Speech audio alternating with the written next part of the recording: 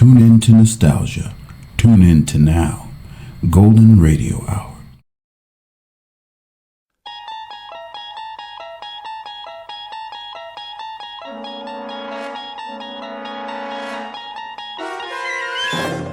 You unlock this door with the key of imagination. Beyond it is another dimension. A dimension of sound, a dimension of sight, a dimension of mind. You're moving into a land of both shadow and substance, of things and ideas. You've just crossed over into the Twilight Zone.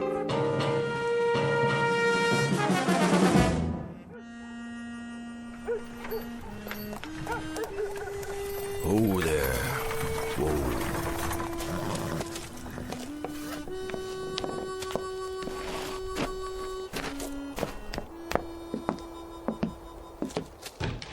Hello? Yes, sir.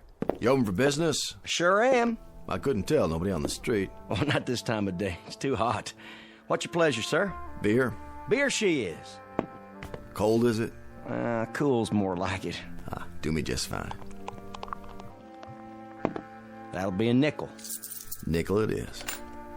Come a long way, did you? Long way. Saw the name on the map, but I didn't know if it was still here. Lovely little town. What's that? I was remarking about the town. Lovely, peaceful place you got here. Yep, that it is. And the name really gets me.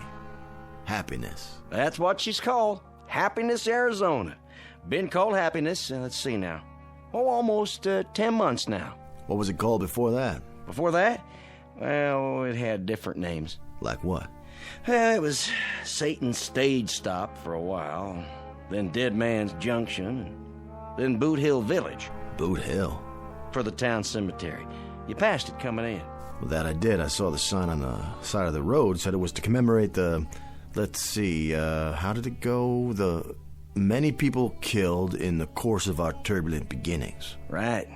128 people buried up there. That many? Every one of them shot dead. Is that a fact? Save one who died of natural causes. Well, things sure have changed. Now you got the Happiness General Store, the Happiness Hotel. It didn't used to be that way. I'll tell you something, mister. This town wasn't fit to live in. No? No, sirree, Bob. Well, there wasn't one night you could come in this bar and not have to step over a dead body. Hard to believe. Nothing but shooting and killing going on night after night. Even my brother John, rest his soul, we had more folks biting the dust than we had coming to Sunday meeting. Do tell. And you know what happened? I couldn't begin to guess. Well, I'll tell you. Town just kind of took stock of itself, got a real strong sheriff from Dodge City, put the old kibosh on firearms, built a jail and gallows, enforced the law. Next thing you know, Happiness, Arizona. That's quite a story. Happiness, where a man can walk down the street and have himself a drink without checking the mirror to see who's gunning for him. That's progress, mister. That's real progress. This kind of thing, it sort of brings tears to my eyes. Well, that's all right now. Don't you be scared to go showing your true feelings. I know how it is. You live with violence and killing all your life, and then suddenly it's just like, well, kind of like the sun coming up over a dark cloud and shining down on you with the warm rays of beneficence. That's mighty well put. I do a little preaching on the side, too. I'm not surprised to hear that. What's your line? My line? Your work. What do you do? Oh, I'm on the road a lot. Selling? In a manner of speaking. Services is what I supply. Can I get you another beer? That would be right kind of you. Services, you say? Now, what kind of services? Oh, you wouldn't be interested. Well, you never know. I might be able to throw a little business your way. Well, you might at that. This is the kind of town that generally can use me. What services do you supply? I bring back the dead.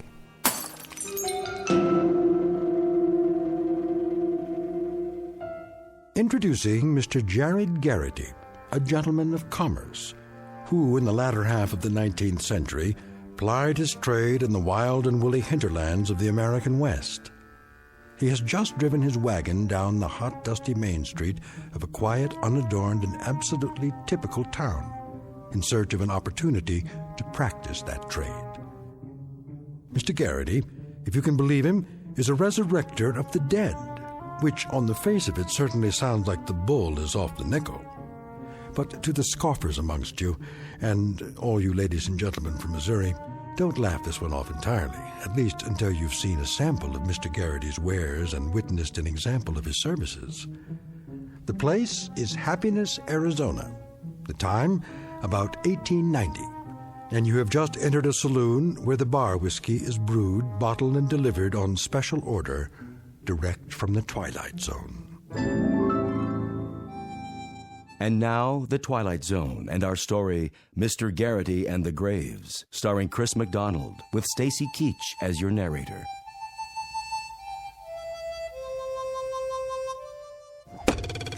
$5 points. Sheriff!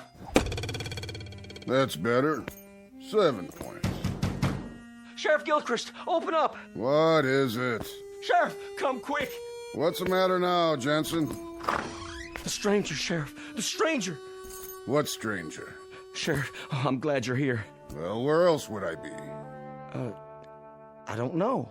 But I'm always the first man they look for. And the last they want to meet. Yep, that's true, all right. What are you doing? Practicing my knife throwing. What does it look like? Whose picture are you throwing at today? Same as always. My deputy. Ex-deputy. Chesley? But he done run off. Tell me about it. Oh, Sheriff, you gotta come quick. It's that stranger feller. All right. Just let me strap on my gun.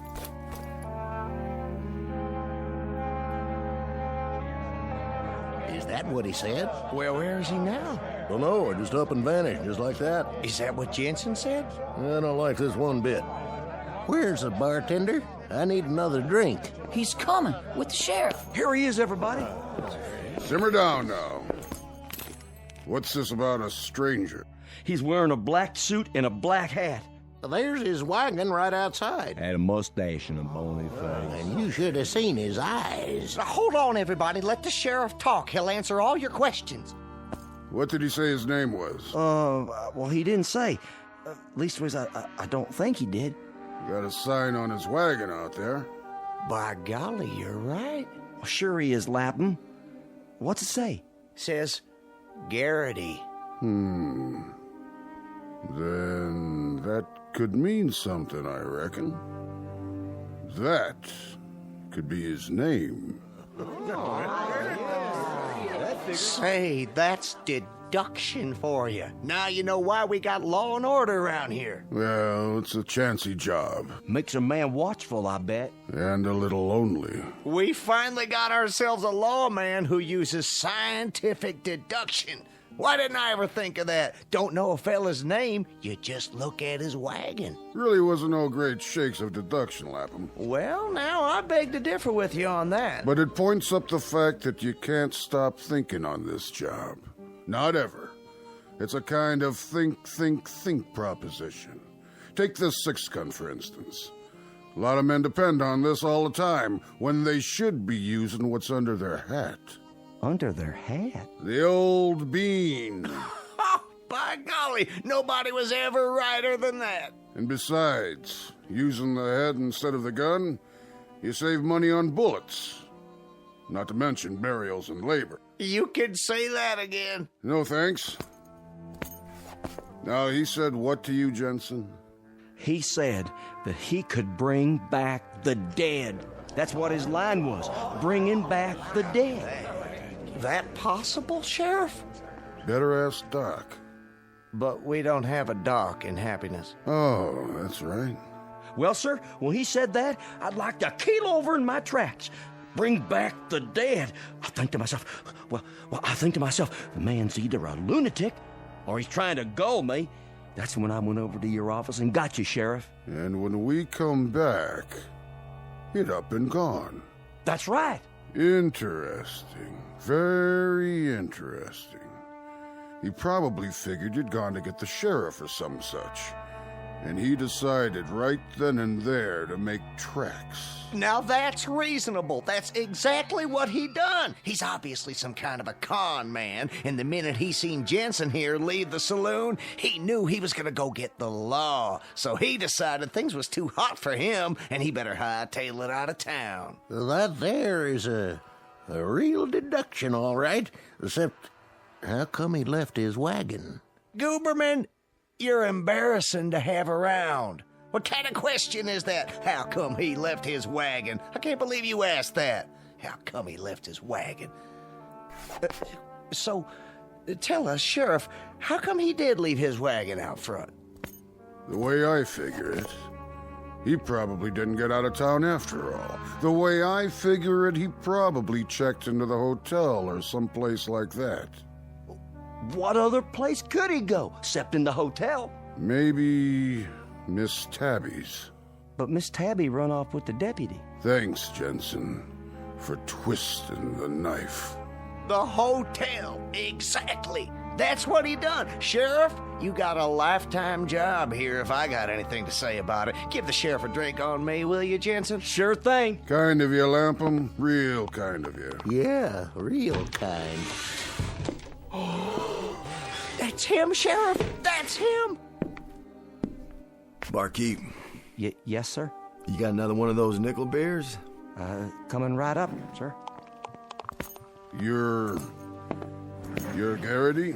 That's my family name, yes. Can I ask you a question, Mr. Garrity? Of course, Sheriff. That your wagon out there? Yep, that's my wagon. Says Garrity on it. Uh-huh. How come? Like I said, that's my family name. Mr. Jensen here tells me that you bring back the dead. That what he said? No, that's what you might call a figure of speech, isn't it? What are you getting at, Sheriff? What I mean is, you don't actually bring back the dead, do you? On the contrary, that's exactly what I do. Bring 'em back. What did he say? Hit me with a shot of whiskey there, would you, Jensen? No problem. I don't suppose you'd care to tell us how you go about doing something like that. Well, no offense, Sheriff, but it's kind of a professional trade secret. Secret? I mean, like a magician. He doesn't tell you how he does his tricks. Well, I don't tell you how I bring back the dead. But I do, just the same. And you actually bring back the dead? I do indeed. Brought back healthy and hopping as the day they departed. And if that ain't a boon to mankind, somebody better tell me what is. Somebody better indeed. Fact is, gentlemen, I've heard of your town. 128 people in Boot Hill up there. I figured if a man's trying to sell cold drinks, he goes to desert. And man's got buffalo skins and woolens, he goes to the cold north country. And if he brings back the dead, well, then go to a town where most of them are buried. And the name of that town is Happiness, Arizona, with the biggest cemetery west Chicago. All them departing this earth with unspeakable violence. All but one. Which one? That was my wife, Zelda. God rest her soul. A bustling, healthy, strapping woman of 247 pounds. Not unattractive, mind you. And then one morning, she's taken with the dyspepsia. And I'd lost her. And that there is why I drink. From a broken heart. How much loss can a man stand? Here, Gooberman, have one on the house.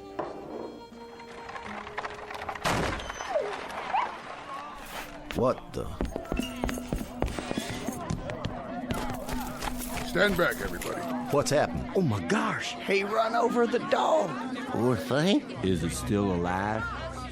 Oh, no. I sure am sorry, poor little mutt.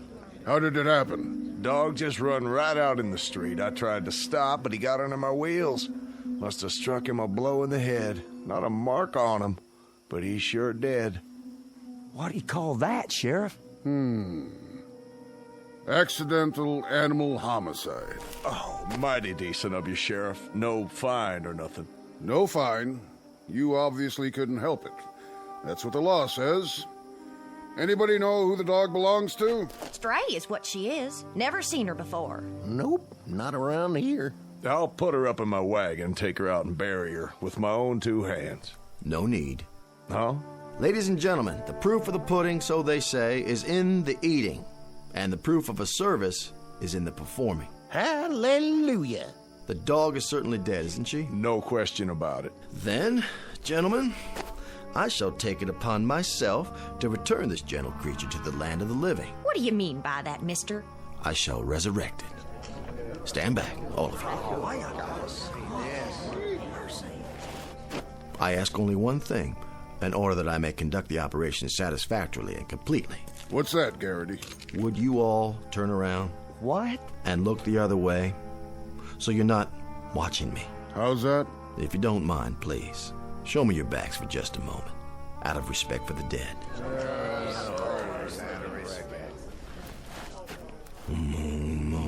Madon, ergest rage grand wazoo, intercoiter, metaluna, magic land of Alakazam. Eureka! Sit up, girl. Shake hands. Shake. That's a good dog. Chasing a bird, I'd say. Ladies and gentlemen, I rest my case. He done a miracle! That's what I'd call it, a miracle!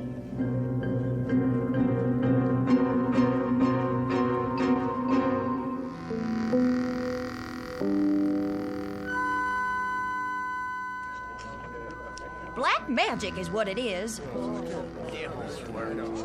My dear friends, citizenry of Happiness, Arizona, it's with no small degree of pleasure that I stand here in this quaint, picturesque main street performing what I modestly claim as an accomplishment of some dimension. As you've all seen, I've just brought a dog back to life. It's not natural. Please, hear me out. It was not black magic, and it was not the devil's work. It is the application of scientific principles which I have picked up over the years. While traveling extensively in the Himalayan mountains for 7 years, I served as personal apprentice to the High Lama. But how? How'd you do it? Simply by utilizing certain cosmic forces What are they? with a concurrent application of mystical electrolysis. Let's all have a drink on it. Fortunately, I've brought with me in my wagon here a supply of all the necessary herbs and spices to repeat the process. And what I have done for that dog, why, I can do the same for your loved ones. May their souls rest in peace. For the moment. You mean you can bring back my Zelda? And my former partner? And my late husband? How about my mother? And my old horse? I had a fiance. Came down with the chilblains. What if we don't know where they're buried? Peace, friends. This is a time for meditation, for communion with your most sacred beliefs. For tonight, at midnight, joy abundant will reign in Happiness, Arizona. The dead will be returned to you, all in one piece. Well, now have a cigar, mister, on me. Well, thank you. Now go to your homes and prepare for the ultimate happiness.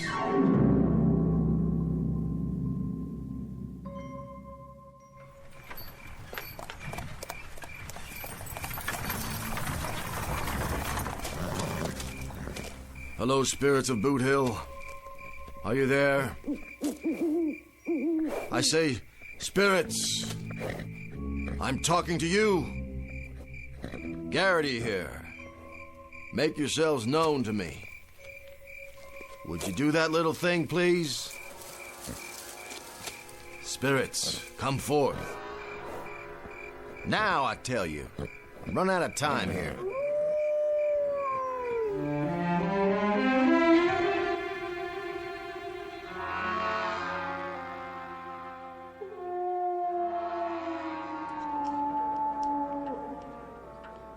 $11:30. No sign of him. He's up at the cemetery. Still? 4 hours he's been up there now. That place always froze my guts, even at high noon in the bright sun. Imagine what it must be like after dark. I don't want to imagine. You know, One time when I was a kid, Please, Lapham. I had a pet goldfish. In Arizona territory? No, this is back in Springfield. Anyway, I had this goldfish, and my cat used to watch it swim around night and day. What was your cat's name? My pussy cat, her name was Tabby. Lapham. Anyway, one night, she knocked the fishbowl over trying to catch it, and I got so mad, I chased her out of the house. Spare me. And wouldn't you know, that cat ran out and leaped in the pond. Now, it was the dead of winter, and there was ice on the water, and, well, to make a long story short, when I pulled her out, she was frozen solid. You could have thrown her through the air like a boomerang. What's a boomerang? Never mind. Let him get finished. So I carried her back in the house all stiff like that so as I could bury her the next day. And you know something? In the middle of the night, that cat thawed out and came back to life.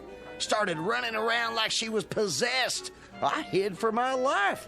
The sound she made just wasn't human. Of course not. It was a cat. Be that as it may, the cat was never the same. What finally happened to her? She ate some spoiled mackerel and expired for the second time. She didn't come back from that one, sad to say. Imagine. Can you just imagine? Imagine what, Gooberman? My own little Blossom. My own Zelda. The lonely days and lonely nights. And at midnight, she's coming back to me. Saints preserve us. Listen. What's that? Sounds like Mr. Garrity's finished his work. Evening, gentlemen. Evening, Garrity. Whiskey, please. Sure thing. Another. Yes, sir. How did it go up there? Go. On Boot Hill. The cosmic impulses are Yes? incredible tonight. Absolutely incredible. You mean you're finished? All finished. What's that clock say? 11:35. Good. Good. They'll be filing down any time now. Takes them a while because they walk so slow. But they're ahead of schedule. They are? I wasn't 5 minutes into the ceremony when the earth started to heave. A mighty anxious crop of folks up there. Mighty anxious. It'd do your heart good to see them wiggling around under the sod. That right? Just like some happy colt raring to face life again. Did you happen to see my Zelda up there? Why, I might have. Oh, you couldn't have missed her. She's the biggest thing on the hill. Only funeral that ever took 9 pallbearers. That was some service. Doggone if she wasn't a strapping girl.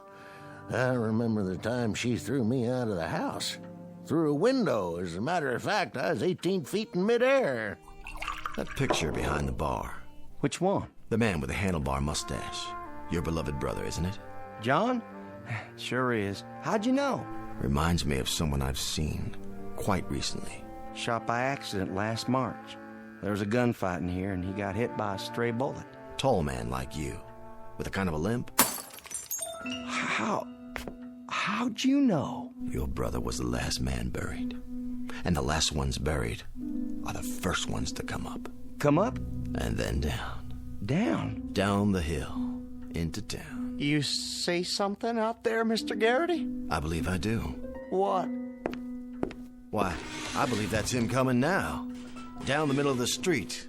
Look, do you see?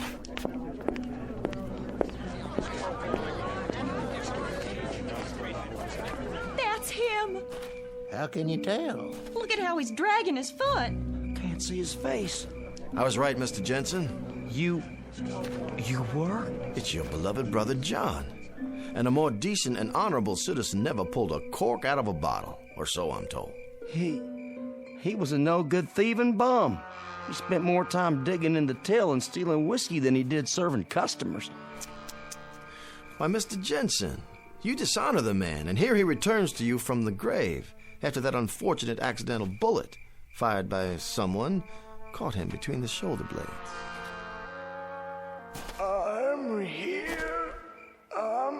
coming back to you. Hold on. Mr. Garrity, Yes. how much do you charge for bringing back the dead? Well, just room and board, Mr. Jensen. My major source of income is the pleasure I derive from bringing happiness to my fellow man. Well then, how would you like to increase that source of income real quick? You'll have to speak a bit plainer, Mr. Jensen. How much would you take to put him back up on the hill?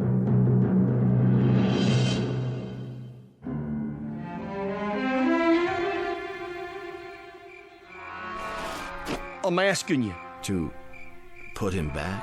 My brother, I mean. In his grave, where he belongs. What does that mean? Well, it's a difficult procedure, Mr. Jensen. Once the resurrection has taken place, it requires a maximum effort to replant them, so to speak. Would $100 pay for the effort? 100?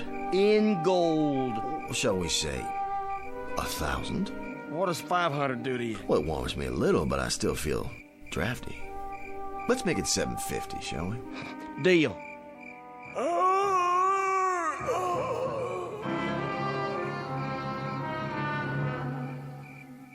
He disappeared. Just plain old disappeared. He did. It's true. He's gone. Can't see him no more. They're right, Garrity. He vanished like a shadow on the street. Thank the good Lord. It was your brother, all right. I saw him with my own eyes. Tall man with a limp, just walking toward us as big as you please, and then he just plumb disappears. Yeah, that's right. Garrity did it. He's a miracle worker. Well, that's life. Well, let's go inside and have a drink.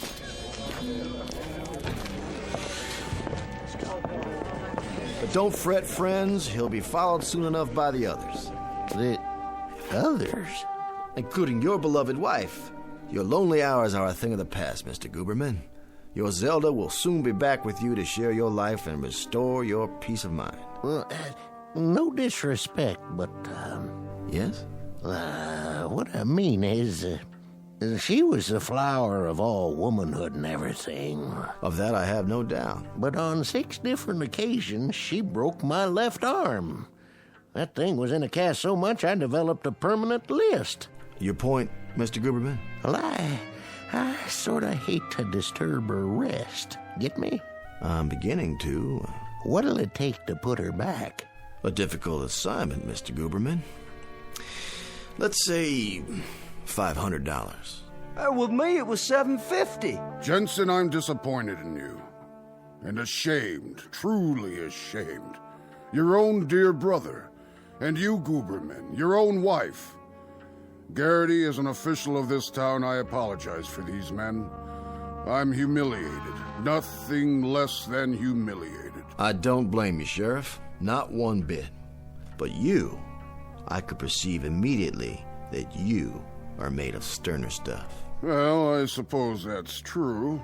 I didn't see you quake in your boots, just because Lightning Peterson will be one of the departed returning tonight. Lightning Peterson? You killed him yourself, didn't you, Sheriff? And he was supposed to be the fastest gun in the territory. Boulder Dash. I say Boulder Dash. Lightning Peterson, indeed.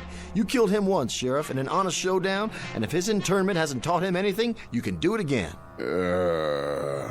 Something, Sheriff? You're resurrecting that gunman, along with the rest? It's a mass operation. I see. I see. As a matter of fact, it provides a marvelous opportunity for you to dispel those ugly rumors I've heard. Rumors? That you actually shot Peterson in the back late at night, when he was alone and unarmed, while you had 6 deputies at your side. Hold on. Now, I know you faced up to him in broad daylight, a man of your character, but this will give you a second chance to shoot him down if need be, face to face. Have a seat, Sheriff. You don't look so good. If you really want to know, Mr. Garrity, I don't think Peterson should be resurrected. I think he's, a menace to society. Fact is, Sheriff, judging by that clock on the wall, I'd say he's already on his way down. Personally, I wouldn't mind facing him again, but why go to all the trouble? Trouble? For a man of your skill? Would $500 put him back up there? Lightning Peterson? You do him an injustice, Sheriff. He was quite a lad with a gun, and mighty active at that. A $1,200 job minimum. Sold. Just bring me the bottle, Jensen. Mr. Garrity, are you in there? Ma'am? You happen to see a scrawny little man up there? Kind of gimlet-eyed? Name? Perkins. Ephraim Perkins. A relative? Ex-husband. And no tighter man ever squeezed a silver dollar. Thing of it is, I'm married again. And if the truth be known, I never did care much for Ephraim while he was living, and I don't properly see why I should have to go through it all again. Besides, what would I do with 2 husbands? I can appreciate your dilemma. $100? 5, madam, would be a bit closer to home. Poor fella, Uncle Jeb. Left me his farm. See, how much would it take to keep him now? Hold on now. One at a time. My father-in-law, big man, asked to be buried with a bullwhip. Just ain't no reason at all why he should come back. Now, I'll have to write these down. My husband, Charles. Mean cuss. Nobody liked him. Had to hire mourners from out of state. Order, please. I'll take your money one at a time. Can you make change? Well, let's see here. Who's next?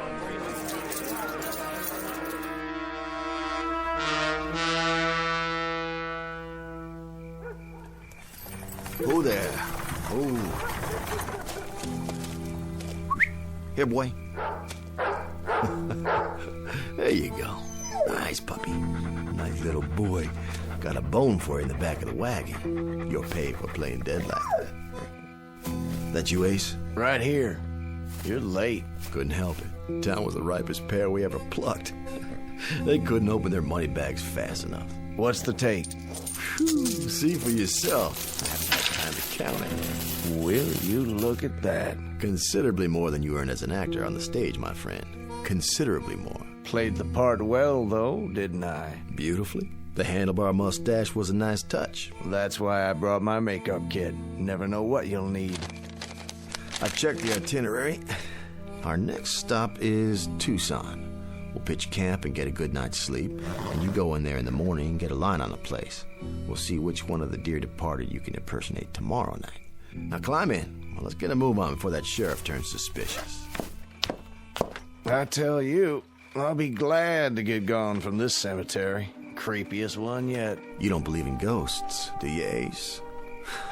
Well, I never did, but this one, there's so many tombstones everywhere. Man thinks he's hearing things after a while. Not this one. The folks up here on Boot Hill, they're buried deep enough. So long, friends. Real sorry I couldn't perform what I laid claim to. Rest in peace now, all of you. Come on, let's go. Come on.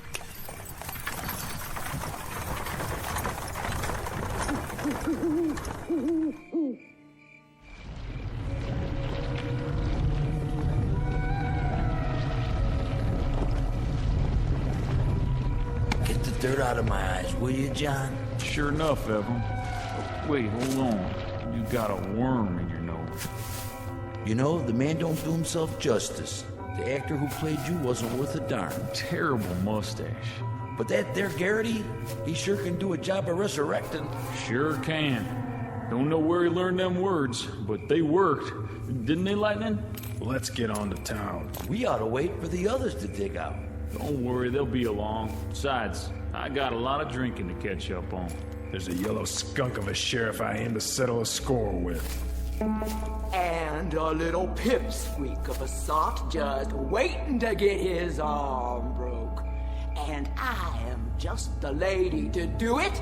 My name ain't Zelda Gooberman. Let's go, boys. Just the 4 of us. It's clobbering time.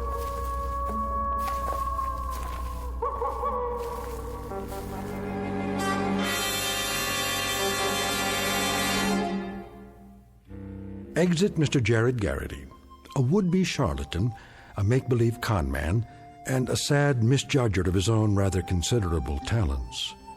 This haunting little fable respectfully submitted from a soon-to-be empty cemetery located atop a dark hillside on one of the more dangerous slopes leading into and out of the Twilight Zone.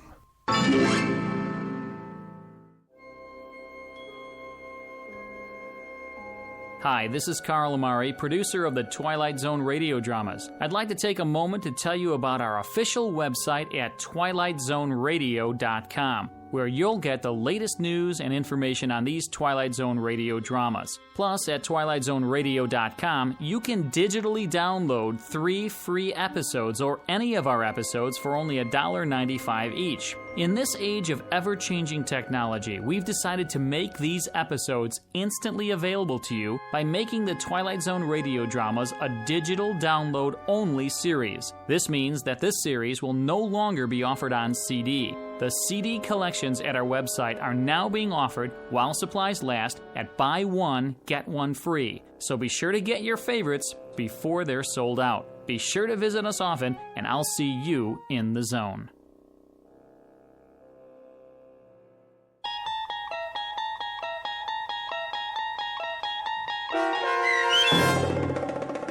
Mr. Garrity and the Graves, starring Chris McDonald with Stacy Keach as your narrator, was adapted for radio by Dennis Etchison and based on a script by Rod Serling. Heard in the cast were Rich Komanek, Doug James, Christian Stolte, Roderick Peoples, Linda Reiter, Michelle Graff, Vince Amari, Roger Wolski, and Carl Amari. To learn more about the Twilight Zone radio dramas and to obtain audio cassettes and CDs of these programs, visit our website at twilightzoneradio.com. This copyrighted radio series is produced and directed by Carl Amari and Roger Wolski for Falcon Picture Group. Doug James speaking.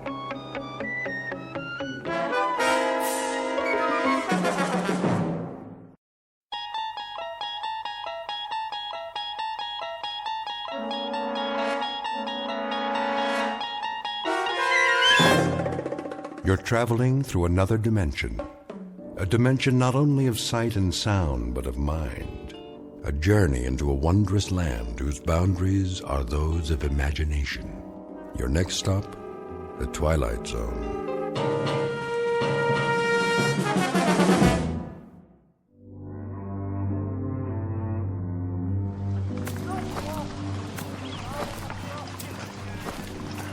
Sergeant? Yes, soldier? Can I ask you something? Go ahead, son. If it's whiskey you want, well, I don't have none. Not for days now. It's long gone. Oh, that's not it, sir. Oh, I thought maybe you wanted something for the pain. Your arm. You'd best change that bandage.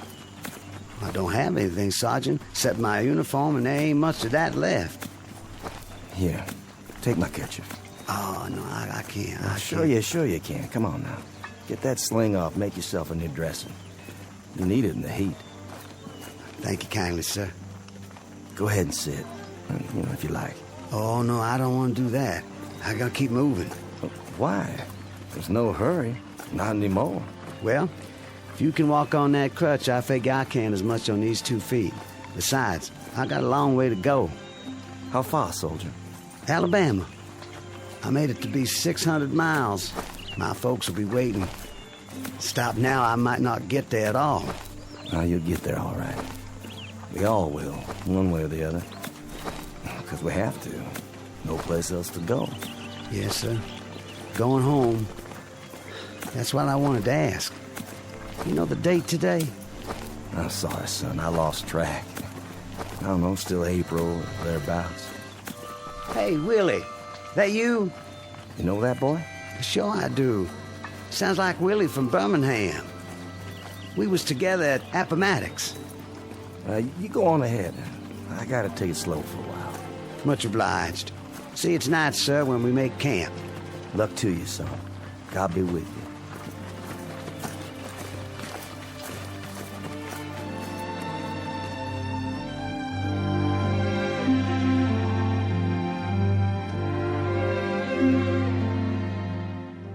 This is the year of our Lord, 1865, and these are Confederate soldiers not long after General Robert E. Lee handed over his sword to General Grant. Lee's troops have been released from duty, and for most that means traveling on foot, carrying with them the last vestiges of dignity in defeat. They walk these roads by the thousands, by the tens of thousands, with one goal in mind: to get home. They survived a war that cost more than 1 million lives, and those left are the walking wounded, bandaged, dirty, bearded, and exhausted, moving past burned-out homes in a burned-out land that now relinquishes a burned-out cause. But in a moment, the dusty road that began at Fort Sumter, South Carolina, and ended at Appomattox, littered with the residue of broken battles and shattered dreams, will terminate in a strange province that knows neither north nor south, a place we call the Twilight Zone.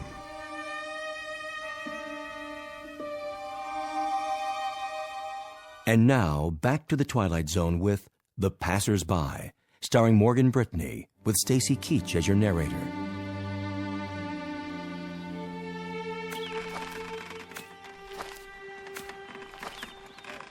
Miss? Yes? I was wondering, Come closer to the porch so I can see you. mind if I take some of your water, miss? The canteen's run dry. Please. The well's just there. Have all you like. Thank you kindly.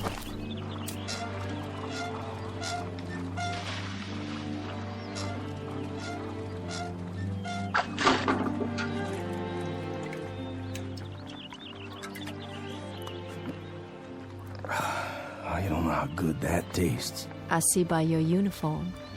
Sergeant, isn't it? Well, it was. Don't know that it matters much now. Beautiful house you have here. It was. We used to call it our mansion. Beautiful tree, too. The oak here, strong. The kind that lasts. Yes, it survived. It was here before the house was built, and now it's the only one left. War claims a lot of victims. Different kinds. Men, animals, God's own beauty. You mind if I sit here a spell? Not at all. It's nice to talk to someone. I feel as if I haven't had a conversation in years. What if I strum my guitar a bit? You have a guitar? Carried it all through the war. Would it bother you? Oh, it would be lovely. My husband used to play a guitar. Did he? Oh, he played so well. He's where, ma'am? He was killed at Yellow Tavern with General Stewart. I'm sorry. You have a wife back home? No kin at all. It was just my father, but he died the first year of the war. I'm sorry. Ah, it's all right. It's been a while now. I mean the crutch. I didn't see it. You've lost your leg. No matter, ma'am. Didn't exactly lose it anyway. I know just where they buried it. Outside of Chickamauga. It must be hard walking for you. Do you have a long way to go? Why, I guess I do. I kinda lost track. Have you been on the road long? Reckon I have. Since the beginning of time. Leastways, that's the way it seems. I don't quite remember when I wasn't moving down a road someplace. Like all those men passing by day and night. Oh, I got plenty of company. But it's different now. There isn't anything in the world sadder than a defeated army crawling home. And how different it was when they marched off. Brand new gray and gold braid and 1,000 flags, with trumpets and drums. Nothing but trumpets and drums. I thought it sounded so wonderful. I remember.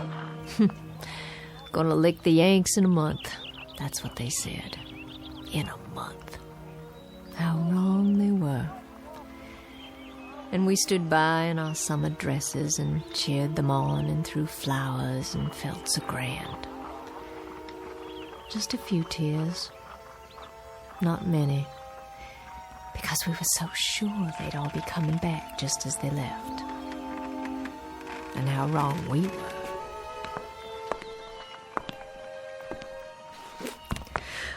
Oh my. Anything wrong? I'm feeling a little dizzy. Ma'am, please sit down. I don't think you're well. It's the fever. But I'm on the mend now. It just left me weak, that's all. just a little weak. And still they come, morning and night, night and morning. The young ones and the old ones. And oh, how tired they look. How worn. Are there hundreds of them or thousands of them? More than that. And wouldn't you think there were so many, my Judd? Ma'am? Sergeant, do me a favor. Play your guitar real loud. I mean real loud. Drown me out. I'm so sick to death of hearing my own crying and the sound of footsteps on the road. Please play it loud so I can hear music. Please, Sergeant. My pleasure.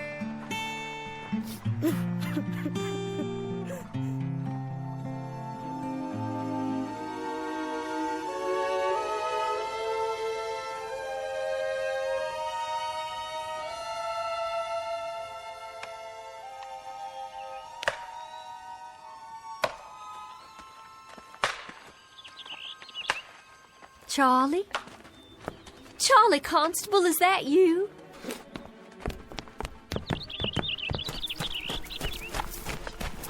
Charlie, it's Lavinia. Charlie, we thought you'd been killed. That's what everyone said. They said you'd been shot in the head at Gettysburg. Afternoon, ma'am. Sorry to disturb you, ma'am. Good day to you. It's Charlie I want to talk to. Can't you hear me? Couldn't you stop a minute, Charlie? Couldn't you stop a minute and talk? I'm so glad you're all right. I'm so glad you got back. I'm almost there, Lavinia. Almost there. I don't think I'll need all this weight. You can store my blanket roll for me, but I gotta keep moving. I'm almost there now, you see. I'll be there by nightfall. Oh, Charlie. Your wife will be so glad to see you. So very, very glad. Goodbye, Lavinia. Will you give Susan my best, Charlie? Tell her when you get settled to please come over. Would you do that for me? No, I'll expect she'll want to keep you to herself for some time. I know if it were Judd come home to me, I'd hold him close. So close, Charlie. And I'd not let him leave again. I'm sure, Lavinia. Charlie, wait. You might need some of your bedroll. The Yanks took most of the blankets. Susan might have use for yours. Well, I'll keep it for you then. Do you hear me? I'll keep it here for you. That was Charlie Constable. Was it? They said he'd been killed at Gettysburg, shot through the head, that's what they said. Oh, but thank God they made a mistake. Thank God he's all right and come home again. What's the matter, ma'am? Why are you looking at your hands like that? There's blood. Where? Why, Charlie's cap. It's tied to its bedroll and there's blood on it. There's blood on Charlie's cap.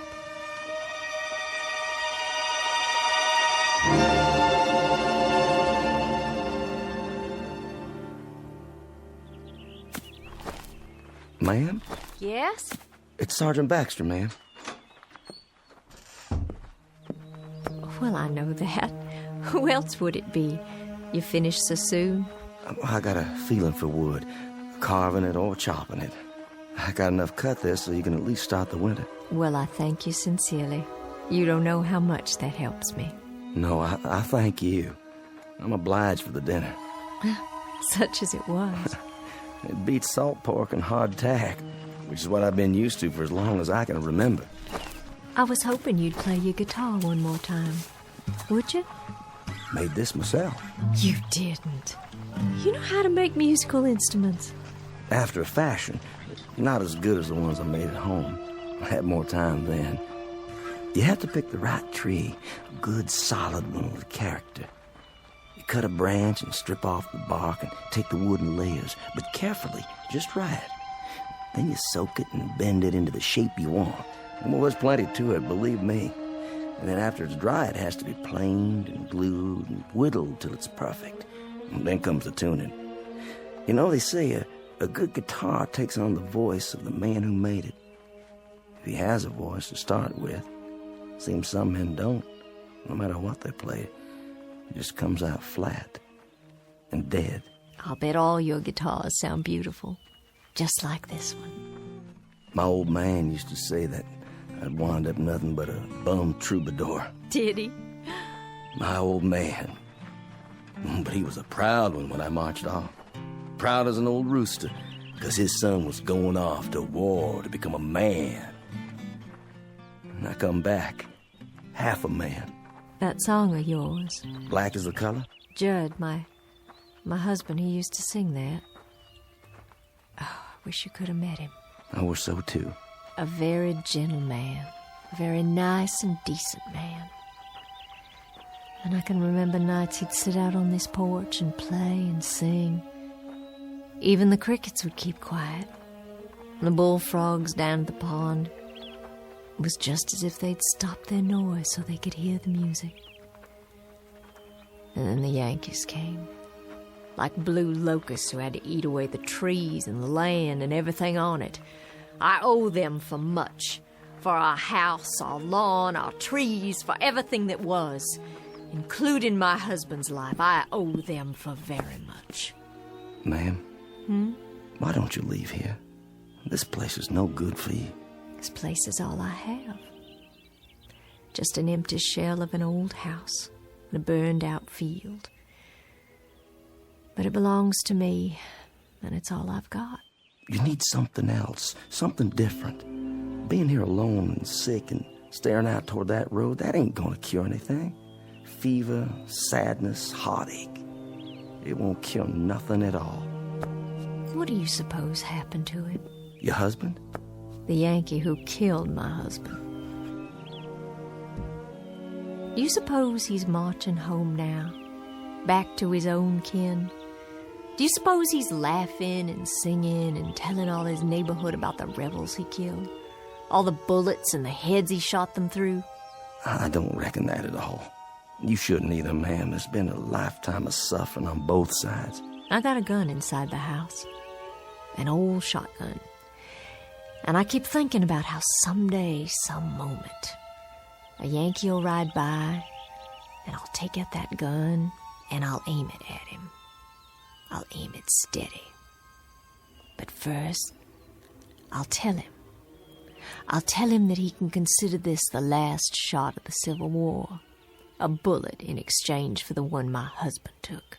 You let that kind of poison sit on your mind, you'll die from it, I swear. Who's coming? Can't see yet. It's him. What do you mean? The Yankee. Well, hold on now. It's a hot night. Hot indeed, Lieutenant. Couldn't see if anyone still lives here. They do.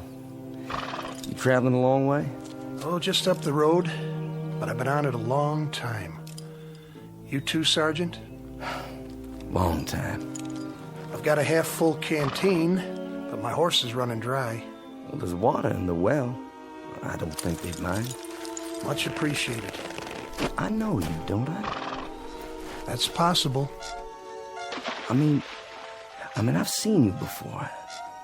I seem to remember. Go on. What is it you remember? You'd best heed the sergeant's answer because it's the last thing you'll ever hear. No, ma'am. Put the gun down. You don't understand. The last thing you'll hear on this earth. This I promise you.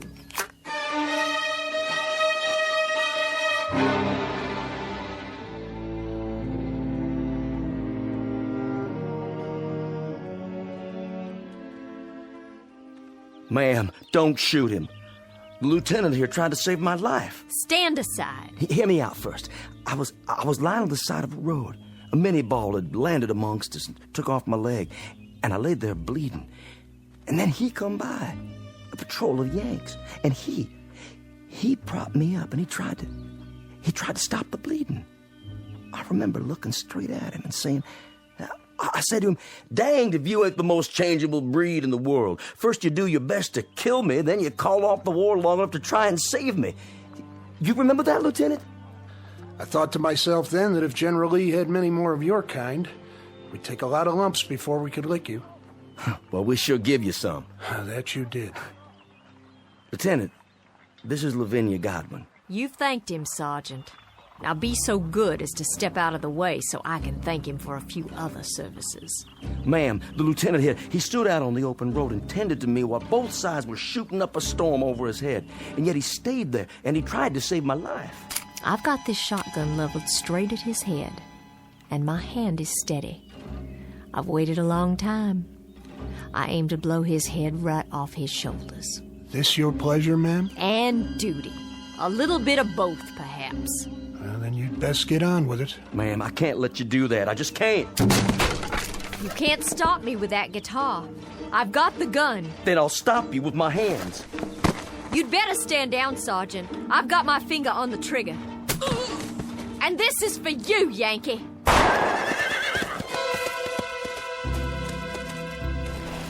You could thank God for the darkness. That kept you from committing murder. Hasn't there been enough of that already? I didn't miss him. I couldn't have. I couldn't have missed him! No, ma'am. You couldn't have. But it doesn't make any difference. Not anymore. I remember now. I do remember. They got you that day. They got you in the back while you were kneeling over me. You took a bullet in the back and you fell right over. Yes, I think that's how it happened. I thought you were dead. I remember thinking you were dead. What's going on here? What's going on here? You'll understand. It'll come to you sooner or later. What will? I've got to be moving up the road again. Don't want to ride, do you, Sergeant? She's not the staunchest steed on earth, but she'll carry two. Thank you, but one's enough. As you like. Safe journey, Lieutenant. And to you. I wish you the best, ma'am. I do wish you the best. And this too shall pass. This too shall pass. Wait and see. I'm sorry I hit you, Sergeant. And your guitar, your beautiful guitar, I shouldn't have. I shouldn't have done that. Please, forget it. It's over. Those things he said. What do you suppose he meant? I have an idea, but I think we'll know for sure soon enough. Look. On the ground. What? It's wet. When he climbed on his horse, he was dripping blood.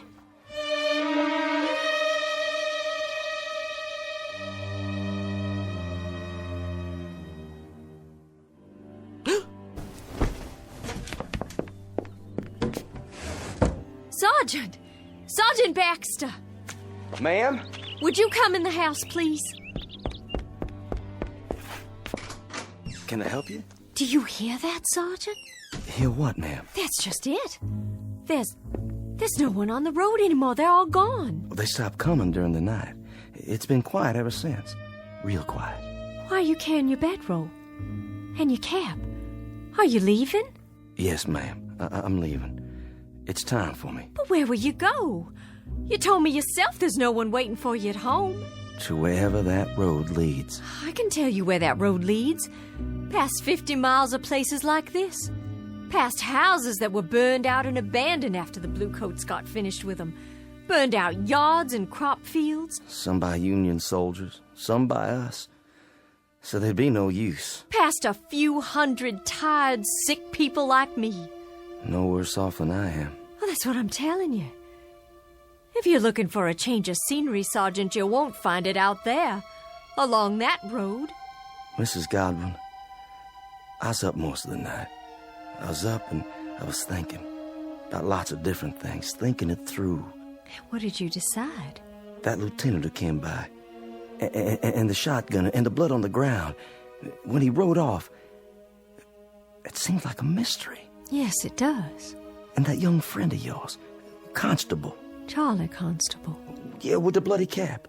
And then before dawn, it came to me. What did? It's kind of hard to explain. Please try. It has to do with that road out there, and the men who were walking on it. What about them? Last night, after you'd gone to bed, I stood by the gate and I watched as they went by. There was Union soldiers, too. Yankees. Many of them. Some helping our boys, some of our boys helping them. But all of them moving down the road, just as if... Just as if what? Just as if that road led someplace where they all had to go. You hear me? Had to. So wherever it leads, Mrs. Godwin, that's where I have to go too. But why? What I discovered last night. You wouldn't believe. I don't understand all of it myself. I understand enough to know that there's a billy club tapping on my good leg, telling me to move on. So I'll take my leave now, ma'am. And I wish you well. I certainly wish you well. Wait while I make you breakfast. No need for that. I'm not hungry anymore. Some tea, then. Something to drink. I'll heat water on the stove with the wood you cut. You have some for yourself, ma'am. I've got something stronger put away. There's a bottle. I know where it is. Not with all the walking I have to do. A hot bath, then, before you go. Surely you'd like to get cleaned up. Thank you, but I'm all right. Sergeant! Why don't you stay on? I need someone around here who can help. I'm just one sick woman alone, and I need someone to help me. I don't think that's a good idea. I'd give you half the place. You could take a wife if you like and live here, and half of it would be yours. There's nothing here that could ever belong to me, ma'am. Nothing at all. Why not? If I say it does. And you know something else? There's nothing here for you either. Nothing but a lot of memories, and there's a prescribed period for mourning. Are you going to wear black for the rest of your days? My memory's a lot longer than yours, Sergeant. My hatreds don't die because somebody signed a slip of paper and turned in their sword. I don't think we need to compete when it comes to memories, Mrs. Godwin. I don't mean that. But as to hatreds, I'll concede that you carry yours for a lot longer than me, so you just stay on here and bide your time between some mourning and some hating. I've got to take a walk up that road. And while I'm doing it, I'm going to forget about all the yesterdays, and I'm going to start thinking about all the tomorrows instead. What do you think is up that road, Sergeant? A future? A new South, perhaps? Another Confederacy born out of the ashes? What do you think you'll find? I don't know. But I think every man has to find his own end of the road. It's whatever he wants for himself. And every woman, too. What's that? Sounds like my guitar. But it can't be. It's broken. There's a soldier in the yard. He doesn't mean you any harm. It's a Confederate soldier. Why, it's Judd. My Judd, he's finally come home after all.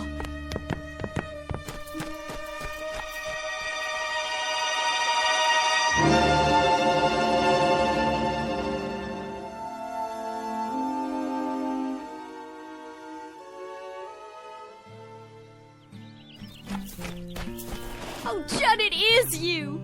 Lavinia? Hello, my dear. Oh, Judd, hold me. Tell me it's really true. And how fares my darling wife? Oh, I've been ill, Judd, very ill. Oh, no. But I'll be well again.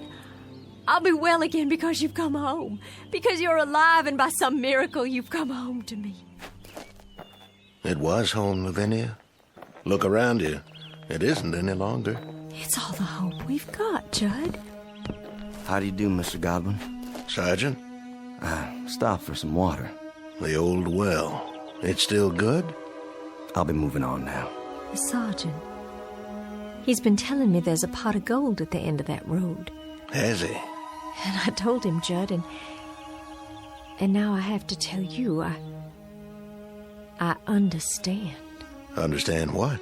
There's nothing at the end of that road except more road. And more places like this. But we can rebuild it all. We can paint it and plow up the fields. We can buy seed and we can... Lavinia. Judd, what is it? Sergeant? Yes, sir? Do you know? I think I do, yes. It's easier that way. I'm not sure, but I think I do. Goodbye, Mrs. Godwin. Goodbye, Sergeant. I'll no doubt be seeing you farther on. What does he mean? It's time now, Lavinia. Time? We've got to go. Judd, there's no place to go. This is just a stop along the route, Lavinia. A stop? This is home. Home is somewhere else. And you're saying we have to leave? Yes, Lavinia. We have to leave. Oh, you brought your guitar. I'm glad. This isn't mine. It's that sergeant's. But... See? You remember this guitar, Lavinia. It was all broken, wasn't it? And now it's all in one piece again. Why, yes, it was. How did you know? It was broken, but now it's been put together. And it can be played again, and music can come from it. It's sort of like a human being, Lavinia. A bullet comes along, or a cannonball, or a fever, and it breaks our bodies and throws them aside, and they're no use to us anymore. But then something else comes. What are you saying? With that comes a second chance. Judd, are we? Yes, dearest. My death came at Yellow Tavern with a bullet. Yours came here with the fever. No. Then you mean all those men? All those men are heading to the end of the road, to whatever it is that each of them yearns for. Yearns? To a place or moment that is their heart's desire, theirs and theirs alone. Are you ready? I'm alive, Judd. I have to be. I can feel it. I'm alive. And I don't want to leave here. I'm not ready. I don't want to leave here because if I do, that means I'll have given up. There's nothing to give up anymore, Lavinia. There's nothing at all. Yes, there is. There's the house and the field and the crops we planted that we'll plant again. And the trees and the leaves that rustle when there's a breeze all night long. And the livestock to replace. And sometime one day, the child will have, you and me. And he'll grow strong and healthy. And he'll help you tend the fields. And then he'll move on to a life of his own. His life and his children. Our grandchildren. And we'll grow old together on the piece of land that's our own. And in that way, life goes on. Oh, there's so much life still left. So much living still in me, I can't give it up. Don't you feel it? If you don't, I have enough for both of us. It's all I ever wanted, to be here with you. I'll see you later on, then, when you've made your peace. I'll wait for you, just as you waited for me. Oh, Judd, please. Please don't leave me. I'm not leaving you, my darling. I told you, I'll meet you at the end of the road, unless... Then you'll come back? You will. You'll find out what I already know. There isn't anything at the end of the road. There isn't anything at all you can't see right here. You'll come back, Judd. I know you will. That's as it may be, but I'll be waiting for you. Judd! Judd, please come back. Please come back to me. Go after him, my dear. Who are you? Just a fellow traveler. You must be tired. And hot in that black suit and that tall hat. Odd, isn't it? Passing strange how it doesn't seem to bother me now. I have some water if you like. That would be a most extraordinary kindness. Over here, there's a well. The water's cool and sweet. Here, drink your fill.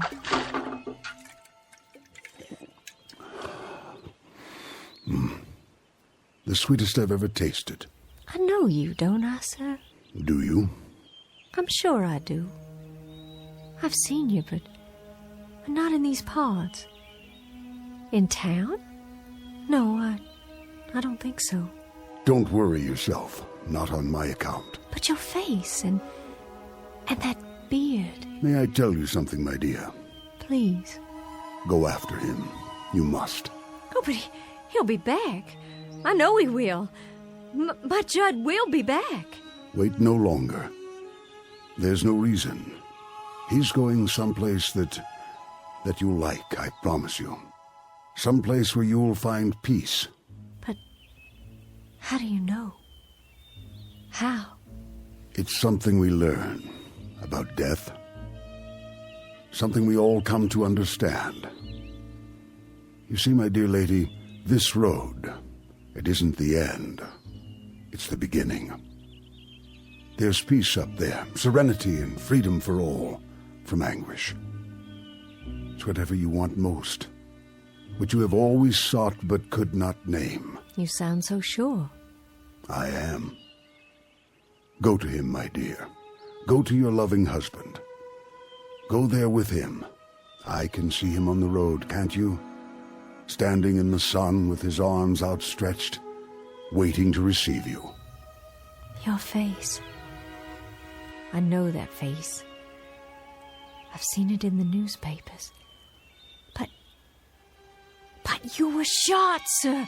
I read it. You were shot by an assassin at Ford's Theater, Washington. But that's so far from here. How? So far that I can hardly remember. It all falls away, like seeds in the earth. And so now, Mr. President, you're one of the... Yes, my dear. I guess you might say that I am the final casualty of the Civil War. And now I'm the last man on this road, the very last. I think it only fitting that I be the last of the passers-by.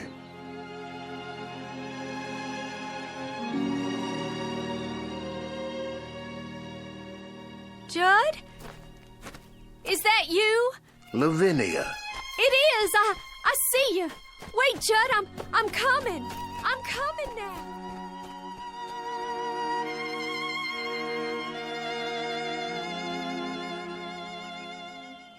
Lavinia Godwin, the mistress of a burned-out home, the image of woman in the aftermath of war, all women in all wars, suffering the final wound and the deepest, and now, at last, ready to be healed. Incident on a dirt road during the month of April 1865.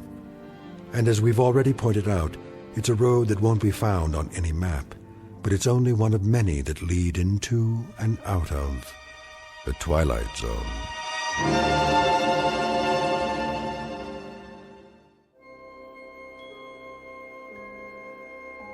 Hi, this is Carl Amari, producer of the Twilight Zone radio dramas. I'd like to take a moment to tell you about our official website at twilightzoneradio.com, where you'll get the latest news and information on these Twilight Zone radio dramas. Plus, at twilightzoneradio.com, you can digitally download 3 free episodes or any of our episodes for only $1.95 each. In this age of ever-changing technology, we've decided to make these episodes instantly available to you by making the Twilight Zone radio dramas a digital download-only series. This means that this series will no longer be offered on CD. The CD collections at our website are now being offered while supplies last at buy one, get one free. So be sure to get your favorites before they're sold out. Be sure to visit us often, and I'll see you in the zone.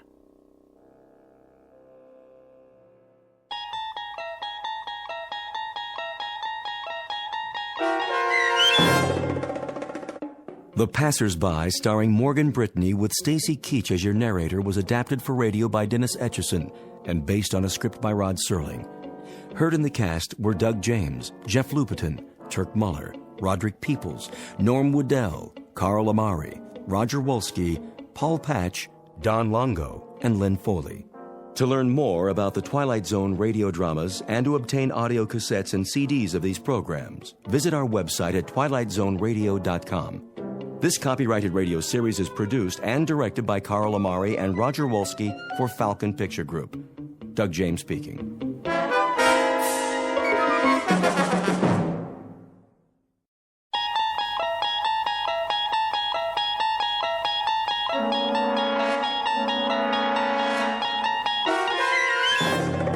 You unlock this door with the key of imagination. Beyond it is another dimension. A dimension of sound, a dimension of sight, a dimension of mind. You're moving into a land of both shadow and substance, of things and ideas. You've just crossed over into the Twilight Zone.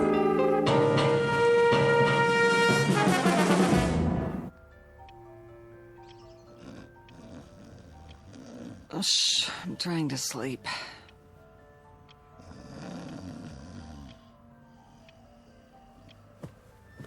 I said I'm sleeping. What? Oh, what time is it? Wilma. Ow. Wilma. Oh, leave me alone. What does the clock say? Huh? 9:17. It can't be. Oh, didn't you set the alarm? Wilma!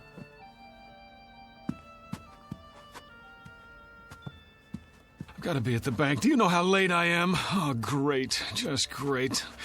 I don't even take my clothes off. No more parties. Never again. Oh, be quiet about it. Sure, go on. Get your beauty sleep. You feel lousy. Never mind how I feel. So I'm late for work. So what? No skin off your nose, right?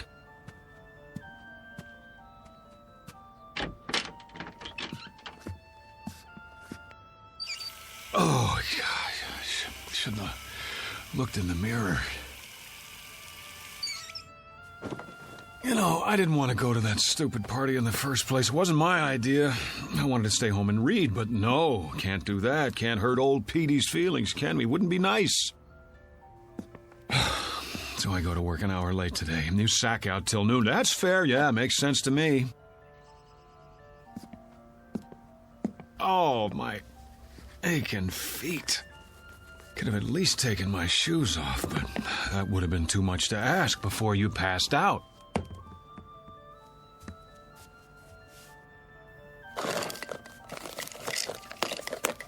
Oh, boy. Rearranging my stuff again, huh? Okay, I give up. Where'd you put it? Wilma! Wilma, where's my razor? Would you please tell me that much? Oh. Hey, wake up! Leave me alone! Snap out of it. I'm late, I said. Come on! Get away from me! Never mind the dramatics. Just tell me what you've done with my razor, and I'll clean up and get out of here. Then you can go back to sleep for as long... Don't do that! What's the matter with you? No! I'm not even touching you. Are you sick or something? Wilma, I asked you... Who are you? What kind of a question is that? How did you get in here?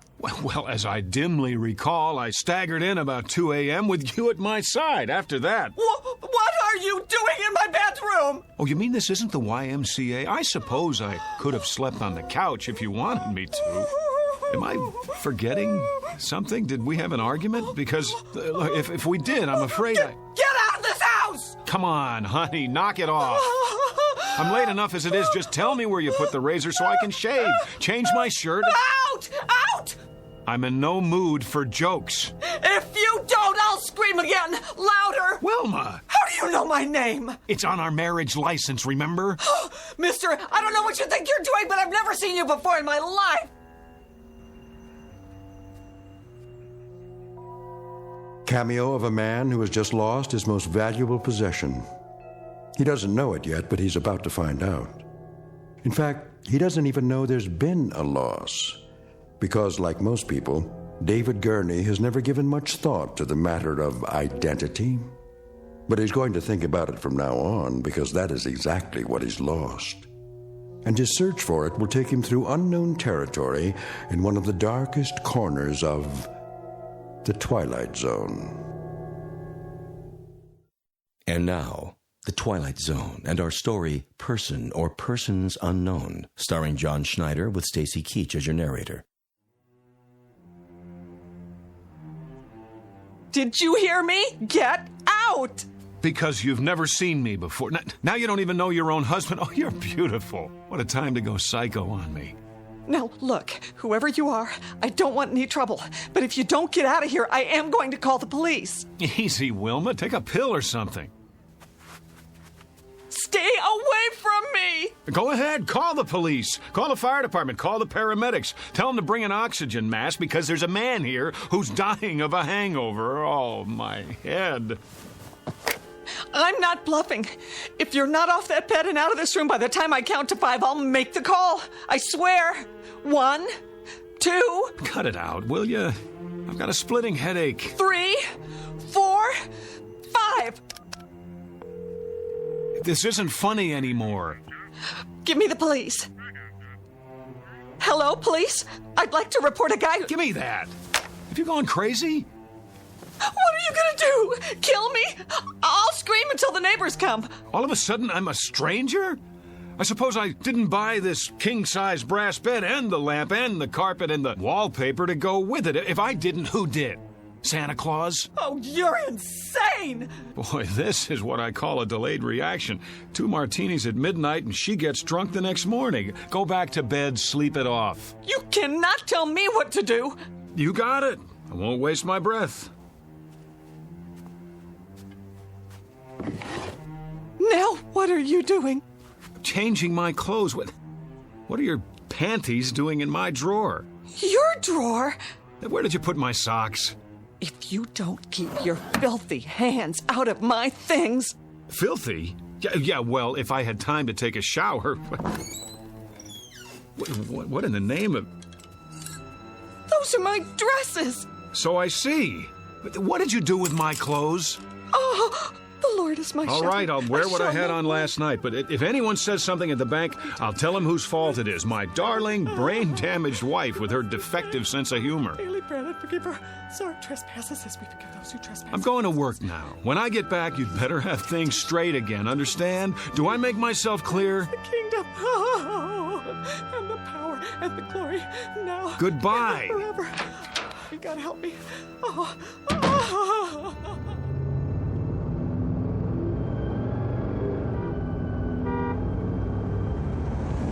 Oh, great. No gas, which means I get to work even later. Mr. Miller's gonna love that.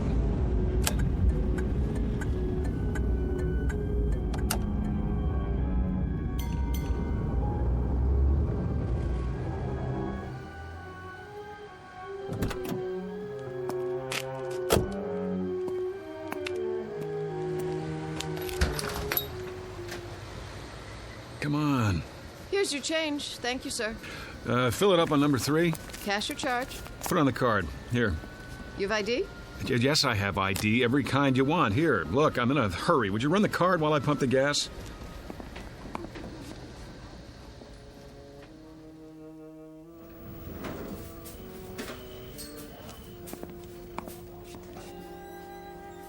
Morning, Jim. Morning, sir. Welcome to Federalist Savings and Loan. Boy, treat the customer like a king. New uniform? What's that, sir? Looking mighty spiffy. Hat's on crooked, though. It is. Keep up the good work. Don't let any bank robbers in. If you'll fill out a transaction slip. Who do I see about a loan? Morning, Julie. Fred. Bring back this loan application and I'll begin the procedure. Well, how long's it gonna take? Oh, no, not long. We can usually give you a decision in 72 hours. What in the... Well, see, I sort of need the money right away. I'll do my best, Mr. Klein. May I help you? George? I am Mr. Hurtubise, Assistant Vice President. Of course you are. Who's that? Sir? At the desk by the window. Why, that's Mr. Cooper, our Vice President. Well, would you mind telling me what Mr. Cooper is doing at my desk? Beg pardon? What is he, some trainee of all the... If you'll wait your turn, sir, Mr. Cooper's busy. Yeah, sure he is. What is this, George? April Fool's Day?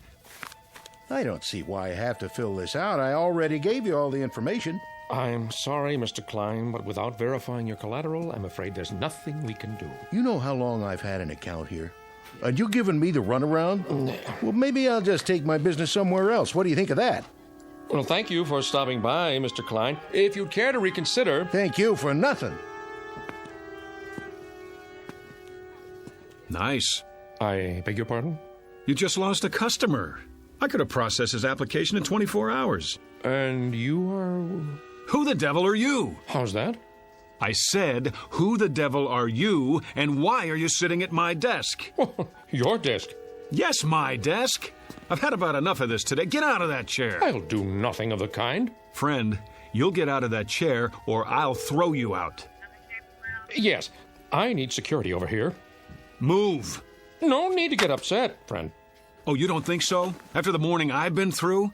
Here, take this junk with you. Your pictures, your phony nameplate. I said take it! Trouble, Mr. Cooper. Would you show this man to the door? Knock it off, pal. You're the one who's leaving. Better come with me. Back off, Jim! This joke's gone far enough. He says it's his desk. Come on, sir. Let's settle this outside. There's nothing to be settled. I want my nameplate back and my pictures. What the hell did he do with them? Now, sir. Outside, I have to insist. Go ahead, insist. I'm not budging. Yes, you are. You're putting your hands on me? This is too much, Jim. I like you. You're a good security guard. But if you don't let go of my arm, you're out of a job. Outside. I said, let go of my arm. There! Now you are fired. Put your hands up. Put your gun away and get back to work. What's the matter with you people? Has everyone gone crazy? Up over your head. I advise you to do as he says. Mr. Cooper, call the police. I already have. Well done. What? Now walk 3 paces in front of me. All the way to the door. Don't make me use this. George, what's going on? Tell me, please. Outside with him. Let's go. Sorry, everyone. Minor disturbance. Don't be alarmed.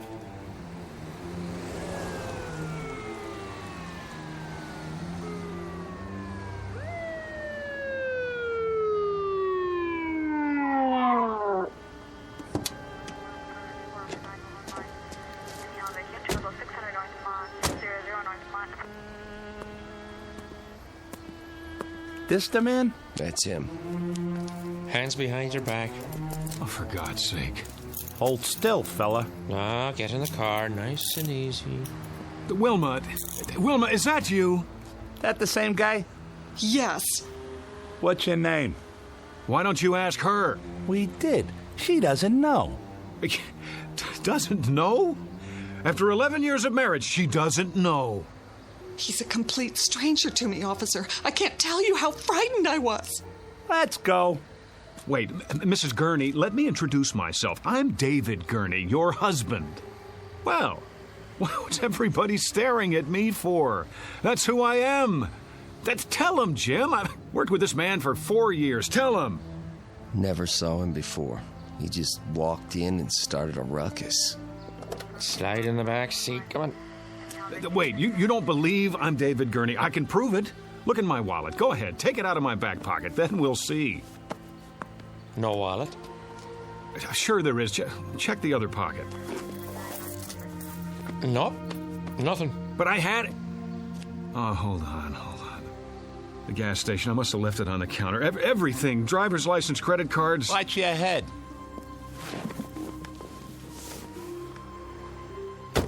You can't do this. Somebody tell them. My name is David Gurney. David Gurney.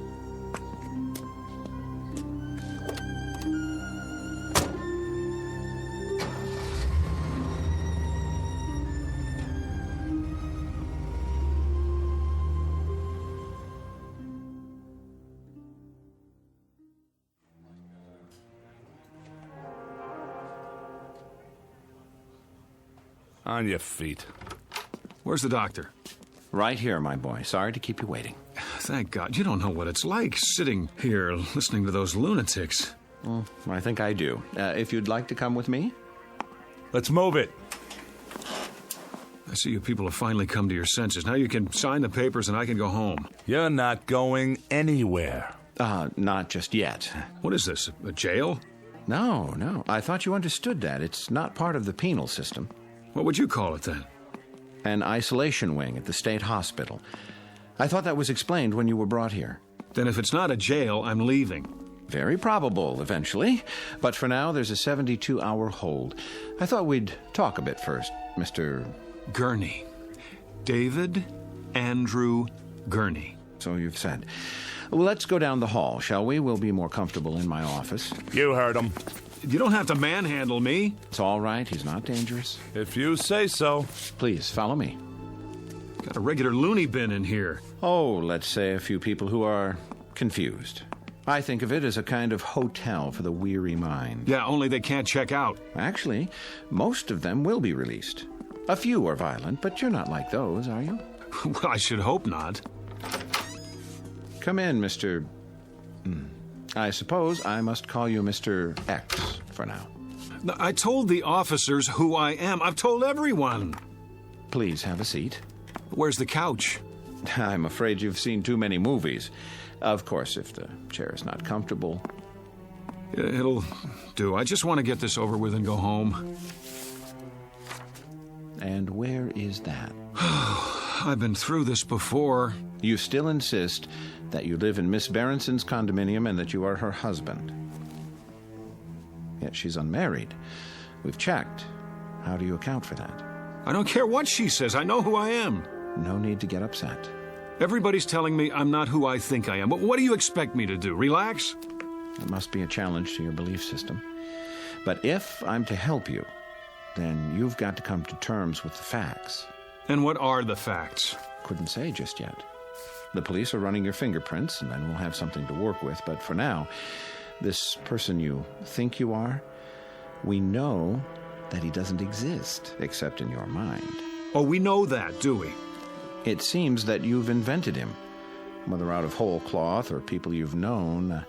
You're lying. And why would I do that? I don't know, but you are. You've got to be. A man can't live for 40 years and all of a sudden... Is that how old you are, 40? Yes. And then, just because he loses his driver's license... We're checking the place where you say you left it. But it wasn't just that. Everyone at the bank agrees that... You put a lot of stock in everyone else's opinions. How about mine? Well, we must begin somewhere. Consensus matters, doesn't it? Surely you can see... I see that they're all lying. That's what I see. How can you be sure they're not telling the truth? At least as they see it. That's what I'm doing. So you believe they live in a different world, a world with different rules, a different history. I don't have any idea, but I know what I know. Ah, there's the conflict, you see. We have to resolve it somehow before you can move on. What chaos we'd have if each of us believed in a separate reality. What about my reality? Doesn't that count for anything? Epistemology rears its head. You're obviously an educated man. Perhaps if you'd provide a list of the schools you've attended, we can contact them. Unless you believe their files have all been corrupted somehow. All right, let's go over it again. I live at 2457 Lime Rock Avenue, Los Angeles, California. But we've established that Miss Berenson lives there.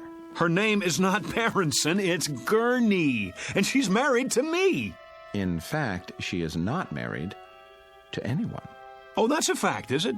Her name is on the lease. She has ID, car registration. Let me see it. Well, that can be arranged.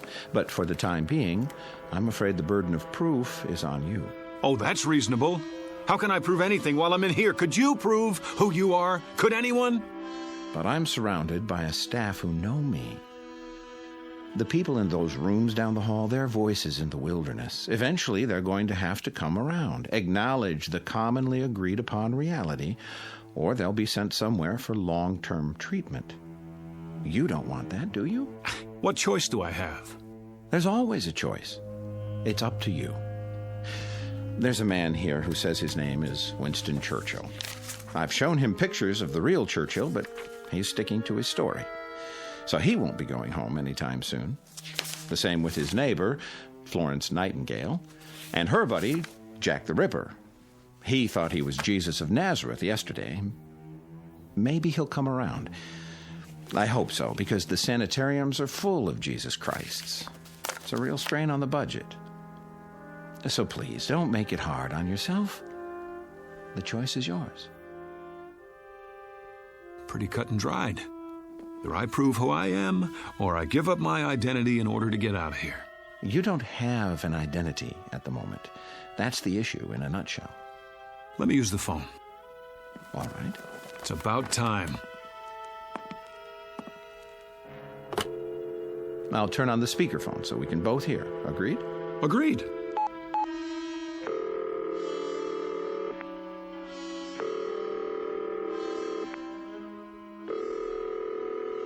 Front desk. This is Dr. Koslenko. Let me have an outside line, please. Yes, doctor. What number? 838-2171. My friend Pete. I've known him forever.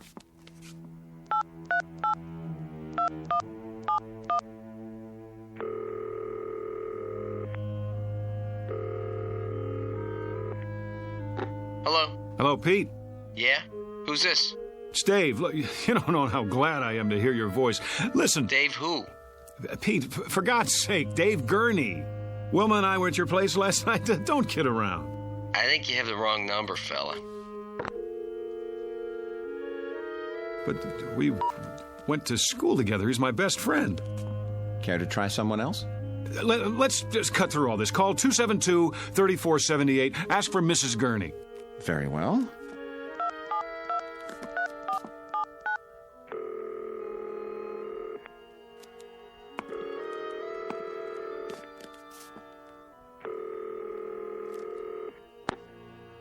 Yes?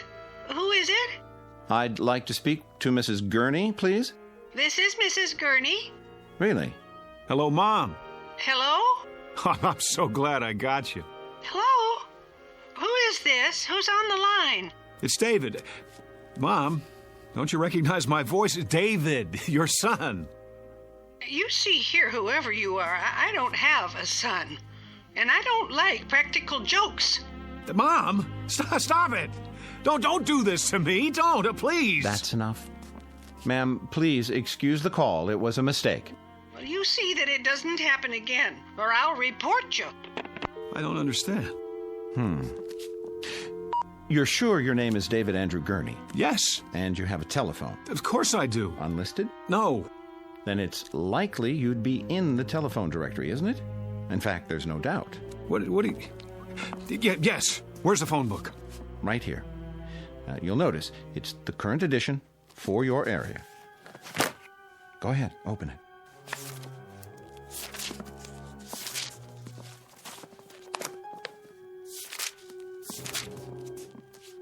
Gurney, Bertram J, 26837 Broadview, no. Elizabeth Y, 6578 Logan Street, Van Nuys.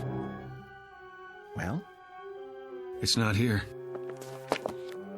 I believe that's called evidence. Now, are you ready to consider an alternative? But if I'm not David Gurney, then who am I? That's what we're going to find out. Now the real work begins. In other words, I'm crazy, just like the guy who thinks he's Jack the Ripper? That's what you're telling me? Well, let's say temporarily disoriented. It's not uncommon when one is under stress.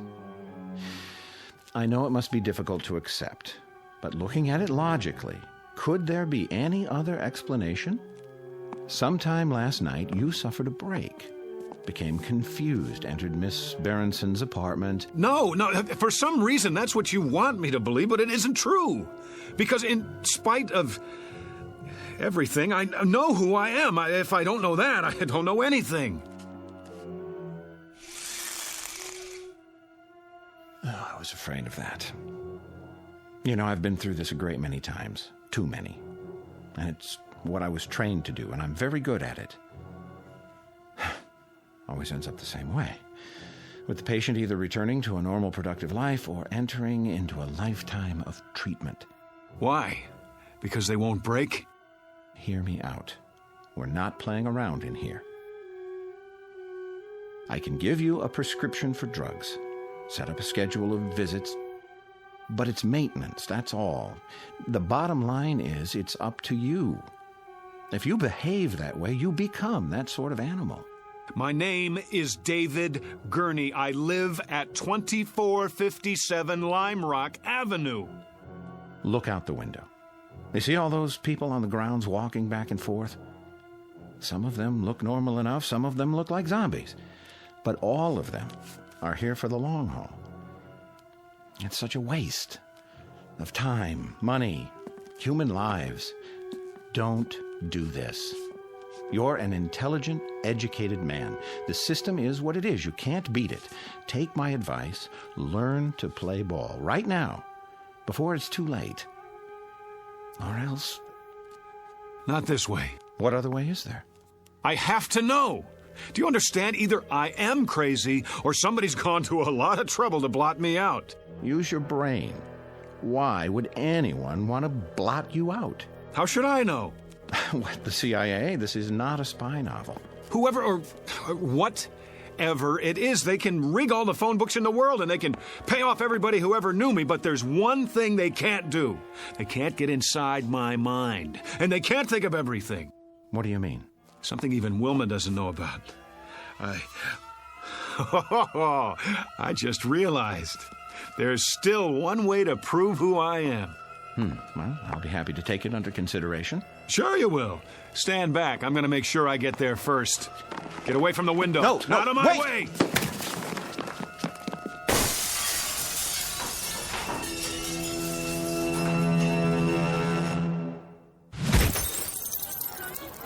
All right, everybody, line up. Rec period's over.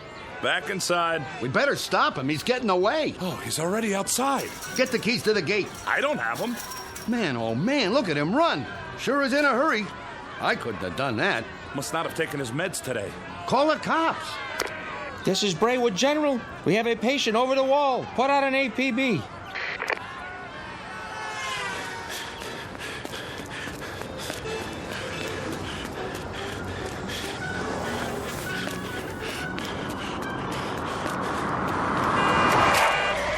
Hey, buddy, get out of the way. Give me a lift. Yeah, sure. I have to get out of here. Yeah? Well, call a cab. I don't have any money. Did you help me? Sorry, buddy. Get out. I need it. Get out. Hey, what are you doing? Then slide over. I'm in a hurry. Hey, look, man. I don't want any trouble, okay?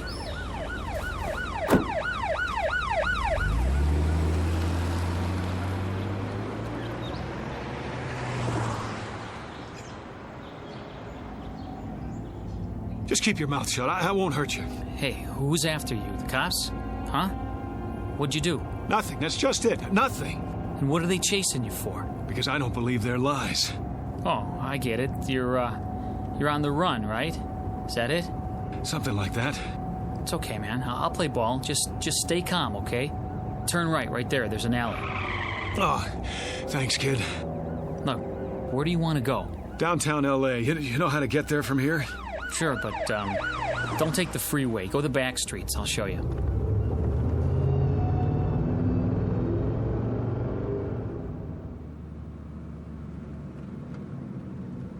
I hope this is the right address. So, can I go now? Now, go on. I can handle it from here.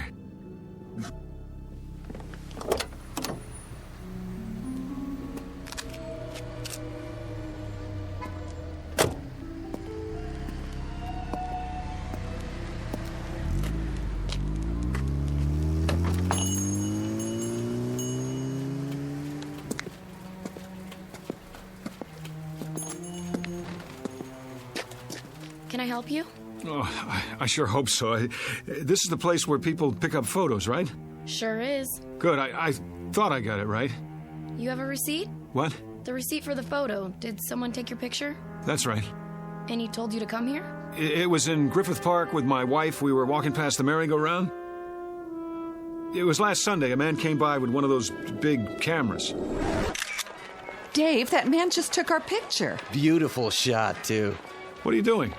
Here you go, folks. I didn't say you could do that. Oh, there's no obligation. Take this ticket to Photos R Us. Address is right on it.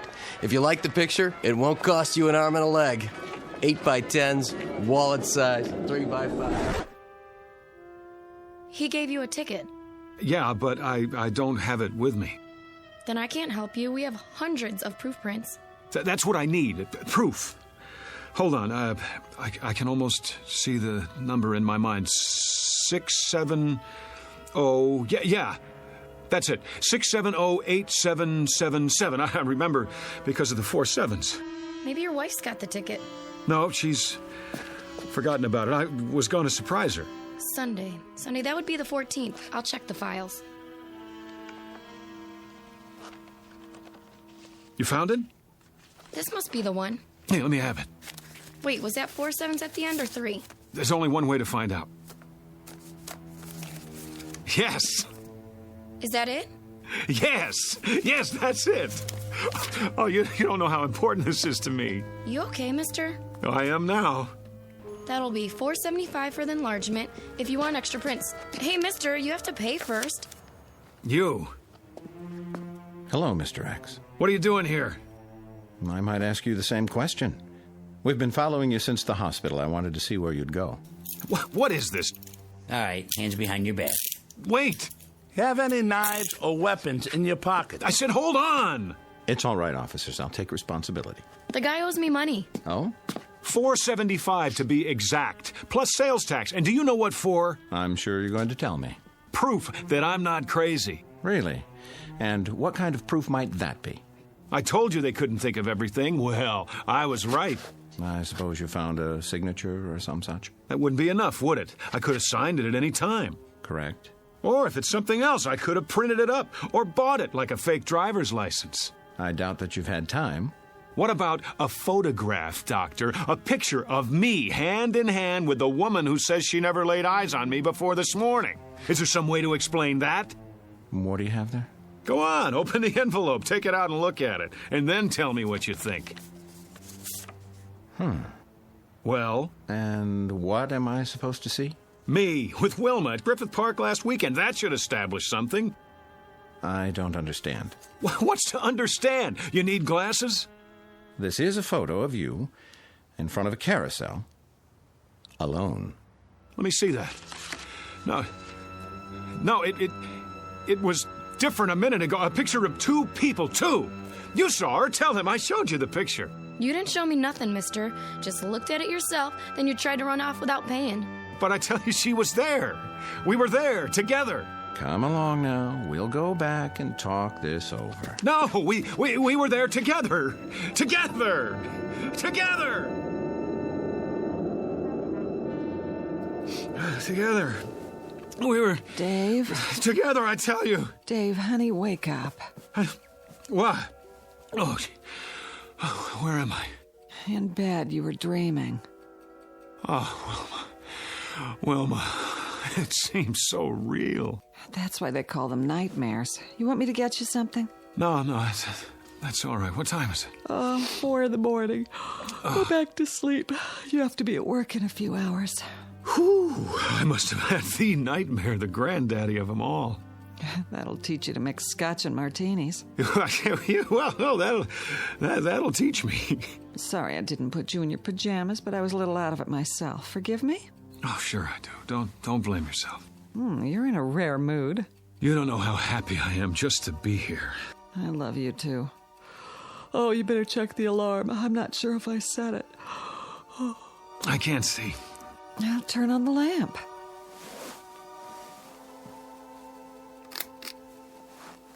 Oh, it was the worst dream I've ever had. I couldn't prove who I was, and you weren't yourself either. You were someone else, or you thought that I was. No matter how hard I tried, I couldn't convince you. It was so... Well, you're okay now, aren't you? Set the alarm and turn the light off. It's hurting my eyes. Dave? Dave, honey, is something the matter? Why are you looking at me like that?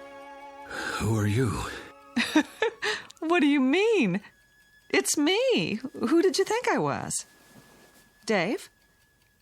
Dave, darling, You get out of this bed. Go on. Get away from me. Whoever you are, I swear, I've never seen you before in my life. Dave? Dave, don't act like this. You're scaring me. You're so pale. Are you sick? Dave? Dave? Dave! A case of mistaken identity or a nightmare turned inside out? A simple loss of memory or the end of the world for someone named David Andrew Gurney? At least he thinks that's his name. He doesn't know much of anything anymore, and he may never find what he's seeking because the truth is he's lost his way. But you can be sure he'll continue looking for it night after night in the Twilight Zone. We'll return to the Twilight Zone in just a moment.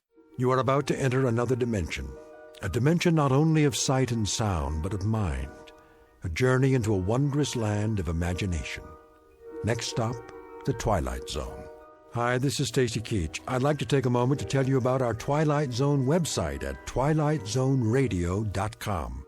At twilightzoneradio.com, you'll find the latest information on these Twilight Zone radio dramas, including behind-the-scenes photographs, plus the newest product releases, trivia contests, ways to contact us, other Twilight Zone-related info and merchandise, plus links to other fascinating websites. So make your next stop twilightzoneradio.com.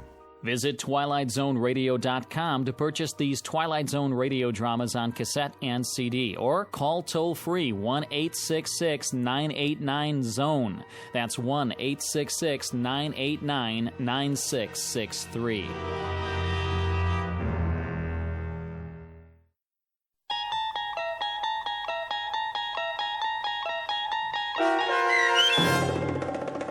Person or Persons Unknown, starring John Schneider, with Stacy Keach as your narrator, was adapted for radio by Dennis Etchison and written for The Twilight Zone by Charles Beaumont.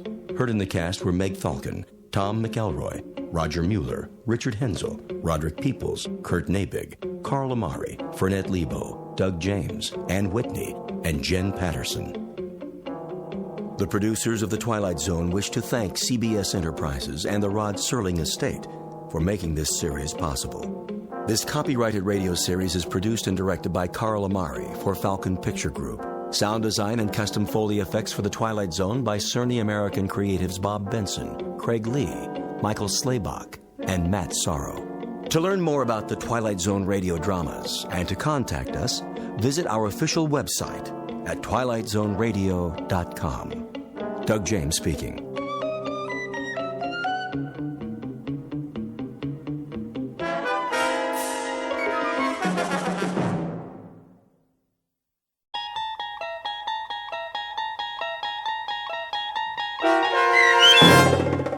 The Mind and the Matter, starring Hal Sparks, with Stacy Keach as your narrator, was adapted for radio by Dennis Etchison and written for The Twilight Zone by Rod Serling.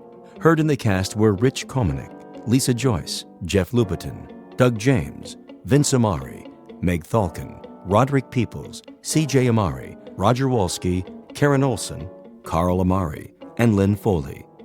To learn more about the Twilight Zone radio dramas and to obtain audio cassettes and CDs of these programs, visit our website at twilightzoneradio.com.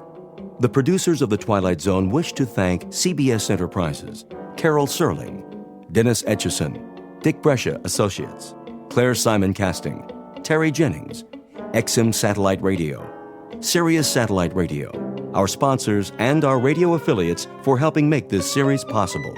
This copyrighted radio series is produced and directed by Carl Amari and Jason Mallow for Falcon Picture Group. Doug James speaking.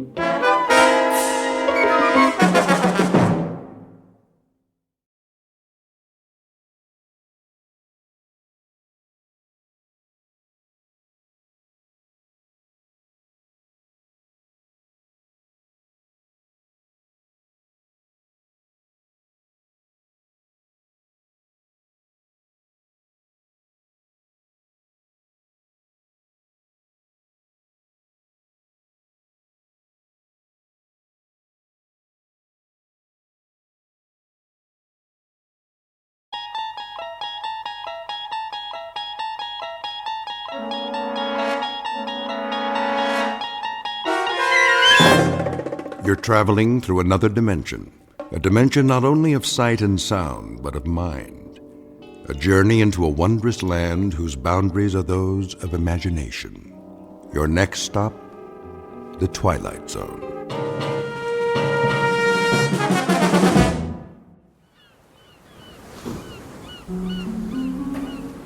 My name is Archibald Beechcraft, and to coin a phrase, welcome to my world. And a wonderful world it is. You might even call it paradise. To tell you the truth, I don't remember exactly how I got here, but I assure you I have no intentions of leaving. No intentions whatsoever. Why should I? Everything I need is here. The sand, the sea, the sky, as blue as a robin's egg, gently swaying palms, and absolutely nothing on the horizon. Nothing. And no one. Do you understand? Not a soul in sight as far as the eye can see. Only the occasional bottle that washes up on the beach. Like this one. They're all the same, with a note inside, some poor soul scribbling a message for help. Whoever reads this, I am stranded on a desert island. Please send a rescue ship at once. Stranded? A rescue ship? The fool! Doesn't he know he's finally found peace? He's escaped from the crowds, the rat race, from civilization. Obviously an imbecile. Who would want to go back to that world? Cars, subways, buses, and people. Everywhere you look, yammering away, pushing and shoving till you can't breathe, can't think. No thanks. I've had my fill of people. If you don't mind, I'll live out my days like this. Alone. Quite blissfully alone. Except, of course, for Chi-Chi, the perfect companion. Never a word of disagreement. In fact, never a word of any kind, because you see, he's a chimpanzee, and a very intelligent one. If I'm hungry, he brings me a banana. When I'm thirsty, he climbs a tree and picks a ripe coconut. Have you ever tasted fresh coconut milk? Oh, you must. It's really quite refreshing. Hold on, Chi-Chi. What's this? A footprint? Well, that means we're not alone after all. But how can that be? This is my world. Wait a minute. Whoever made this footprint, do you suppose his name might be Friday? If so, he'll speak an entirely different language. No communication whatsoever, and plenty of room for both of us. He'll have his half of the island, and I'll have mine. Unless, of course, Friday's a female. You think it's possible? Why, I don't see why not. A lovely native girl in a sarong with big brown eyes like a Walter Keane painting, and a tray of finger sandwiches, poi, that sort of thing. Maybe some Mai Tais. Who can't speak, of course. No, why should she? She'll live in her grass hut and I'll live in mine, and we'll visit from time to time. An ideal arrangement, I'll give her a lei, a flower lei, whenever the spirit moves me. And when the spirit doesn't move me... Now where's that coming from? There aren't any telephones on my island. It can't be! A telephone booth? On the beach? Most ridiculous thing I've ever seen. Yes? Yes, who is it? Who in the... Hello, who's there? Hello? Who? Hello? Tropical Paradise, Beechcraft speaking. Hello? Hello? Oh, the alarm clock. I must have been dreaming again. What time is it? 6:30 already? This is my world, all right. And welcome to it. A brief, if somewhat jarring, introduction to Mr. Archibald Beechcraft, a child of his time, a product of the population explosion, and an unwilling inheritor of the legacy of progress. He has just begun his daily battle for survival in a world that cares not one whit for his happiness or sanity. But very soon, our hero will begin a one-man rebellion against this impersonal age, and to do so, he will enlist the help of certain unusual aids, of the sort found only in the Twilight Zone.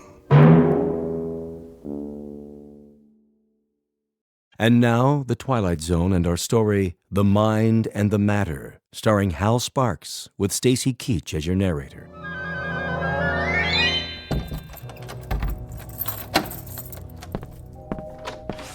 Morning, Beechcraft. I don't see what's so good about it. How's that? If you'll excuse me, I'm late. You're always late. Take it easy. You'll get there. I'm sure I will. And what an unmitigated joy that will be. 91, 92, 93. Stand aside. I don't have to. My mom said I could play. And I said move it. 94, 95, 96, 97. Why do you have to do that here, inside the building? Oh, you made me lose count. Now I have to start all over again. 1, 2, 3, 4. Get out of my way, you little wretch. Ma, that man called me a wretch.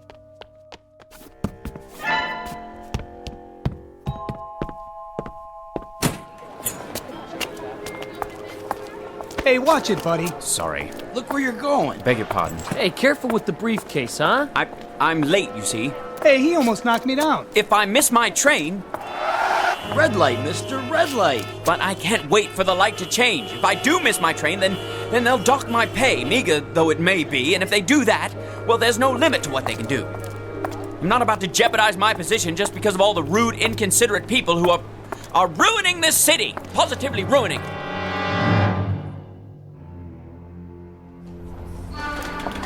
That's my train! Slow down, one at a time. But you see, officer, I absolutely must catch the 732 uptown. Keep your shirt on, pal. Let me through, please. Watch who you're pushing. You don't understand. This is my... Hands off, buddy. One person per token. I don't have a token. Well, then you better get one at the window. But I overslept. I'm late. One at a time, folks. Let's keep moving.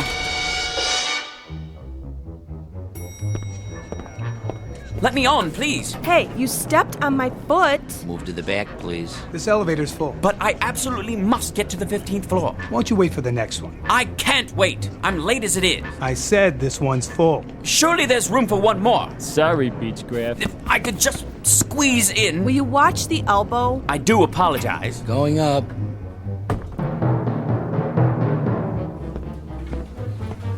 There's Mr. Beechcraft. Finally decided to make it, Better late than never. Morning, Laura. What happened to you? What didn't? If you'd been through what I've been through. Did you punch in? Yes. Mr. Rogers got here 15 minutes ago. I'm sure he did. I told him you went to get coffee. Coffee. That's what I need. Not now. And my blood pressure pills. Wait till the break. Look like you're busy. You mean pretend? I don't have to pretend. Of course, in a reasonable world where a person could work at his own pace with no pressure, no interruptions. Mr. Rogers will be back any minute. I'll bet he will. All right. Where did I leave off yesterday? The Campbell file, as I recall. I'm finishing it for you. What?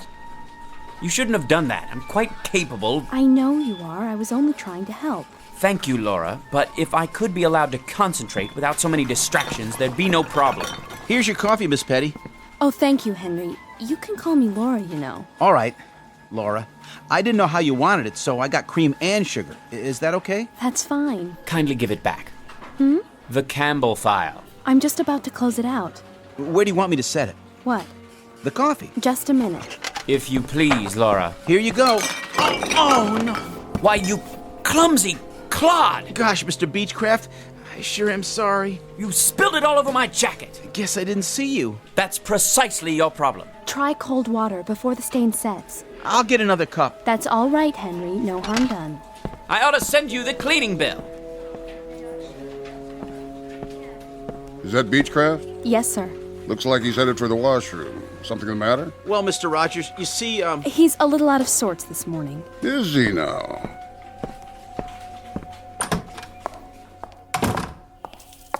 Feeling ill, Beechcraft? No, sir. Nothing like that. If you'll forgive an observation, you're not looking too well. I'm all right, Mr. Rogers. You look tired. You know, Beechcraft, keeping yourself fit is not only a personal responsibility. In a larger sense, it's part of your obligation to the firm that employs you. Healthy body, healthy mind, and so forth. I'm not unaware of that. Then why don't you pull yourself together, man? Get enough sleep at night. I try to, sir. Eat regular meals. Lots of fresh vegetables, greens. Oh, you can't beat those greens for vitamins. I'm a sprouts and spinach man myself. Are you? I'd have them for breakfast if I could. Believe me, Beechcraft, the secret is definitely in the greens. It's the color of power. I see. Not drinking, are you, Beechcraft? Touch of the old sauce? I don't drink, Mr. Rogers. Well, if you don't drink and you don't stay out late at night, you must not be watching your diet. From now on, see that you do. If you'd really like to know, Mr. Rogers, if you'd really like to know precisely why I'm so dead tired, try coming to work on the 732 subway train every morning, then jamming into an elevator with a herd of cattle, then trying to work in that den of cacophony you call an office. Take hold of yourself, Beechcraft. Then standing in line in that so-called cafeteria during that so-called lunch hour, which is never more than 42 minutes. Oh, that's really good for the digestion. Then getting trampled to death in the subway again at 5:38 every night. Then standing in line with more people at a Greasy Spoon restaurant, followed by another line at a movie or a concert or anywhere else I care to go. But always standing in line, always getting shoved, always getting jostled, always getting pushed around by more people. For goodness sakes, man, take hold. I'll take hold, Mr. Rogers. I'll take hold when I can achieve that milestone, that millennium, that absolute perfection that only comes with solitude. Understand? Solitude. That means no people. You read me, Mr. Rogers? They're the ultimate insult, and my problem is simply that I can't get away from them. At no time, except during the wondrous 7.5 hours I spend in my bed every night. And even then, I hear them outside. Hear what? People. Raucous, shrieking, shouting people. Herds, droves, legions, hosts, armies, bevies, flocks and coveys of people. I don't like that look in your eye, Beechcraft. I don't like it one bit. If I had my way, here's how I'd fix the universe. I'd eliminate them all. I mean, cross them off. Get rid of them. Send them packing. Destroy them. And then there'd be only one man left. Me. Archibald Beechcraft, Esquire. Let me out of here. You're quite mad. Do you know that, Beechcraft? You're either off or en route away from your rocker. Well, if I am, I very much prefer my madness to the so-called sanity around me. People, as far as I'm concerned, you can have them. If I had my way, I'd make them all disappear. Every last one. Well. Old Beechcraft's finally showing some gumption. Just the same, I'd best keep a close eye on him. A very close eye indeed.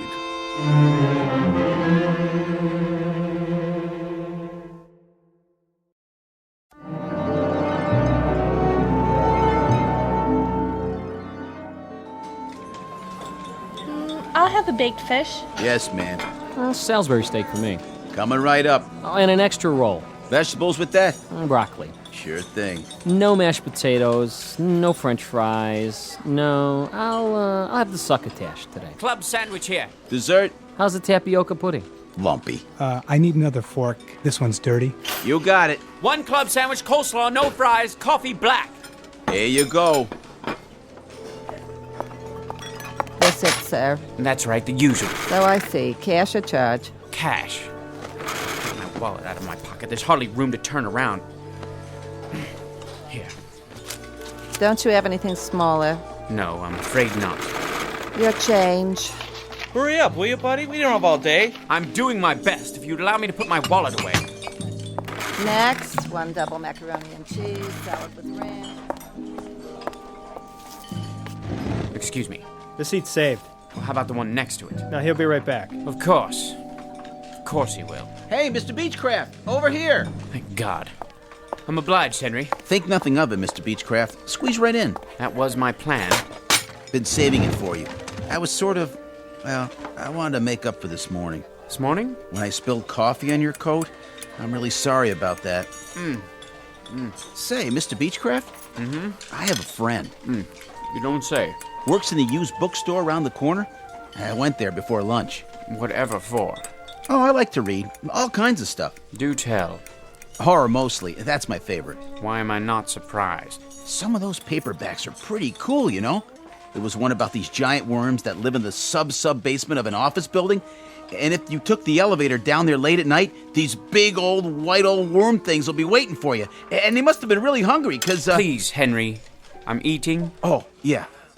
Anyway, I went over there today, and I saw this. So I sort of got it for you. What is it? Story of a serial killer who wants to depopulate the earth? Nothing like that. Take a look. I thought you might like it. The mind and the matter. How you can achieve the ultimate power of concentration. Think this is something I need, Henry? It's really rare. There are only a few printed. Little on the occult side, isn't it? Maybe so. But seeing as how you always have so much work to do, My friend is kind of a student of the mind. He swears by this, says it's the last copy. The publisher was supposed to destroy all of them. For what reason? Too powerful. Tells you how to make people do things. Things? Would you believe it, Mr. Beechcraft? I've seen him. I've seen my friend cause a woman to do something fantastic. How's that? It's true. He was in a department store, and he saw this woman at the sale table, and he concentrated real hard on one particular thing, and Mr. Beechcraft, as sure as I'm sitting here in the cafeteria of the United Tool and Die Company, that woman, you won't believe this. What? Well, that woman picked up a chartreuse and orange scarf, paid for it and everything. She never would have bought it in a million years. Who would? But he made her do it, just like that. It's the truth, I swear. Will you please try to be more careful? Oops, there goes the coffee again. Sorry, Mr. Beechcraft. Thank you so much for the book, Henry. Now, if you don't mind, I think I'll be leaving. I've had more than my fill. Mr. Beechcraft, Chapter 3. Read that one first. Remember, Chapter 3. Right, Henry. Chapter 3. Initial phenomenon of intense concentration. Focus on a single desired outcome, then close your eyes, mental picture, repeat 3 times. Ready to go back? Not yet. I have to fix my makeup. Okay. Wait, I think I'll have a soda first. Want one? Nah. Let me see. Orange, root beer, grape. Might as well give it a try. Concentrate. Tropical punch. Pick tropical punch. I just can't make up my mind. It's delicious. Try it. You'll like it. Why'd you pick that one? I don't know. I really don't. I was going to choose lemon lime, but for some reason my finger pressed tropical punch. How's it taste? Might as well find out. Yes! You'll see. It's absolutely delicious. Puts one in the mind of a Mai Tai. I think I'd better read the entire book. Chapter 4, To Achieve Your Heart's Desire. Heart's Desire, eh? Very interesting. Very interesting indeed.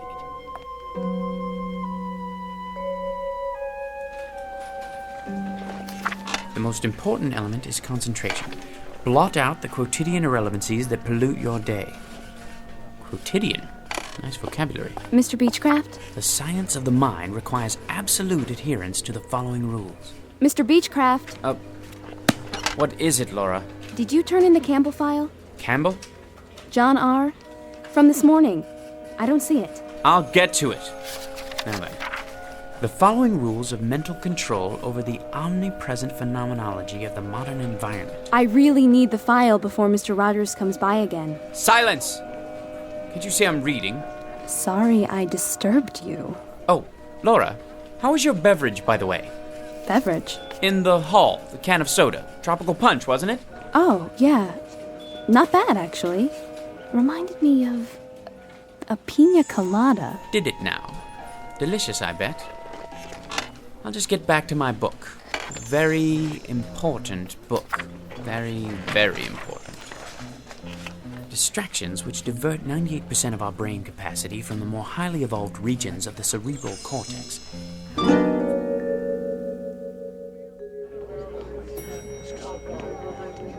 Everybody going to the ground floor? Yeah. The source of the power is located in the pineal gland, or vestigial third eye. You, sir? Where the power of the all-encompassing life force. Sir, you going to the first floor too? He's talking to you, buddy. What's the matter, you deaf? What? Of course I'm going to the first floor. Where else would I be going? Watch your fingers. Going down. The more complete the mental picture, the more complete the result. Focus your mind and concentrate to the exclusion of all else.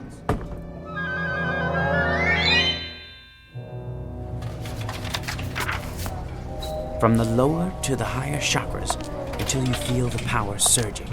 You getting on the train or what? Oh, yes. Then move along. All aboard? Please step back. The doors are closing. Mental imaging of the desired result to the exclusion of all else.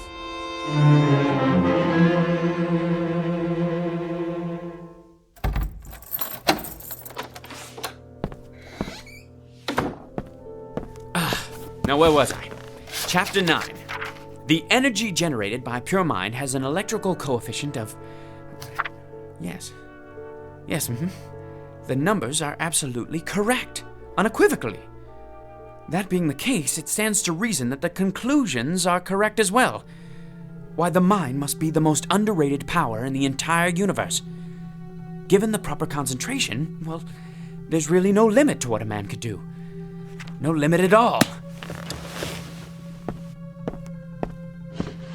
Look at them down there. People. So many.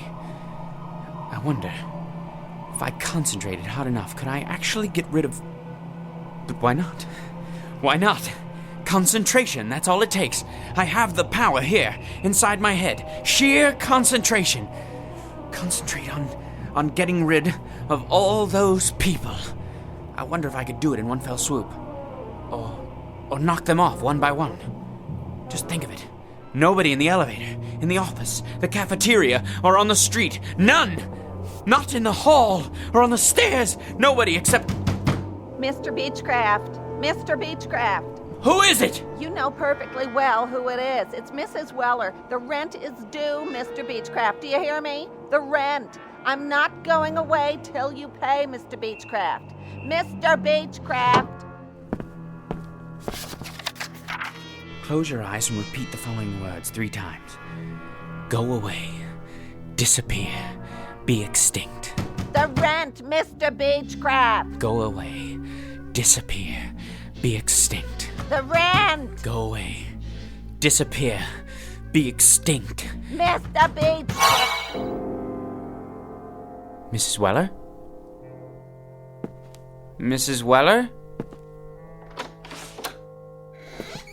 Mrs. Weller? Aha! You're gone! Concentration, that's the key. And I have it. Today the landlady, tomorrow the world!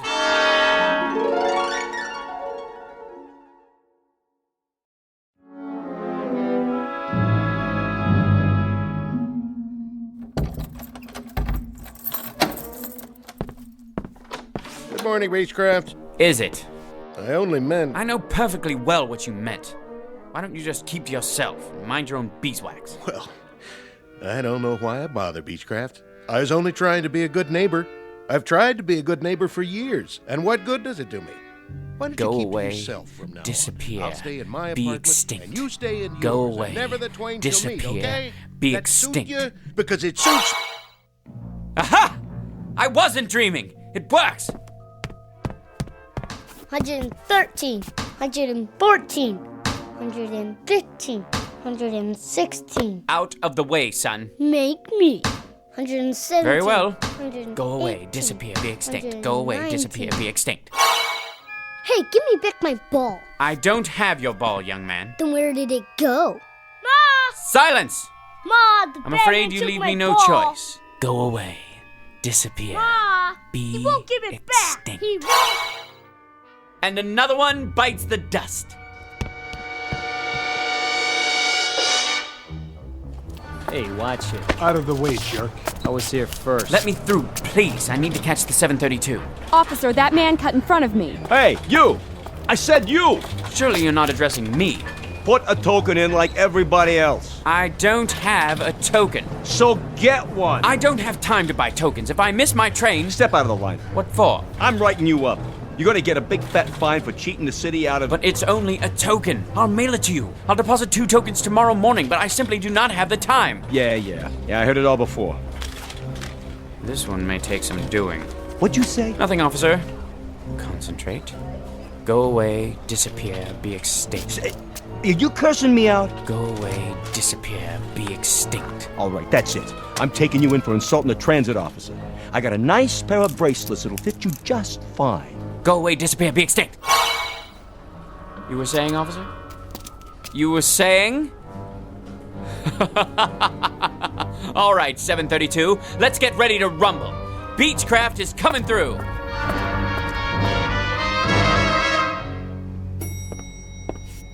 What? No line for the elevator this morning? No pushing? No shoving? My, that is unusual.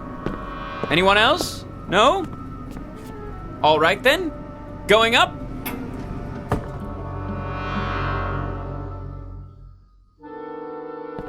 Morning, everyone. Laura? You're not here, are you? Slept in, I presume? Like a great many people. Fine with me. I'll just sit down here and get to work without being rushed. Now, where was I? Oh, yes. Jones Stephen. A rather large export to the UK. I'll just see if everything's in order. At my own pace for once. Yes. Better finish this one before Mr. Rogers gets here. If he ever shows up. Now, let me see. Oh, well and good. A major improvement. Only, when I finish this and the other files, what else is there to do? With no one breathing down my neck, how should one occupy his time? Isn't it time for lunch yet?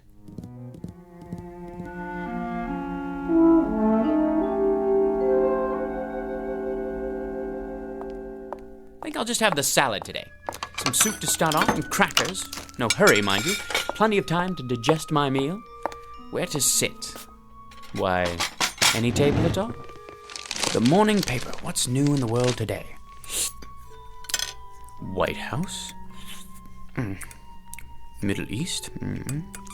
Federal Reserve Bank. Oh, it's no use. I hate eating alone. And worse than that, I'm bored. If only I had someone to talk to. One person, that's all. Someone quiet, well-mannered, intelligent, someone like me, in other words. That's it. Concentrate, Beechcraft, concentrate. You called? It worked. Of course it worked. Don't you have any confidence in yourself? Pleased to meet you. The name's Beechcraft. I know. And your name is? Archibald. Call me Archie. You too. Call me Archie as well, if you like. I like it just fine. How's tricks, Arch, old man? Bit on the slow side this morning. Look here, Arch. This isn't working. Wouldn't you agree? Why not? Let's be frank. Too much of a good thing. Well, I wouldn't say so. But you're thinking it. Let's just say I'm temporarily accessible to suggestions about how to occupy my time. Face it, you're bored to tears. Solitude is one thing, but loneliness is quite another. Loneliness. I despise people, loathe them. And I, Archibald Beechcraft, have done away with them. For good and all, mind you, for good and all. I'm leaving. You haven't finished your lunch. I don't have much of an appetite. Thought about any alternatives? Alternatives to what? To this. It's like an empty movie set in here. I don't even want to think about what it's like outside. Look at yourself. You don't have idea one about how to fill the day. People are bad enough, but inactivity's even worse. You're talking nonsense. I'm content. I'm honestly and truly content. For the first time in my life, I have managed to rid myself of the worst scourge there is. The general populace. So what are you going to do? Splurge and buy a can of tropical fruit punch from the soft drink machine? Will that do it for you? If the truth be known, I would appreciate a little diversion of some kind. Any kind. You mean like a change in the weather? That's it. Perhaps a little unseasonal rain. Or a lot of rain. Let's make it a tropical storm with thunder and lightning. The works. That should shake things up. All I have to do is concentrate. Not that exciting, is it? Maybe we need to add something spectacular. Like an earthquake. Sure you want to do that? Why not? Here goes. You mean there it goes? I can imagine what the office looks like right now. My desk! All your files on the floor. Gonna take some sorting. Enough! No earthquake and no storm either. Forget it! So now what, Arch, old man? I've had it for the day. I'm gonna take the rest of the afternoon off. And do what? Stroll down the street? Take a ride on the subway all by your lonesome? Boy, I'll bet the old apartment building's quiet as a tomb. It's starting to get to you, isn't it? The thing of it is, I don't care much for people, but it's difficult not having anyone. Present company excluded. I guess it's a trade-off. That's the crux of the problem. Frankly, there isn't a breed of human being that I can stomach. Ever think of a Cocker Spaniel? I never cared much for animals either. Most of all, though, I can't stand people. Thanks. Well, except for you, naturally. But that's because you're a higher class of individual. Wait a minute. That's it! That's what? Why didn't I think of it before? People I can stand. That's what I'll do. I'll create people who are just like me. A world full of Archie Beechcrafts. Now that's a thought. You bet your sweet life it is. I'll will it. I'll concentrate, and from now on, everyone will be exactly like me. It's so simple. And when will this new era be ushered in? Tomorrow morning. I'll re-people the earth. Nothing but my kind of folks. In fact, why wait? How about right now? 15th floor, everybody off. Look at them, like sardines. Rude, thoughtless people. Worthless, every last one. Nobody has any manners nowadays. Late. Thanks to them. Listen to them. They sound just like me. You're not kidding. Take a gander at their faces. They look like us, too. A rather handsome lot, you must admit. Where are they headed? Back to work, I presume, those who chose not to dine in the cafeteria. A sight for sore eyes, eh, Archie? It certainly is. Now that I've decided to replenish the population in a kinder, gentler mold. This, I gotta see.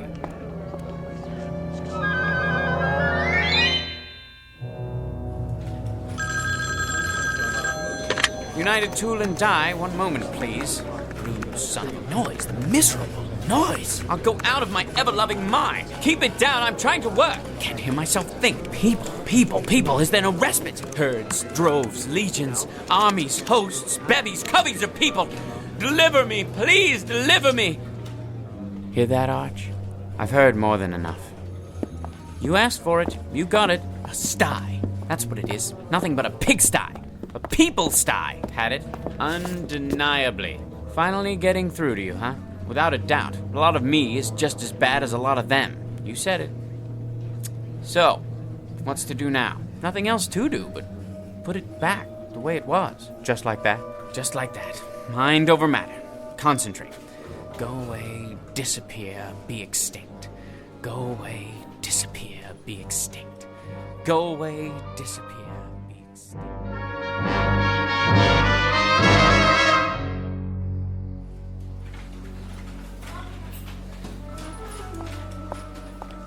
Hello, Mr. Beechcraft. Why, hello, Laura. How nice to see you. What? Oh, nothing. It's just good to have you back. I haven't been anywhere. No, of course not. Hi, Mr. Beechcraft. I got your coffee. Miss Petty, Laura. You didn't have to do that, Henry. Careful now. Oh, Mr. Beechcraft, sir. Please forgive me. You should be more... Forget it, Henry. Nothing serious. It isn't? Not at all. Just another little spill on the old sleeve. I'll take care of it with my handkerchief. Gee, thanks, Mr. Beechcraft, for being so nice about it. Tut-tut, my lad, tut-tut. Something else, Henry? I was just wondering, sir. Yes? That book I gave you? Did you get anything out of it? Not really. Why don't you take it back? You sure? Frankly, it's a lot of pap. Interesting, but totally unbelievable. And now, if you'll excuse me, I think I'll get back to work.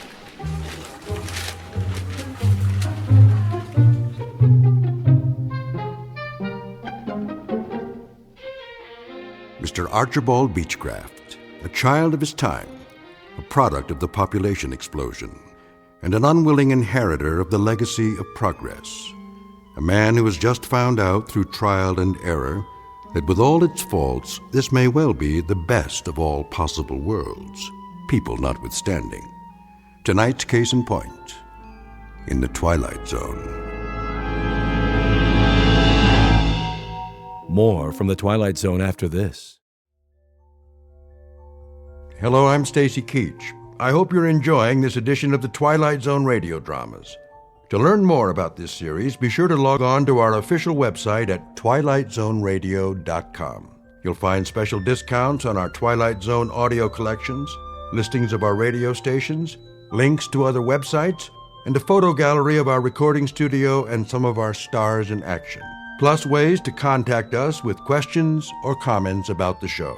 And for a limited time, when you log on to twilightzoneradio.com, you can send in for a free CD of the show. So be sure to visit us at twilightzoneradio.com.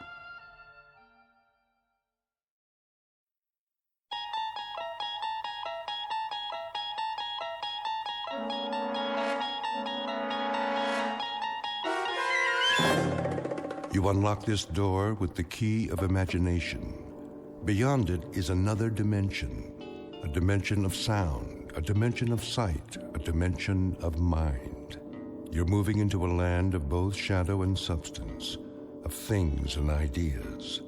You've just crossed over into the Twilight Zone.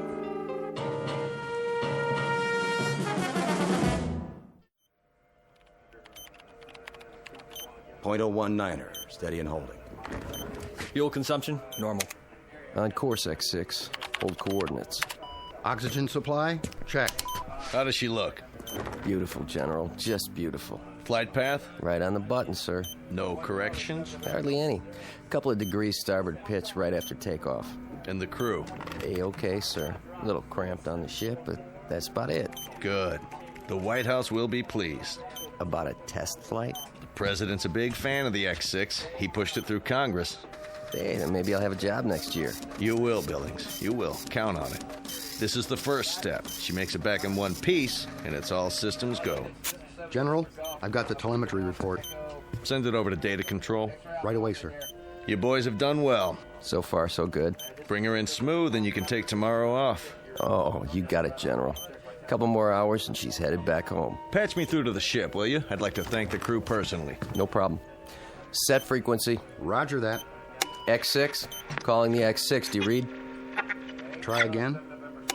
X6. Do you read? This is flight control. X6. Calling the X6. Must be some electrostatic interference.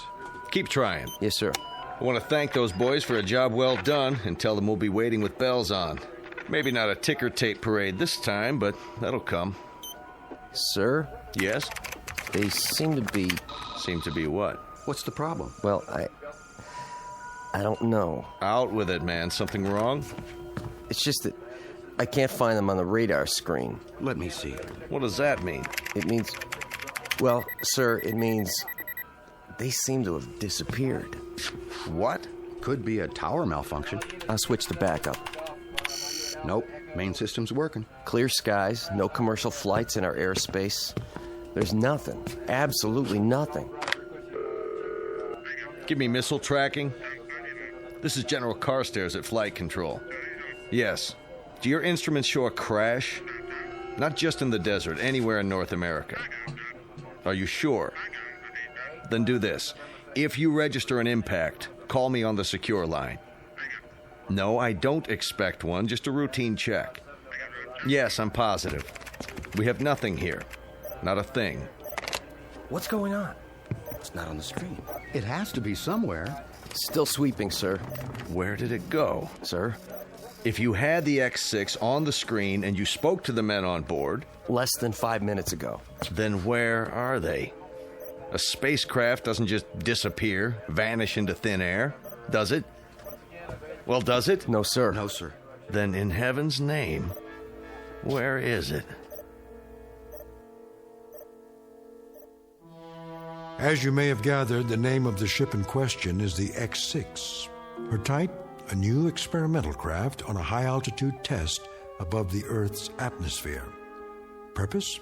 To gather data for the construction of the world's first space station. Recent history? Unknown, at least to those who weren't on board. But in short order, we're going to meet the crew and hear the story from their point of view, and a very unusual story it is, of a flight that departed from its course long enough to pass through the Twilight Zone. And now, the Twilight Zone and our story, And When the Sky Was Opened, starring Barry Bostwick with Stacy Keach as your narrator. Well, Doc? Just a minute, Colonel. What's the verdict? Pulse is fine. On the slow side, in fact. Correct me if I'm wrong. We went through this yesterday, didn't we? You know the Air Force, check and double check. They've got a big investment in the X6. So there's a little glitch. Probably an O-ring. A little glitch? The hydraulics froze and the soft landing chute didn't deploy. You are lucky to be alive. That's what all the flight training was for. Relax your arm. Doctor. Hold still, please. I want to ask you something. Don't move your arm. 115/80. Not bad. Told you, Doc. I could have phoned it in. All right, that's all for now. Get yourself some breakfast downstairs. Hey, go easy on the cholesterol, okay? How's the Colonel? Who? Jack Harrington. You're the only Colonel I've seen this morning. I get it. You call me in, but he gets to stay home and sleep it off. Pretty nice duty. Harrington. Where have I heard that name? You have a heck of a sense of humor. Did you have a question? It can wait. I want to, check with someone first. Well, look, try not to worry about anything. You may be a little disoriented for a day or two. Need any, medication while you're here? Sleeping pill? Muscle relaxant? Me? Never felt better in my life. If you experience any headaches, neck pains, that sort of thing, give me a call. Now forget about me. Gart's the one with the busted leg. He's still on the 3rd floor. Yeah, he'll be in a cast for a while. He's healing fine, though. 3rd floor. Room 14, wasn't it? Well, you should know. Gonna stop by? I was thinking about it. Go ahead.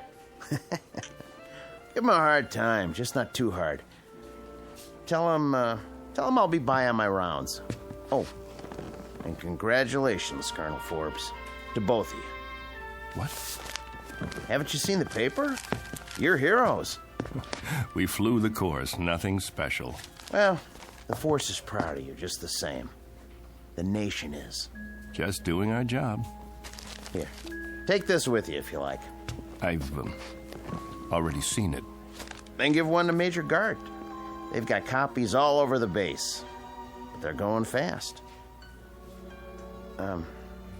Colonel, come here. Can I ask you something? If it's not classified? Yes? What happened up there? How do you mean? When they lost you on radar. If I could tell you, Doc, I would. You and the General and everyone else. All I know is we must have lost pressure because we blacked out. For quite a few hours. The next thing I knew, we were down and the chopper was airlifting us out of there. That's it. End of story. But you made it. That's what counts. Yes. Yes. I guess it is.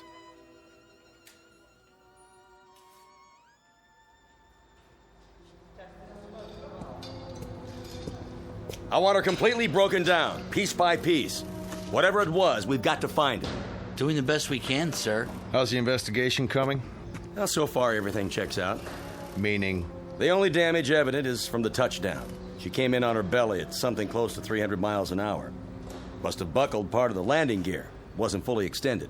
That's why the wing looks the way it does? She plowed through a sand dune just before she stopped. If you want my opinion, sir. By all means. I don't think you're going to find anything wrong. Well, that may or may not be. But for now, we've got a mystery on our hands. We need answers. Well, it would be my suggestion. Yes? That if you want to unravel this mystery, you better check the crew, not the aircraft. The crew can't tell us a thing. How's that?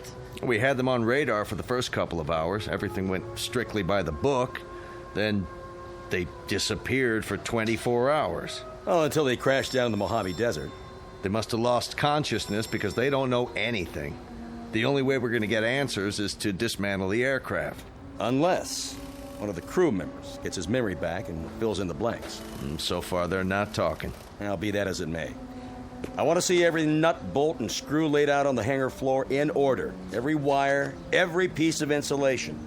If there's anything wrong with this baby, anything at all, we're going to find it. Yes, sir. On the double, sir.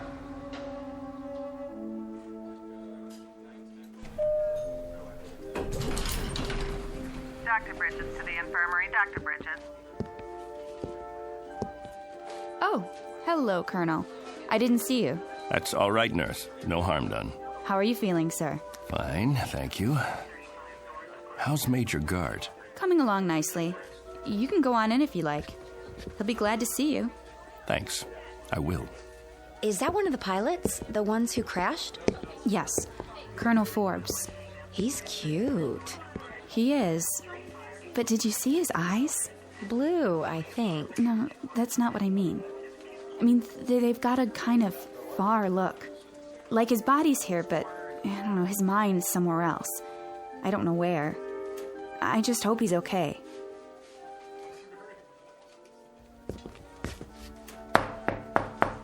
Come in. There he is. And there you are, the prodigal colonel. Not disturbing you, am I? Nothing could disturb me in here. More like a prison ward. No Playboys, no hot fudge sundaes. I was on my way out. Can't stay away, huh? Doc wanted to see me. Nothing serious, I hope. Me? No, just routine. I'd offer you a drink, a shot of straight orange juice. How's that leg? Can't feel a thing, which is good. One more thermometer, and I'm going to absent myself from this establishment without official leave. Pull a chair over here by the bed. Take a load off, Colonel. Sure. Now, go ahead, tell me. What's it like in the outside world? Great, Bill, just great. I can't wait to get out of here. Talk to any of the guys?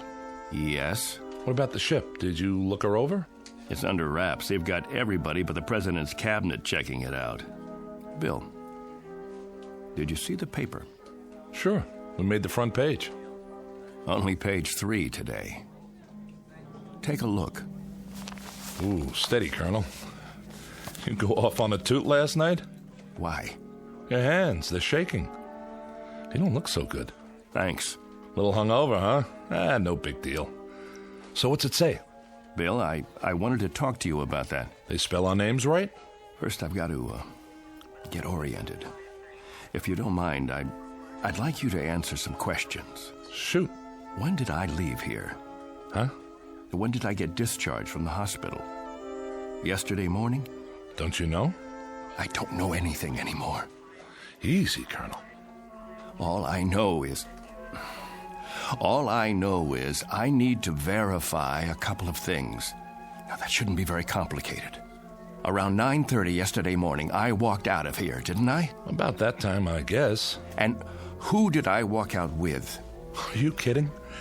How am I supposed to know who you walked out with? Some nurse you picked up in the hall, probably. What's the matter? Can't remember a name? I mean, when I left the room, this room, who was with me? Nobody. That's just it. You say nobody. I'm pretty sure I was awake, yes. If you remember it differently, What's today's paper say? Go ahead, tell me. What's it say? 2 astronauts crash in Mojave Desert. Over a picture of you and me before the flight. What else? And in effect, it says that 2 intrepid voyagers into the unknown returned from the unknown in one slightly dented spacecraft. Sounds about right. What about the picture? I've seen better. What's in the picture? Look, if this is a literacy test, I can assure you that even though I'm not a West Point graduate, I can read and write, count up to 10. Gart, don't get wise with me now. What's it say under the picture? Read it. Colonel Clegg Forbes and Major William Gart just before their historic flight that ended in a mysterious crash. That's what you remember? I don't... You and me. The X-6 taking off. About 2 hours up, we black out, and 24 hours later, we come to in a crashed aircraft in the desert. We don't know where we've been or what's happened. Right so far? You remember something different? Bill, there were 3 of us in that craft. There was you, me, and another colonel named Harrington. What? Jack Harrington. Don't tell me you've never heard the name. He was 36 years old. He was my best friend. I'd known him for 15 years, and you'd known him for 5. That ship took a crew of 3, and we were the 3.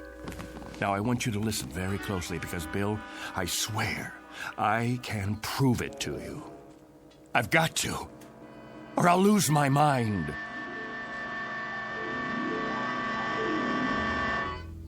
What are you talking about, a 3rd crewman? They brought 3 of us back to the hospital when they found us in the desert. You, me, and Harrington.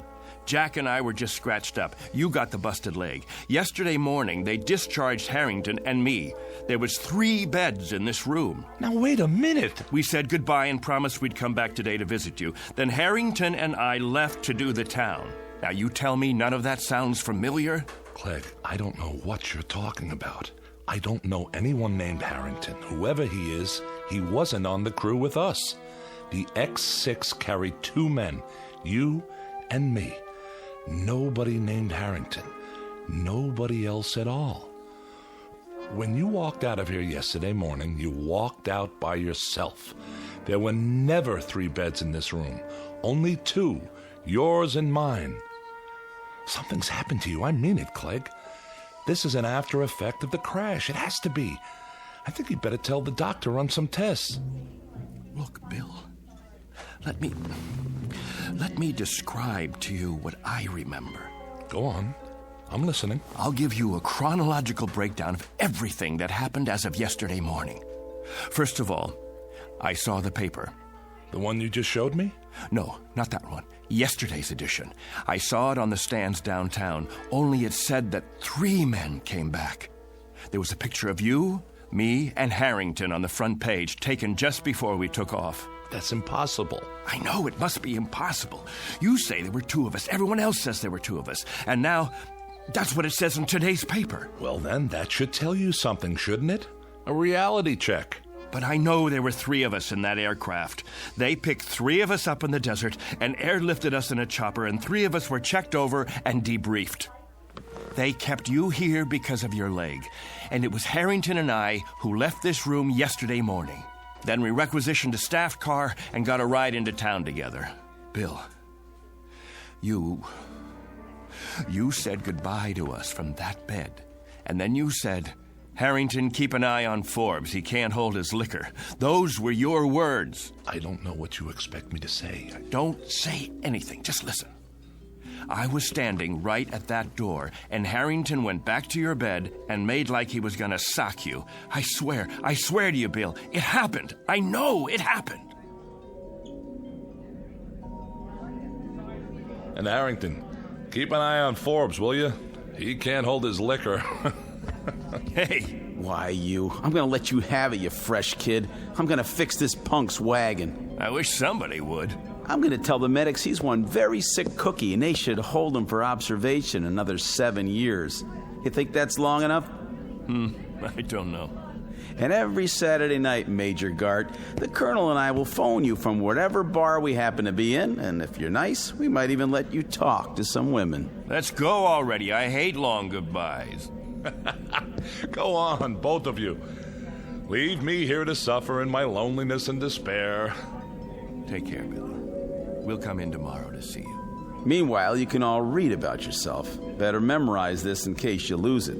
See? 3 space travelers returned safely. And nothing about your broken leg. Well, that's the press for you. Get out of here. I'm going to pick one up for my mother so she can frame it.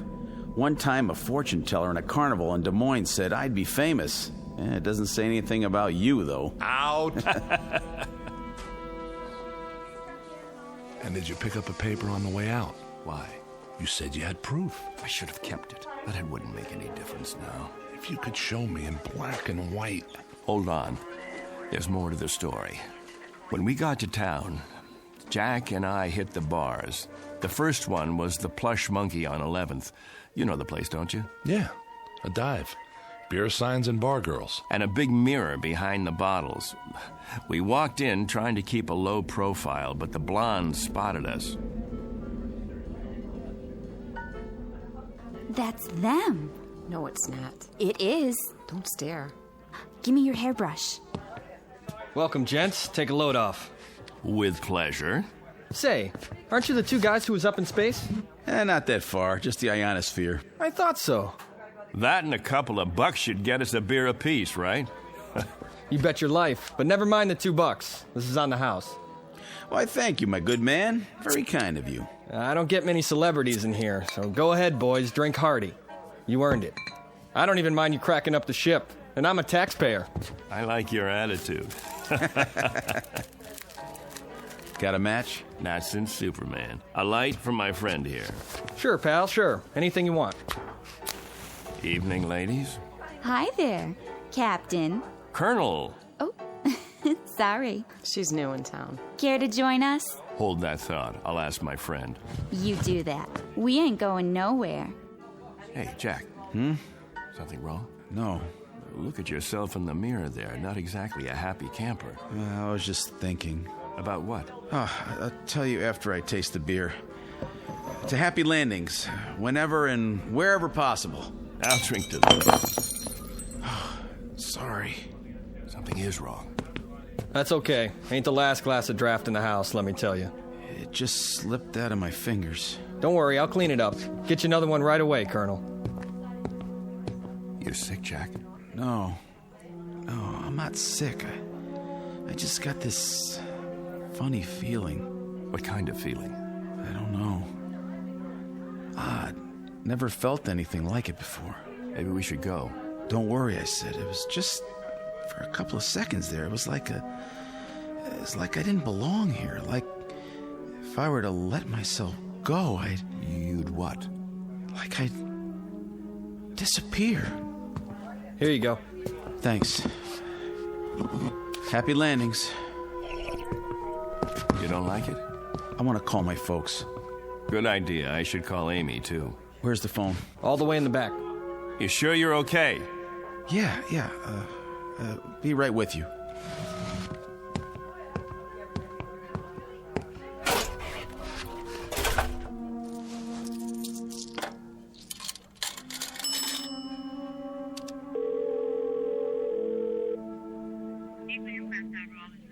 I'd like to place a call. Collect, please, to Des Moines, Iowa. The residence of Mr. James Harrington. That's right. Oh, my number, let's see, Fletcher 90632. That's what it says here. My name, that's Jack Harrington. That's right. Thank you, operator. I'll hold. I'm sorry about the broken glass. My friend's sorry, too. Forget it. I can sweep it up as soon as I get my mop. Clegg. Yeah? Come here. Will you come here quick? Coming. Please? Does he need some change? I'll see. What's up? I just called home. Called my folks. My mother answered. Yeah? How is she? I don't know. How come? I told her it was me, and she said she didn't have any son named Jack. That's what she said. Can you beat that? I asked to talk to my old man, and when he got on, he kept saying for me to hang up. He didn't want any practical jokers bothering his wife. Said he didn't have any son at all. That's weird. Clegg, what is this? What's going on? Gag, maybe, or... No gag. It's part of this feeling, Clegg. The feeling I've got that I shouldn't be here. That none of us should be here. It's as if maybe... What? Maybe we shouldn't have come back from that flight. Maybe somebody, something, made a mistake and let us get through when we weren't supposed to. Stay put. I'm going to get you a good stiff drink to go with that beer. I have to. I told you to stay here. Shot of whiskey, please. Make it a double. Sure. Say, Colonel, you think you could do me a favor? What? Sign this newspaper? My boy'd get a big kick out of it. Wait, where did you get this? From the machine outside. Here's a pen.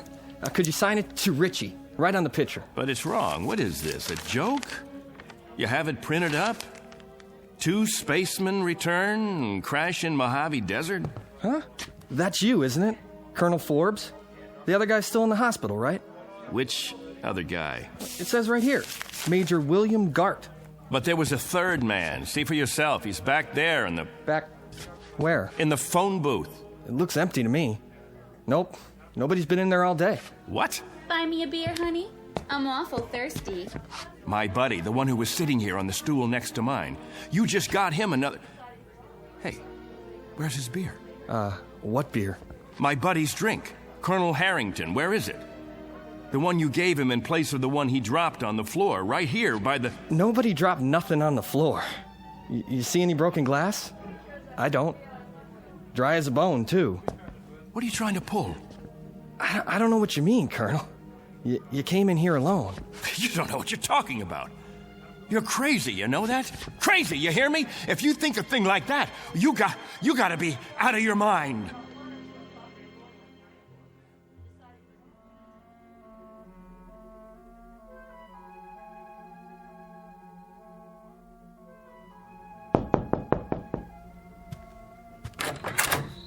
What do you want? Room 8A. Here's your pizza. Oh, yeah. How much do I owe you?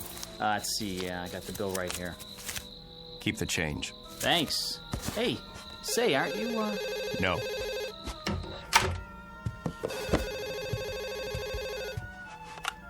Yes?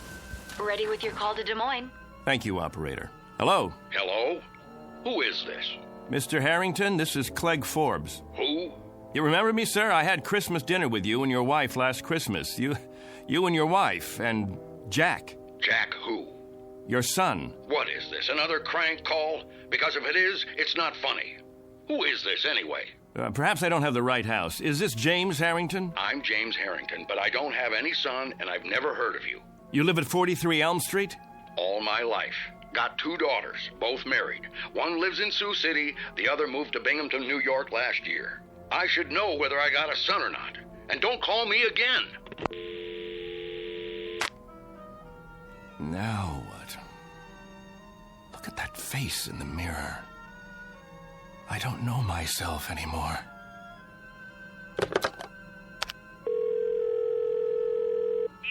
Operator, I'd like Anderson Air Force Base, please. Commanding officer's residence. That's right. Call me when you get through.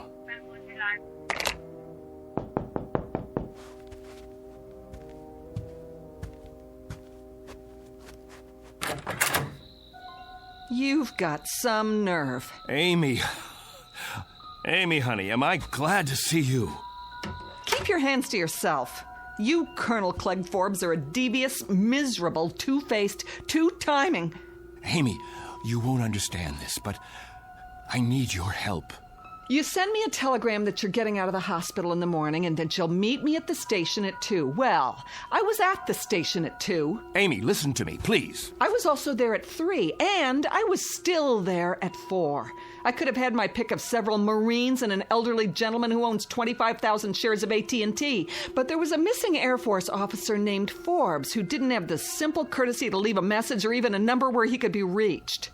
I can explain. Do you have any idea how many bars I've been to? How many hotel lobbies? Did it ever occur to you to... Amy, please! You look terrible, by the way. All right, Clegg. What kind of trouble are you in? And what are you doing in this motel? Are you hiding out? Oh, I don't even know where to begin. I sent you the wire because I did get discharged from the hospital that morning. Jack and I... The wire. It was in the telegram. What was? I told you that Jack and I were getting out. Wait. I wrote down the message when I sent the telegram. That'll prove it. I wrote it on a piece of paper. Now, where? Wrote what? Here it is. I wrote it right down here. See? It says, Dear Amy, I'm getting out at 9. No. I was sure of it. I wrote down that Jack and I were getting released from the hospital. Both of us, understand? Jack and I were... Am I missing something? Who's Jack? Don't you know? I don't know any Jack. Who is he? There were 3 of us in the ship. Gart, me, and Harrington. Jack Harrington. And I was with him, and he just disappeared. But you know him, Amy. You know him. You've met him 100 times. We've eaten dinner together. We've gone to dances together. We've double dated. Clegg, what is happening to you? I don't know. I swear to God, I don't know, but... Yes. Put him on, please. Hello, General. This is Clegg Forbes. Yes, sir. That's right. General, about Jack Harrington. Harrington, sir. Well, you know Jack. We were in your wing at the field. We were there for your... Harrington, sir. Jack Harrington. We were on the X6 together. Jack Harrington. Stop it. Jack Harrington. Jack Harrington. You need help. If you'll tell me who to call. No, I know. I know this is a put-on. That's what it is. A big, earth-shaking, highly complicated, practical joke. He's still back at the bar. Of course he is. Amy, that's where he is. He has to be. At the bar. Clegg? Clegg?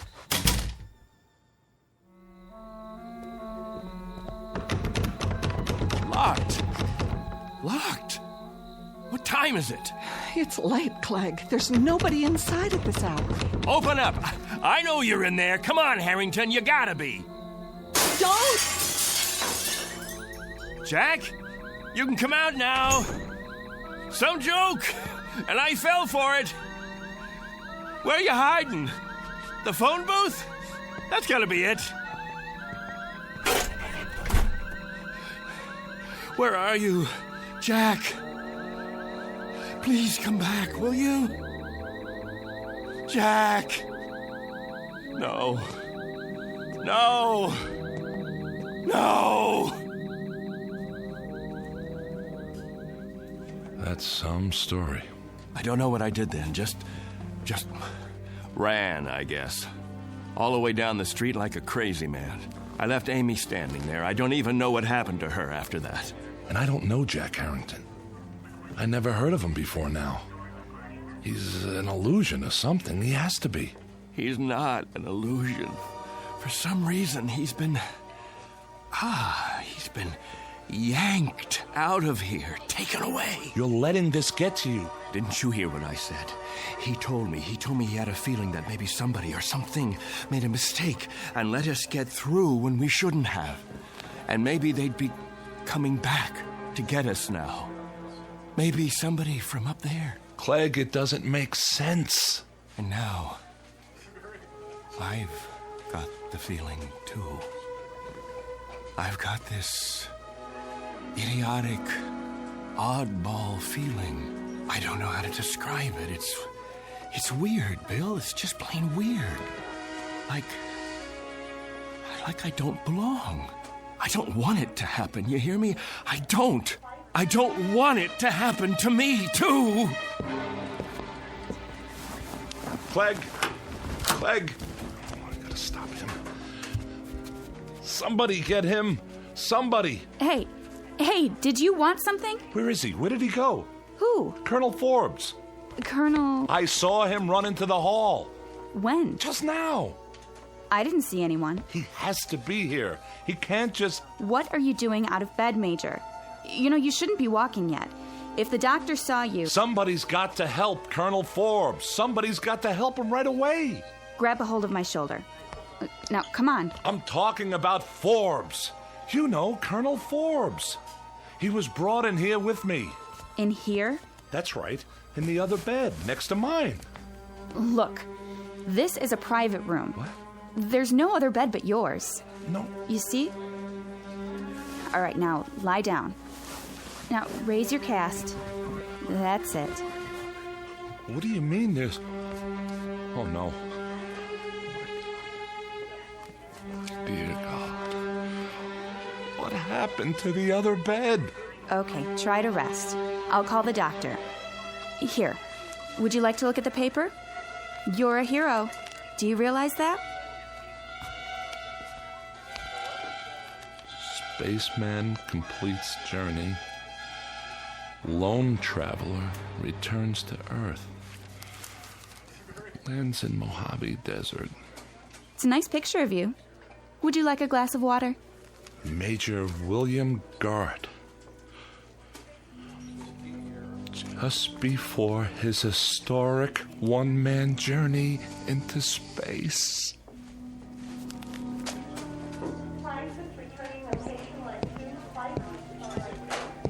Hey, Doctor. I was sorry to hear about that crash. What did they call it? The X6? Yeah. Well, we do the best we can. When they come back. Sometimes it's out of our hands. Mm-hmm. At least it was an unmanned flight. Well, that's the one consolation, I suppose. Anyway, I wanted to check the ward. How are we fixed for beds? I've got some men in the infirmary. Let's see. 2 open rooms at the moment, Doctor. Great. Oh, and number 14's empty at the end of the hall. It can take up to 3 if we move some beds in. Well, that should do. Order some beds up from QM, will you, nurse? Yes, sir. Right away. Once upon a time, there was a man named Harrington, a man named Forbes, and a man named Gart. All were officers in the United States Air Force, trained for experimental flights into the upper atmosphere. They used to exist, but don't any longer.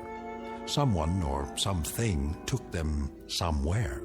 At least they're no longer a part of the memory of man.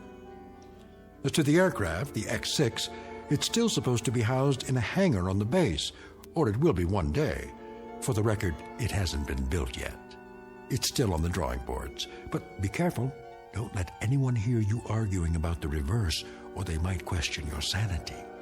If you have any questions about the aircraft or the men who flew her, be sure to speak softly and only in the Twilight Zone.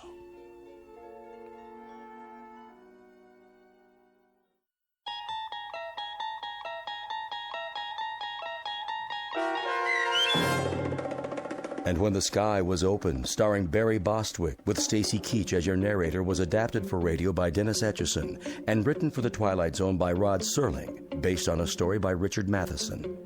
Heard in the cast were Mike Starr, Jeff Lupetin, Meg Thalken, Joby Cerny, Christian Stolte, Kurt Nabig, Richard Hensel, Doug James, Vince Amari, Justin Kaufman, Elizabeth Lido, Carl Amari, Jennifer Joy, and Tracy Hernandez.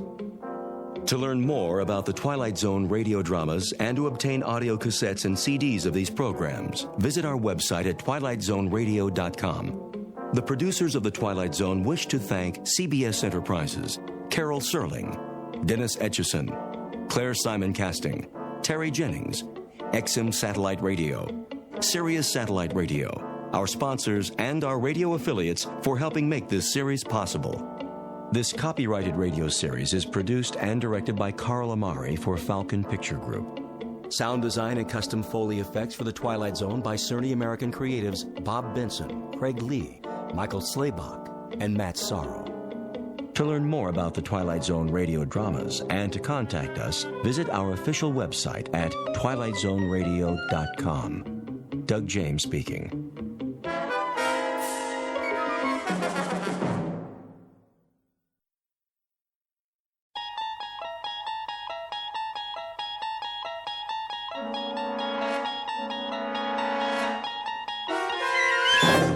There is a fifth dimension beyond that which is known to man. It is a dimension as vast as space and as timeless as infinity. It is the middle ground between light and shadow, and it lies between the pit of man's fears and the summit of his knowledge. This is the dimension of imagination. It is an area which we call the Twilight Zone.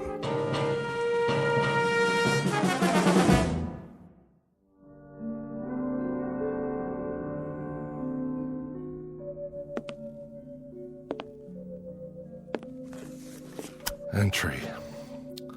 14th day, 6th month, year 4, I think. Kind of runs together after a while. Got up this morning, same as always. Big deal, huh? I even made my bed. See, it's strictly the honor system up here. Well, one more day scratched off the old calendar. First thing I did was, let's see, I made a pot of coffee. That's what they call this stuff. Next, some breakfast. Fake bacon and eggs. Hear that? Mm-hmm. Kind of makes your mouth water, doesn't it? Gotta watch the calories, though. Putting on some pounds around the middle. That's bad for the ticker. Wouldn't want to check out before my time. I make it 46 more years, give or take a few. Anyway, welcome to my world. At least I'll have something to play back later. Otherwise, I wouldn't have anybody to listen to. Because this way I know I'm dealing with a higher class individual. Corey, you did it again. My compliments to the chef. Now let's go outside and take a look around. Don't mind if I do. This is my backyard. And my front yard. It's all my yard now. No footprints in the sand except mine. I never even locked the door. Why should I? Nobody comes calling. Not even a lizard. Just miles and miles of nothing. Anyway, be back in a while. Time to go to work. I got a 1947 pickup truck out there. Been restoring it for years. Gives me something to do, like a hobby, you know? Allenby, he brings me parts a little bit at a time. Wonder how he's gonna get the long block here. Now that's gotta weigh more than a few pounds. Bye for now. This is Corey, signing off.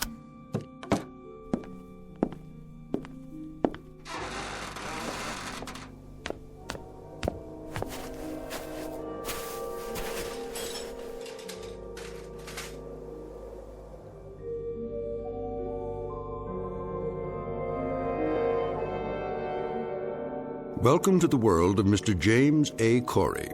A shack, a shed, and a yard made up of sand and scrub that stretches to infinity. His work? An old truck, cobbled together from junkyard parts. He takes his time, for there is a ritual to loneliness. Twice a day, Corey leaves his shack, goes over to his vehicle in progress, and makes a few minor adjustments. Then he sits in the front seat, stares through the windshield that isn't there, and perhaps succumbs to a wishful daydream that he is at the wheel of a moving car, and the car is on a highway and there is someplace to go. But this will have to remain a dream, because where this man is, there are no highways, no places to go, and no people to see. For the record, let it be known that James A. Corey is a convicted criminal placed in solitary confinement. And it matters very little that his confinement stretches as far as the eye can see. His sentence is the kind of isolation that can destroy a human mind. It is an exile far worse than a dungeon at the ends of the earth, because he has been banished to a place well beyond the earth. In just a moment, Mr. Corey will discover that he may not be alone for the rest of his life after all. And with that discovery will come the requisite spark of hope. But a spark is all it takes to fire a man's imagination in the Twilight Zone. And now, The Twilight Zone, and our story, The Lonely, starring Mike Starr, with Stacy Keach as your narrator. There she is, dead ahead. Got it, Captain. Prepare for planetfall. All systems check. Sir? What is it, Carstairs? I got a question for you. How can we still call it planetfall if it's only an asteroid? That's a good one. Well, call it whatever you like, off the record. But we're on the record now. This isn't a training mission.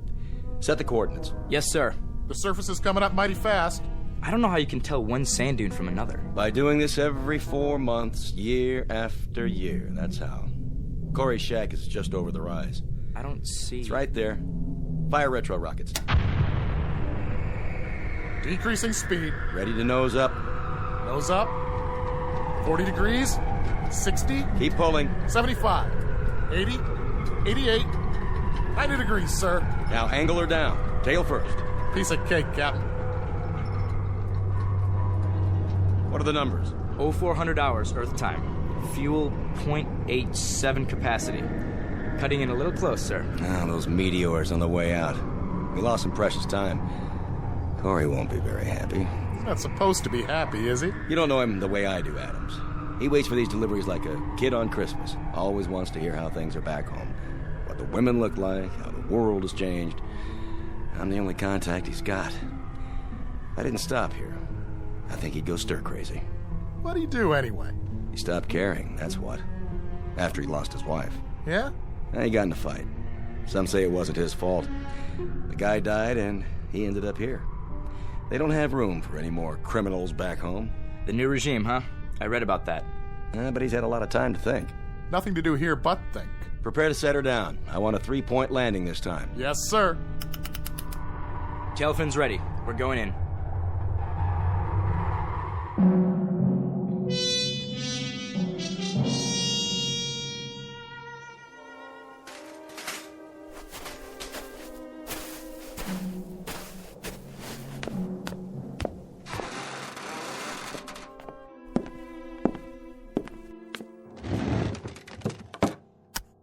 Entry. 15th day, 6th month, year 4. I'm even measuring time by this place now. I go on every day like the day before and the day before that. The weeks, the months. But I can't give in. I have to stick it out. There'll be a supply drop coming soon, I think. They're overdue. Hope it's Allenby's ship. because he's a decent man and he brings me things. Like he sneaked the parts for that antique out there. Few pieces at a time, as much as he could carry. Thank God for that truck and the hours it used up. I can look at it out there and know it's real. And reality is what I need. Because what else is left that I can believe in? The desert? The wind? Myself? Here's a thought. Maybe I'll end up like that truck. Inanimate. Nothing but an object sitting in the sand. Wonder if I'd still feel the loneliness. Would I feel anything? Hey! That's it. The ship. Hear that, diary? Now I don't have to talk to you. I've got somebody else. Besides myself. Be back later.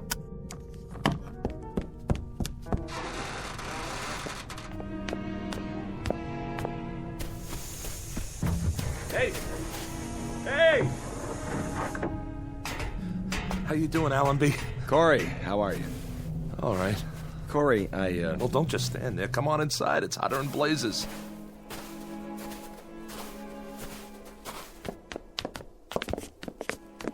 What a place you got here. Glad you like it. I didn't say I liked it. I think it stinks. And I guess you think I don't? I don't know what you think. Hey, take it easy, Adams. Well, you don't have to live here now, do you? No, but I've got to come back here 4 times a year. And that's 8 months out of 12, Corey, away from Earth. Sometimes my kids don't even recognize me when I get home. I'm sorry. I'll bet you are. Come on, fellas. Have some coffee. I got some clean cups. That's all right. Corey. Wait, what am I thinking? Let me pour you a real drink. Thanks, Corey. It's real nice of you. Not right now, Carstairs. If you say so, Captain. Hey, this isn't so bad, huh? I like the way you set it up in here. Sure. I have what I need. Most of it anyway. Thanks to the captain there. Yep, you got it made. This is Corey's kingdom, and it never changes. Sit down, everybody. How about a little poker? 4-handed draw, jacks to open. Who's in? We don't have much of a layover this time. All right, no openers. Joke is wild. There was some trouble on the way, and we lost time. Deuce is wild. How's that? Or blackjack? Anybody want to play blackjack? You can count to 21, can't you, Adams? Listen to this guy. Look, we've only got 15 minutes, guys. So what? Nobody's checking your schedule out here. What's the big deal? I'm sorry, Corey. This isn't an arbitrary decision. If we delay our departure by more than 15 minutes, that places us in a different orbital position. We'd never make it back to Earth on the fuel we've got. We'd have to stay at least 14 days before we're in position again. So? Why not hang out here? I've got some beer put away. I can turn up the generator and get it cold. We'll sit around, talk. It's just not possible. It's a few lousy days. A few hours, even. A couple of card games, at least. How about you guys? What's the matter? Think I'll murder you or something over a bad hand? Not this time, Corey. All right. 3 or 4 minutes gone already. Better get going. I wouldn't want to foul up your schedule. Not for a lousy game of cards or a few bottles of crummy beer. How's your water supply? Don't worry about it. I got plenty.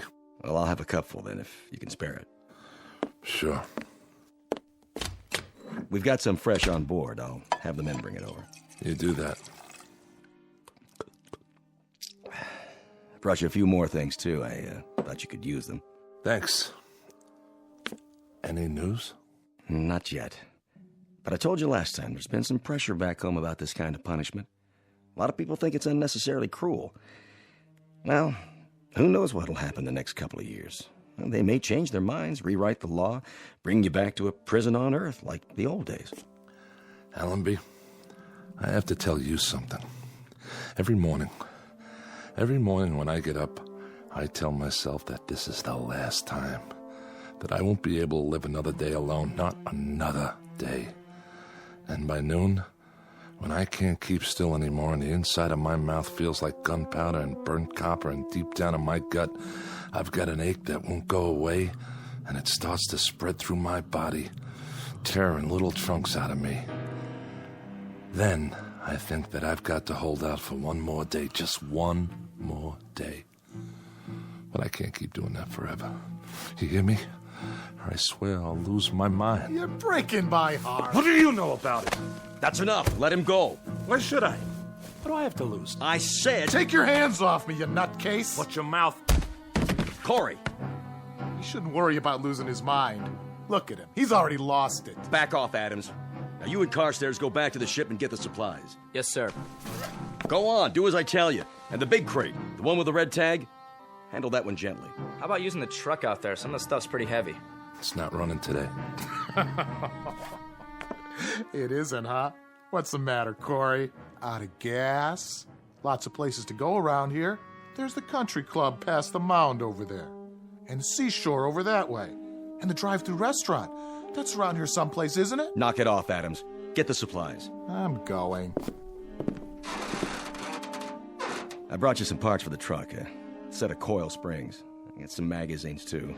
Strictly on my own. And some old vintage movies. Science fiction. You'll get a kick out of them. I'm sure I will. I brought you something else. Yeah? It would mean my job if they found out. Look, Allenby, I don't want your gifts. I don't want your tidbits.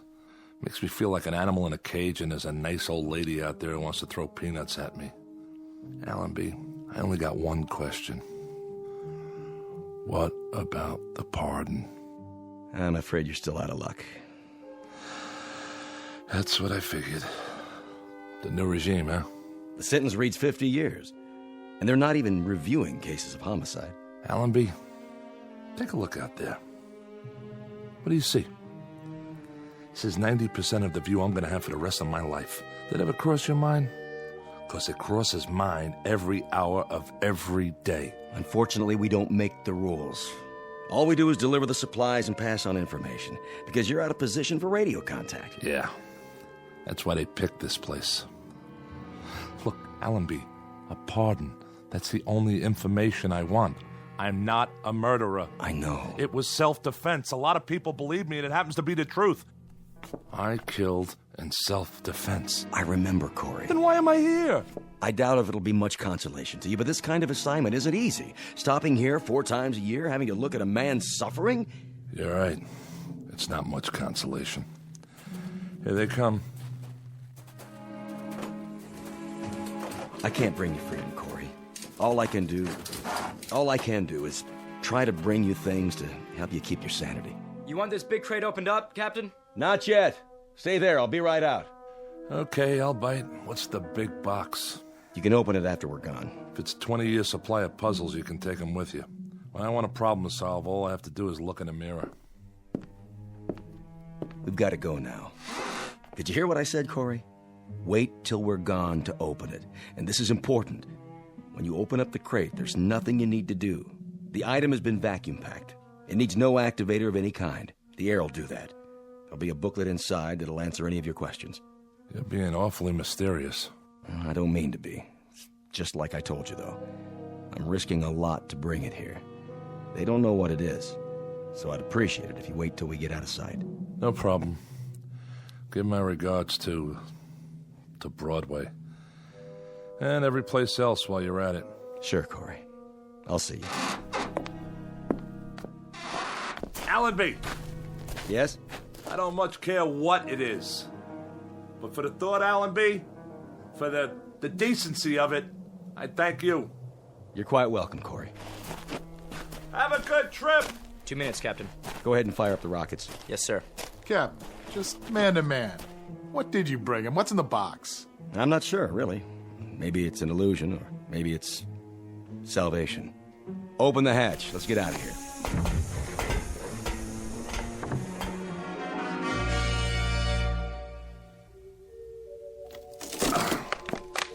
What? You are now the proud owner of an XB-1 robot. This model represents the latest in modern technology. Do not think of it as a machine. For all intents and purposes, it functions as a highly sophisticated simulacrum of a human being. Hello. My name's Alicia. What's yours? Hold on a minute here. Don't I speak clearly enough? No, you sound fine. Fine. What is this thing? Both physiologically and psychologically, she is comparable to a living human with a full set of emotions, a writable memory track, and the ability to reason and to speak. She is immune to organic illness and under normal circumstances should have a lifespan similar to that of a human being. Caution must be taken against exposure to excessive heat and moisture. She comes complete with a loose-fitting microfiber garment for general use. Would you answer my question, please? What question? What's your name? Corey. My name's Corey. I like that name. Good. Glad to hear it. Now, if you don't mind, what are you doing? What is this place? This is mine. My place. Yours? Where I live. Alone. Allenby must think I'm pretty far gone. Hey, don't move that. It's my cup. I've still got some water left. Water? Do you like water, Corey? Yeah, I like it. Leave it, I told you. Would you like some more water? No, that's okay. Not right now. Very well.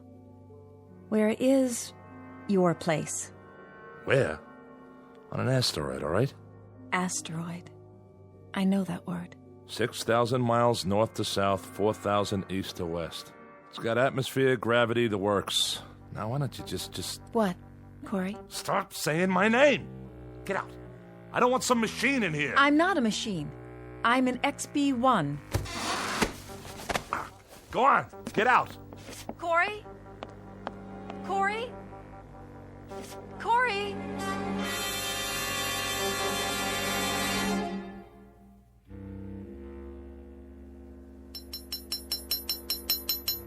Ow! Blasted coil springs. What's wrong, Corey? Nothing, all right? I brought you some water. Where shall I put it? Just leave it. But it will get warm on the sand. It won't taste as good. You know that, huh? What it tastes like? I can feel thirst. Yeah? What else can you feel? I don't understand. Can you feel heat and cold? The wind? Yes. How about pain? Can you feel pain? That too? How? How can you? You're a machine. Excuse me. A different kind of machine. Yes. Of course you are. So why didn't they build you to look like a machine? Aren't you made of metal with nuts and bolts sticking out of you? With wires and electrodes? Would you prefer that? You know, I might. Because then you wouldn't be a lie. A lie? Why do they cover you with stuff that looks like flesh? Why even give you a face in the first place? A face that if I look at it long enough, it almost makes me think... makes me believe that... Believe what? Stop asking me stupid questions. I didn't mean to. Look at me. Don't hang your head. Corey. Turn that face up. I'm talking to you. Corey, please. Don't give me any of that phony stuff. Somebody program it into you? Why? What's the point? To mock me? I'm not mocking you, Corey. Yes, you are. Every time you talk to me, every time you look at me, like right now, I'm being mocked. You hurt me, Corey. Hurt you? How could I hurt you? This arm, it isn't real. Please, let go of me. There aren't any nerves under there. There aren't any tendons or muscles. There isn't any flesh and blood. But you don't even know what I'm talking about, do you? What are you doing? Oh, just what do you think? I'm looking for the right tool for the job, and you know what that job is? No. I'm going to turn you back into parts the way you should have been in the first place. Maybe I can use some of them in the truck. Corey, that's a hammer. That's right. That's what it is. You know what you are? You're like this broken down heap of iron sitting here. Exactly like it. You're just a hunk of metal and plastic and God knows what, with arms and legs instead of wheels. But that heap doesn't mock me the way you do. Doesn't look at me with make-believe eyes and talk to me with a make-believe voice. No. Well, listen, you machine. I'm sick of being mocked by some kind of ghost, by the memory of what a woman looks like. Well, I don't need it. I've got enough memories. I don't have to be reminded of anything. And that's all you are. Nothing but a reminder that I'm so lonely I'm about to lose my mind. That's right. Close your eyes if you want. I don't care.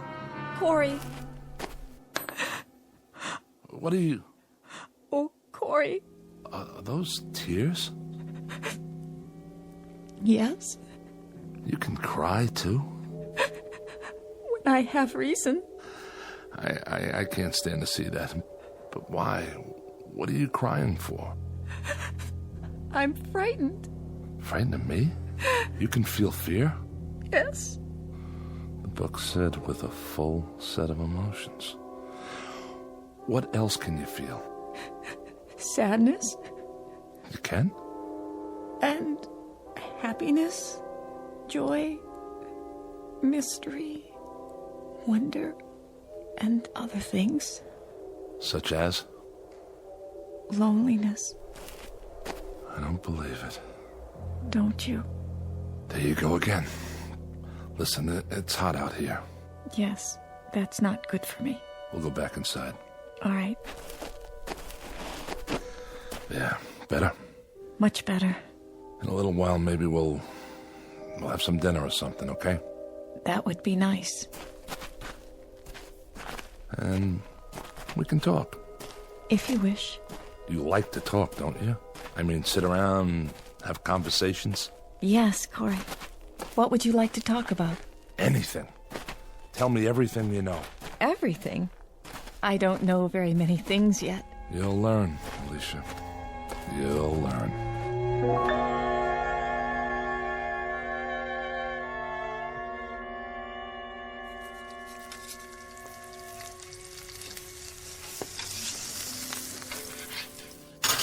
Here you go.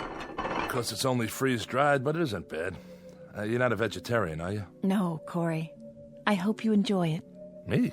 This is for both of us. It smells wonderful. You haven't touched your wine. I'm fine, thank you. No. Go ahead. Drink up. I don't require food or drink, Corey. Is that right? Yeah, of course. What am I thinking? You should have let me prepare the meal. Why, you're not a slave. We're going to be partners from now on. You and me. No. But it means so much to you. I like to see that. It makes me feel happy. Does?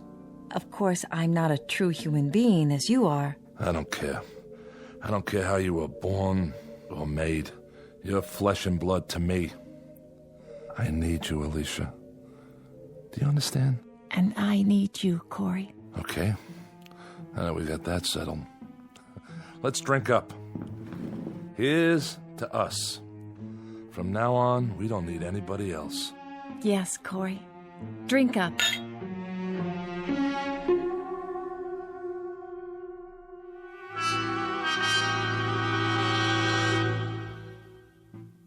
Alicia has been with me for 11 months now. Twice when Allenby brought the ship in with supplies, I've hidden her so the others wouldn't see. But each time, I've seen the question in Allenby's eyes. It's a question I have myself. And I don't have the answer. It's difficult to explain the sum total of this relationship. It's strange, all right. Man and machine. But it's also man and woman. There are times when even I know that Alicia is simply an extension of me, a mirror of my needs. I hear my own words coming from her. The things she's learned to love are the things I love. Where do you want to store the magazines and books, Corey? Anywhere, Alicia. Anywhere you'd like. I think I've reached the point now where I won't analyze her any longer. I accept her as a part of my life, an integral part. I don't know how I ever got along without her. Because I'm not lonely anymore. Each day is something I can live with, something new. It's a gift. Nothing else matters. Because I love her. I've been trying to get up the courage to tell her. That's all for now. Alicia? Yes? I think I'll go outside and work on the truck for a while. Shall I go with you? That's all right. No, wait. Why not? You can see how it's coming. Just don't stay in the sun too long. I won't. I haven't done much work on it lately, but it's gonna get finished. And it'll be great, I promise. I believe you. Go on, get in the front seat. If you like. Right next to the driver. Are we going somewhere? We sure are. Let's see, how about burgers and a movie? But we have the movies Allenby brought us. Haven't you ever been on a date? First, I pick you up. Then we go to the movies, a drive-in. How about that? You don't even have to get out of your car. Then we go to a drive-in restaurant on the way home. We still don't have to get out of the car. Isn't that something? We order burgers and fries, maybe a chocolate shake. Then we drive home real slow. Home? You know, where we live. Where we really live. Where we belong. Sounds wonderful. Sure it does. There's lots of places we could go. Take a drive out to the beach or a cruise. So I can show off my girl. Would you show me off, Corey? You're darn right I would. 'Cause you're beautiful. Alicia, something I've been wanting to tell you. Corey? Yeah, What star is that? you can't see stars in the daytime. I was going to tell you. But maybe it's a ship. The ship's not due for another month. What is... There! See it flash? It looks like silver. Wait a minute. It must be Allenby's. That's the only one that ever comes this close. Corey, what does it mean? I'll find out. You wait here. Just wait, all right? If you say so.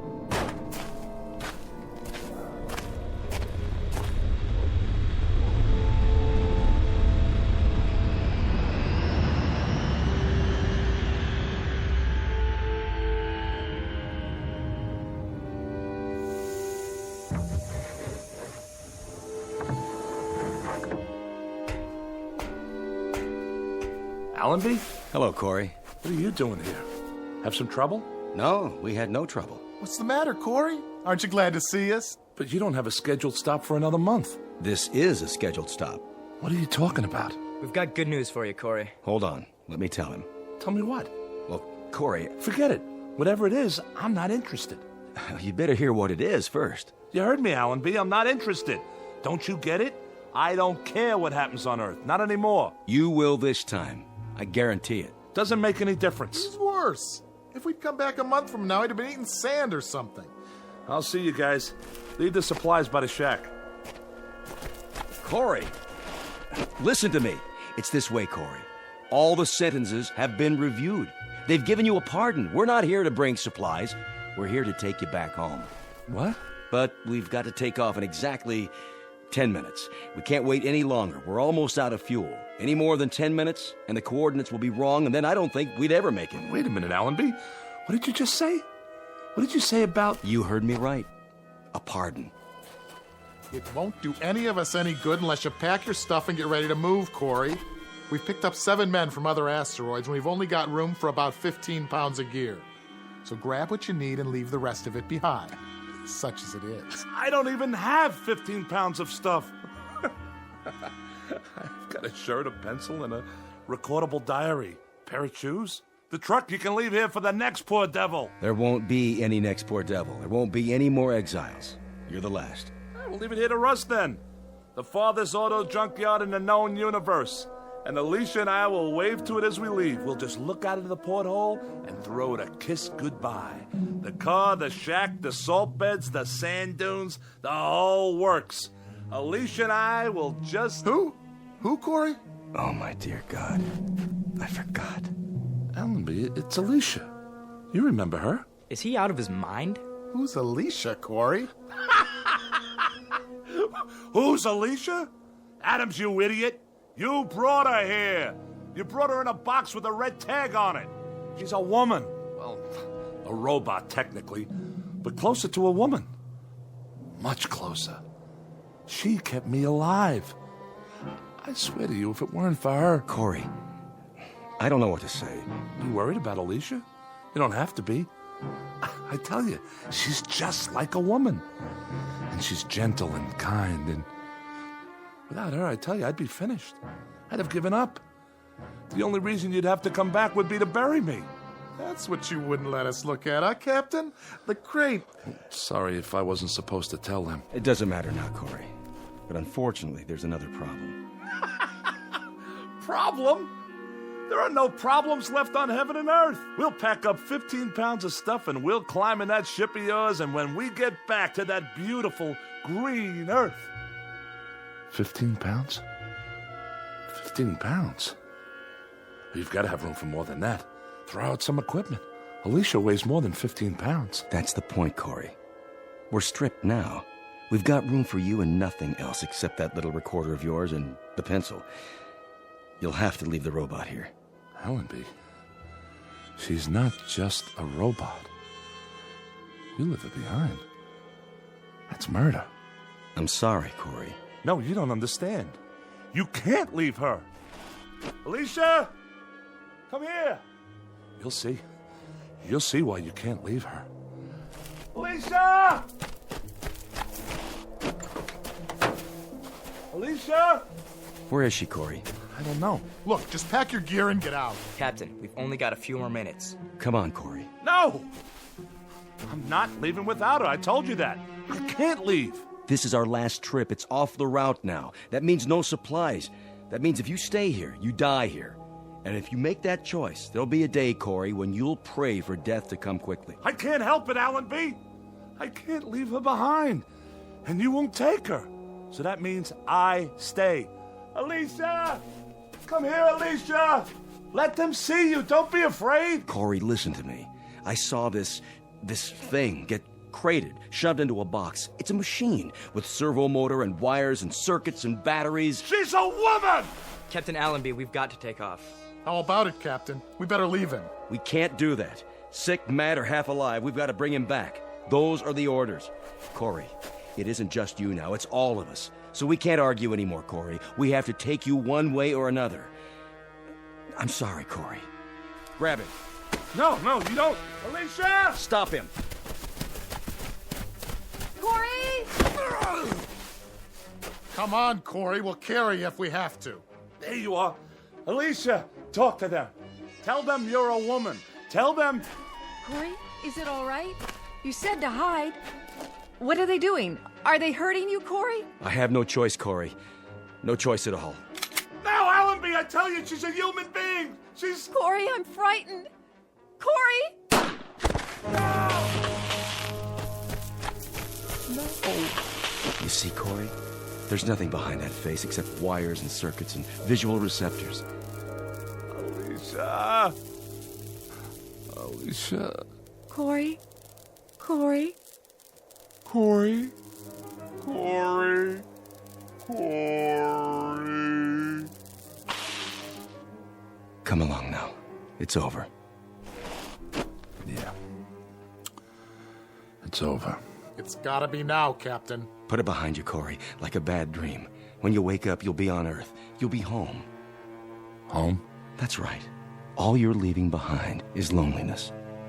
I'll have to remember. Remember to keep that in mind. Let's go, Corey. Let's go home.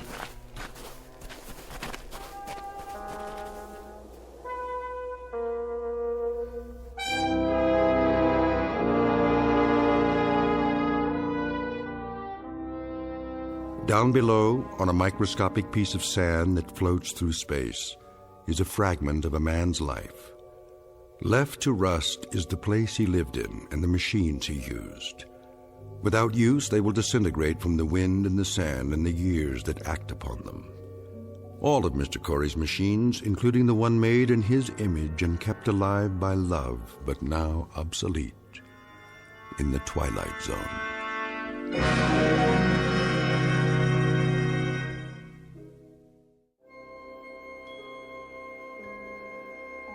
Hi, this is Carl Amari, producer of the Twilight Zone radio dramas. I'd like to take a moment to tell you about our official website at twilightzoneradio.com, where you'll get the latest news and information on these Twilight Zone radio dramas. Plus, at twilightzoneradio.com, you can digitally download 3 free episodes or any of our episodes for only $1.95 each. In this age of ever-changing technology, we've decided to make these episodes instantly available to you by making the Twilight Zone radio dramas a digital download-only series. This means that this series will no longer be offered on CD. The CD collections at our website are now being offered while supplies last at buy one, get one free. So be sure to get your favorites before they're sold out. Be sure to visit us often, and I'll see you in the zone.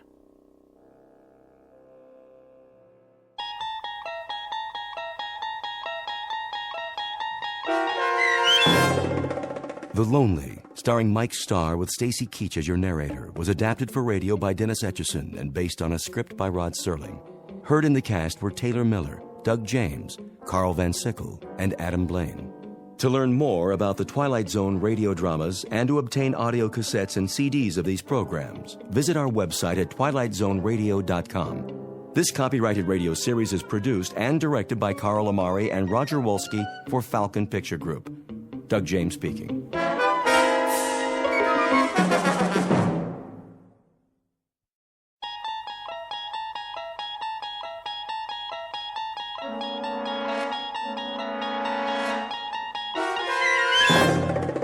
You unlock this door with the key of imagination.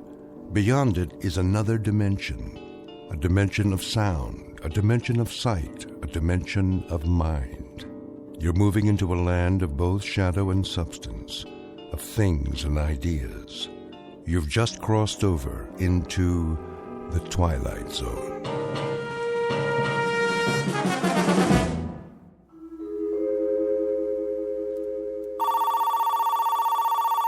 The Gerald Hugo Agency.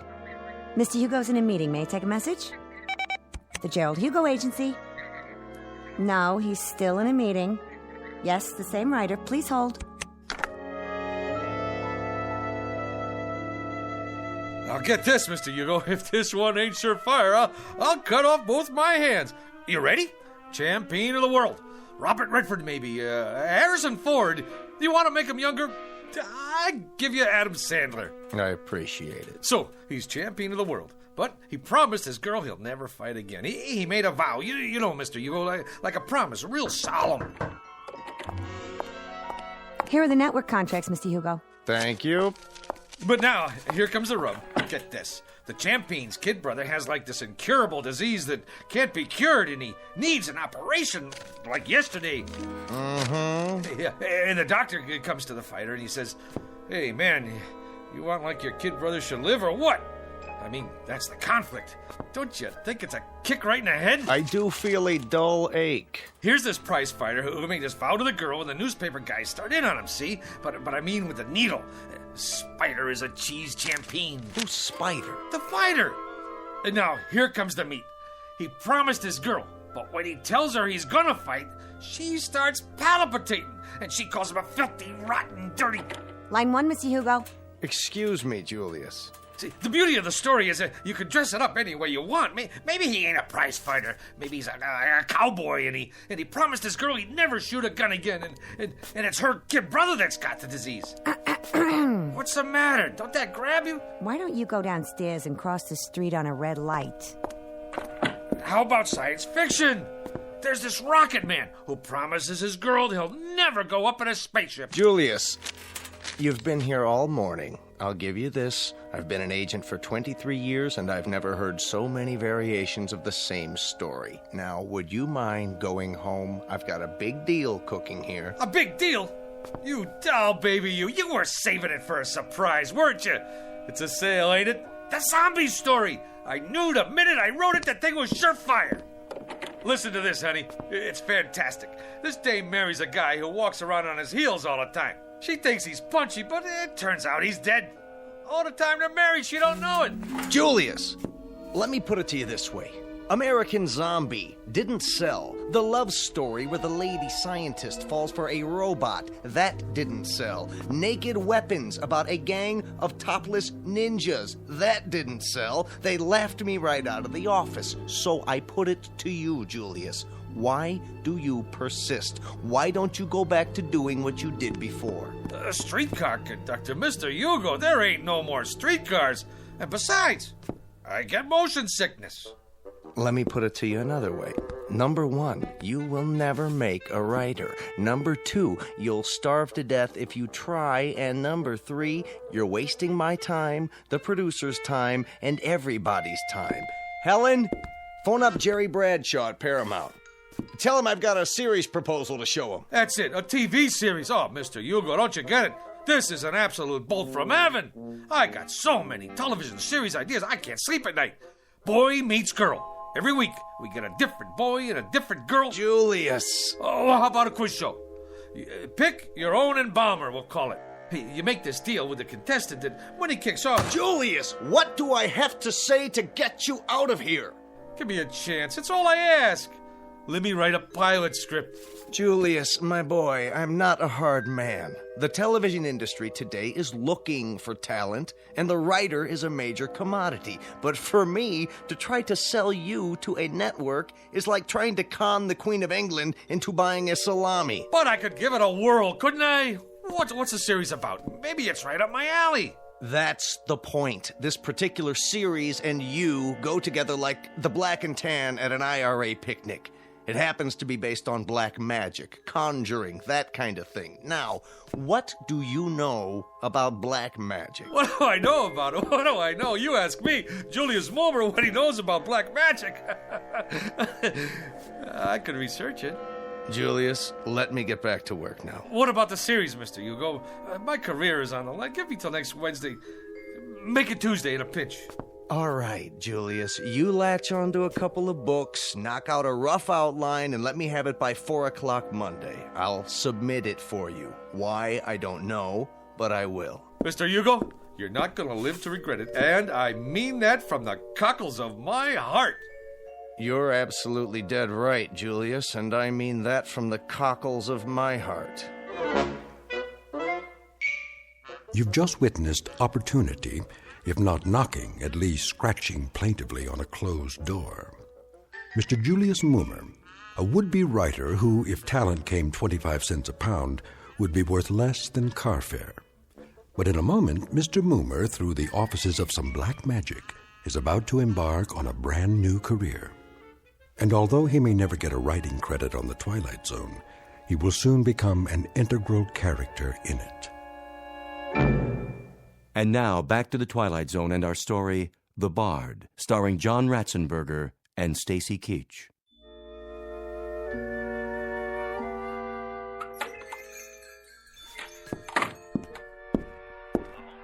Hello? Anybody here? Yes. Hey, what are you listening to? The ball game. Oh, this is the Minor Arcana bookstore, right? Sure is. What'll it be? I have a special price on first edition Keats. Okay, show me a keep. That's a man's name, not a thing. And not a very uncommon name at that. There was a third baseman came up from Newark, played for the Yankees one year. They used to call him Beanball Keats. Yeah? Held the American record for getting beaned the most times. One time they were playing the Browns. That was when St. Louis had the Browns, and he got beaned 3 times the first 5 innings. Old Beanball Keats. You learn something new every day. Ever hear of a pitcher named String Bean Slattery? Well, Now there was a beanball artist. He could hit a batter when he was still in the dugout. As a matter of fact, he did one day. Hit a third base coach, played for the A's. Fellow named Lefty Mahoney. Old Lefty was just taking a drink when String Bean wound up and tossed one at him right on the noggin. It seems there was a feud going on between them when they played for Binghamton in the old NYP League. Mahoney used to wipe the spit off String Bean's pitches. Mahoney was catching at the time. String Bean's father used to be an outfielder for Syracuse in the International League. I don't need no book about baseball. You don't? Oh, how sad. It's a wonderful sport, you know. Where were we? I come in about... Well, what I had in mind was... Yeah? What do you got on black magic? You have an interest in the black arts? You bet I do. See, I'm Julius Mulmer from television. Oh, I'm Sadie Polodny from Newark. I'm afraid I don't have very much on black magic. I have a great deal of information on the Black Sox, however. You probably know they threw the series that year. Terrible thing. Very discrediting to the game. And they could have taken the series 4 in a row, too. That's where that expression, say it ain't so, Joe, comes from. Now, what is it you wanted? Books. Black magic. I'm afraid that one eludes me, but I'll tell you something. If I could exercise a little magic, I'd see what I could do about getting the New York Giants back. Hey, look out! Don't worry, that shelf will stand anything. I'll get it for you. Now, isn't that strange? It's one single book. That's the only thing that fell off that shelf. And it fell right in front of me. Which one is it? The Book of the Black Arts. What do you know about that? Lady, can you do that trick again? Well, this book and I have never been formally introduced. We are total strangers. Here, you want black magic? You got it. Maybe it's some kind of sign. Well, if it is, it's your problem now. It's been a real pleasure meeting you, having this chat. Mutual. You didn't happen to play third base for the Elmira Pioneers one year, did you? How much I owe you for the book? Nothing. Accept it as a gift. You're a wonderful ball player and a credit to the sport. It's been great. Now, bye.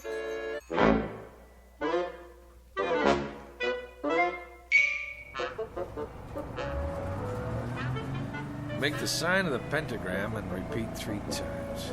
Let's see if I got this right here. In the name of the Prince of Darkness and the Black Sabbath, Beelzebub, Beetlejuice, Asmodeus of Astrogoth, Ozzy of Osborne. I can't say all that. Zaza zoom, ba ba boom, ipsy dipsy, ba ba boom.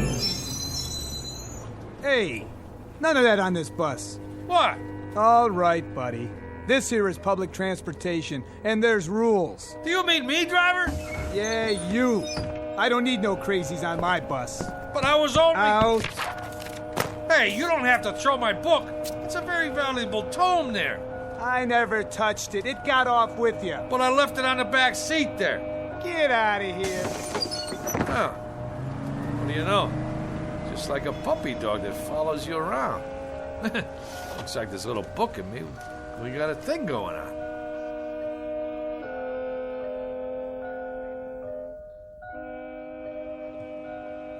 Seven times 7 be thy number, but 666 be thy fate. Yeah, right. It's all this mumbo-jumbo anyway. What's going on here, Jack? Not a thing, officer. I was just reading. Yeah? Well, do me a favor, will you, bud? Read someplace else. What's the matter? There's a law against sitting on a bench in Central Park with literature? There is if you make my horse nervous. He knows when somebody's up to something. He's got instincts. So whatever it is, do it someplace else. I don't get it. On account of why? Move it! Cossack. Stormtrooper.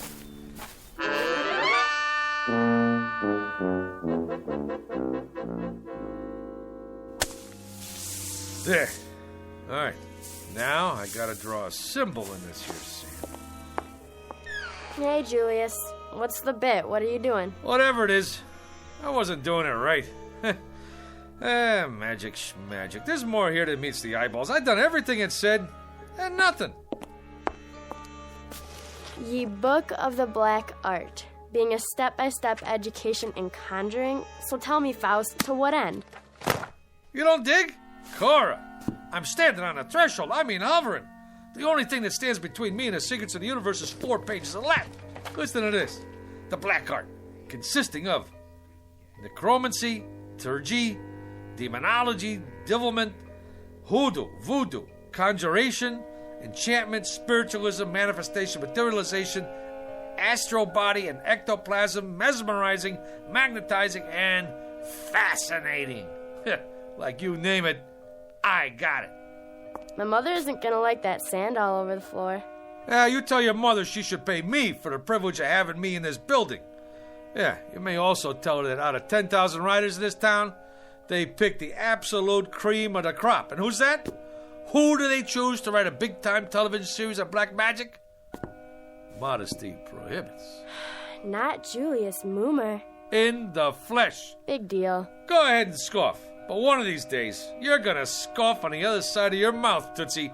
There's gonna be a big, long limousine parked down below with 2 Lazarian coachmen. Liveried. Huh?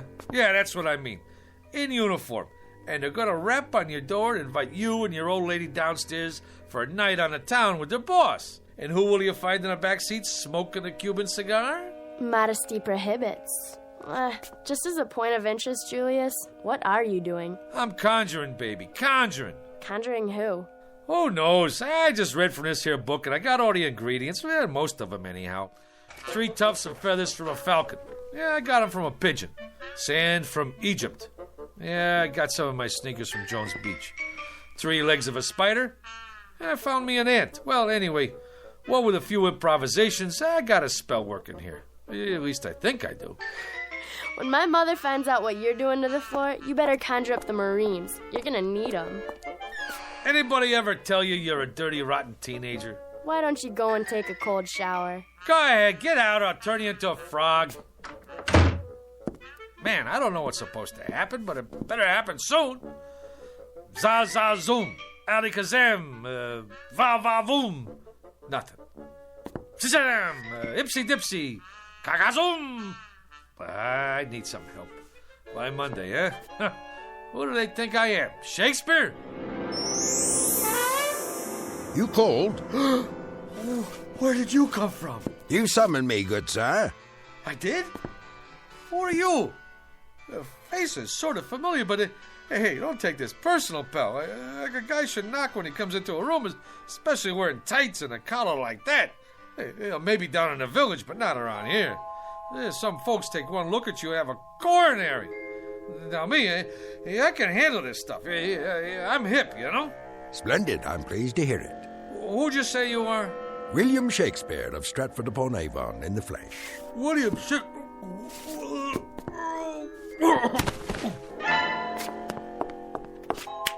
Good sir, I await your pleasure. What do you want from me already? Prithee, good sir, ask not what I want of thee, but rather what dost thou ask of the Bard of Avon? Would you try that one more time? It seems I must speak in the parlance of the time. Your time. I simply said, good sir, it was you who conjured me up, and I'm at your service. What would you ask of me? On the level, Pops. You mean to say you're the Shakespeare? Man, you've been dead 1,000 years. 'Tis true, of course, but death be not proud. You required a service of me, hence I am at your disposal. Well, He speaks, yet he says nothing. Romeo and Juliet, Act 2, Scene 2. Quaint surroundings, decidedly so, if squalid. And this, an ancient printing device, perhaps? Yeah, that's my Underwood typewriter. I inherited from my old man. He used to write letters on it. You would ask me to compose a sonnet, perchance, a play?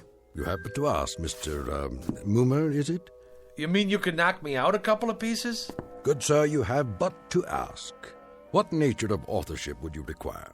Oh, I got me an idea, Will. You don't mind me calling you Will, do you? What's in a name? That which we call a rose by any other name would smell as sweet.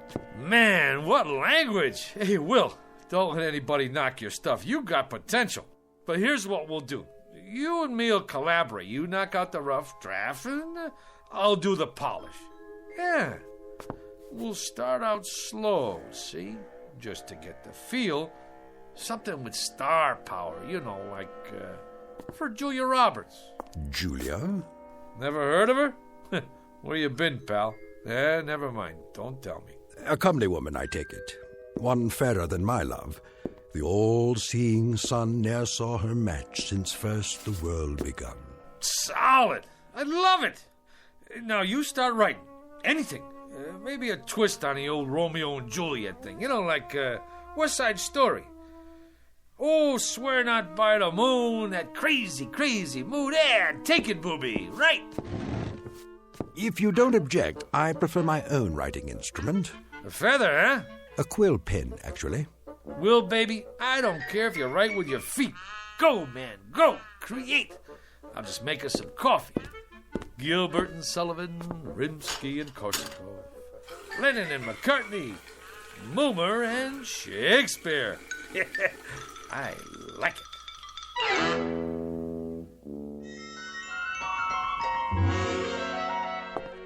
What are they saying? I presume they're talking about your script. That's the point, honey.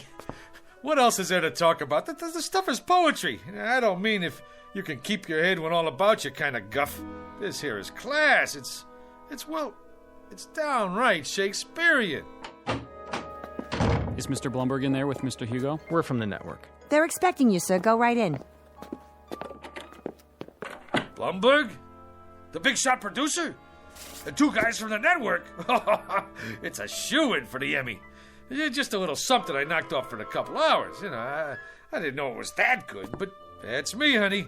Never did know my own worth. I mean, Monday I knocked myself, Tuesday I knocked myself, Wednesday... Have you got any openings for Thursday? I'd like to make an application. I'm Mr. Dolan. This is Mr. Nolan. We're from the ad agency. Go right in, sir. They're expecting you. Come in, gentlemen. What were you saying, Mr. Bloomberg? I don't know. That's our feeling too, Mr. Blumberg. Our take two. Sponsor-wise, the thing requires some noodling. That is, we can't afford to jump off a bridge with this one. I concur. It's so archaic. I mean, language-wise, it's... Well, it's still rough. Fresh as a bridegroom and his chin new reaped, Showed like a stubble land at harvest home. He was perfumed like a milliner, and twixt his finger and his thumb he held a pouncet box, which ever and anon he gave his nose and took it away again. Well, you gotta say this for it. It has imagery. Right, Mr. Blumberg. Imagery it has. I was going to comment, the thing did possess at least a modicum of imagery. Right, Nolan? I concur. What's the time slot? Yes, what about the time slot? Thursday, 10 to 11. And what's the lead-in? The Indefatigables. Solid show. The private eye with insomnia never sleeps. Ratings-wise, it's a solid smash. May I? Please. And if the boy have not a woman's gift to rain a shower of commanded tears, an onion will do well for such a shift. Onion? Could be a sponsor conflict. I concur. Could we make it, turnip? Solid thinking. Everybody knows about turnips. You say turnip to the lady in Dubuque, she's with you. I like it. A shower of commanded tears. Shower. Suggest inclement weather. And people don't shop in inclement weather. Make it a sunshine of commanded tears. Solid. I concur. I think we could call the writer in now. A tremendous talent, prodigy of mine. What are his credits? He was a streetcar conductor, an observer of the passing scene, an incredible judge of human beings. You can see that in every line. A modern-day chronicler of human foibles. Solid. Let's send in Mr. How are you, Mr. Hugo? Gentlemen, well, what do you think? Like literature, huh? It shows some promise. Mr. Dolan here represents the sponsor of the Shannon Classic Playhouse. The Shannon Food Corporation. You no doubt have eaten their products. Oh, endlessly. This boy is a Shannon booster from way back. Oh, man, that's the truth. That Shannon's onion soup, this I dig. We don't make onion soup. That's French in origin. We're an American firm. Red, white, and blue, right down the line. I concur. Man, I'm glad you said that, because I always say, if it's good enough for the lady in Dubuque, it's good enough for me. Now, let's get down to some business here. The Tragic Cycle, written by Julius Moomer. Act 1, Scene 1. The camera fades in on a shot of the garden. You know, like with turnips.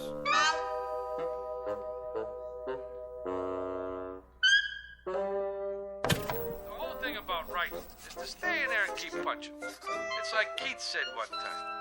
All the time, keep punching, or you're done for. Hey, how about that, Will?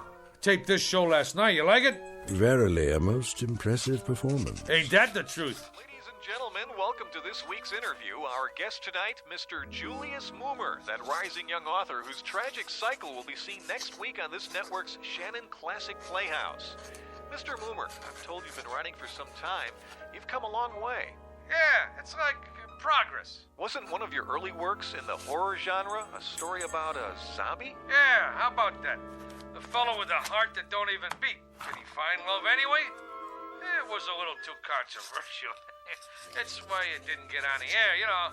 But I'm always trying to tackle controversial stuff, you know, pushing the old envelope. What about your TV pilot script, Mr. Moomer? A situation comedy involving a billionaire. Just plain Trump. Yeah.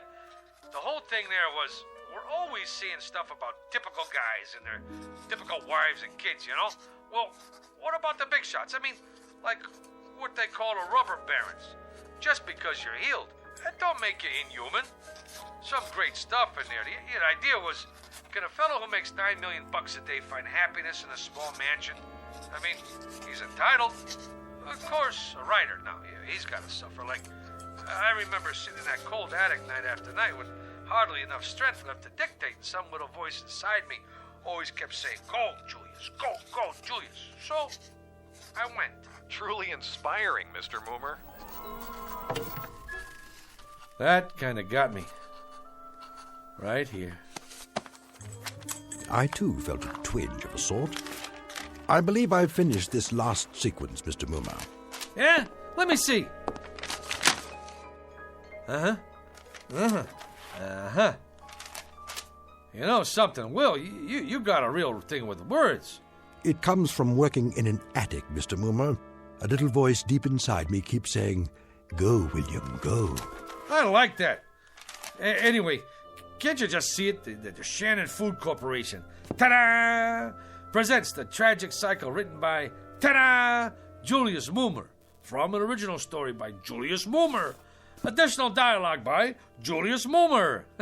Lucky I'm so modest. A thing like this could go to a guy's head. They're already talking another miniseries, movie contracts even. Maybe a Broadway musical. Well, you don't look so good. Like a strutting player whose conceit lies in his hamstring. That's from Troilus and Cressida, Act 1, Scene 3. In short, Mr. Moomer, you have not been prone to extend credit where it is due. At no time, for example, have I heard the name Shakespeare, or for that matter, any suggestion of collaboration on our play. Well, baby, we gotta play this one by ear. I tell him a guy named Shakespeare helped me write this, they'd stick me in a straitjacket. Be that as it may, the point is, Mr. Moomer, I have finished my task. I will now take my leave. What, are you out of your mind? This whole thing is coming out velvet. You want to creep back in some crypt and get forgotten? Come on, man, you're big time now. I'm making you a household word all over again. With all due modesty, would the name of William Shakespeare have survived the test of time without the support of Julius Moomer? Yeah, but fame flits. Who remembers yesterday's champions? Sure, Root hit a lot of home runs, but who asked him for his autograph now? Nobody. Nijinsky, that's pretty good, but who remembers her last movie? You did something right, but out of sight, out of mind. Shakespeare's dead, long live Mickey Spillane. Get me? My good man. You can't desert the ship. Now, what are people gonna say? That Fink who didn't have no gratitude? We got projects to do. Go out to Hollywood. Hey, the babes go crazy for guys with beards. I shall ponder it, Mr. Moomer. Till when? Till tomorrow. To date, you have not seen fit to invite me to any rehearsals. Tomorrow I shall survey the actors performing in it, and if justice is done to what I have wrought, perhaps I shall remain for a time longer. Now you're talking. Now I shall take a walk. I am that merry wanderer of the night, Midsummer Night's Dream. Act 2, Scene 1.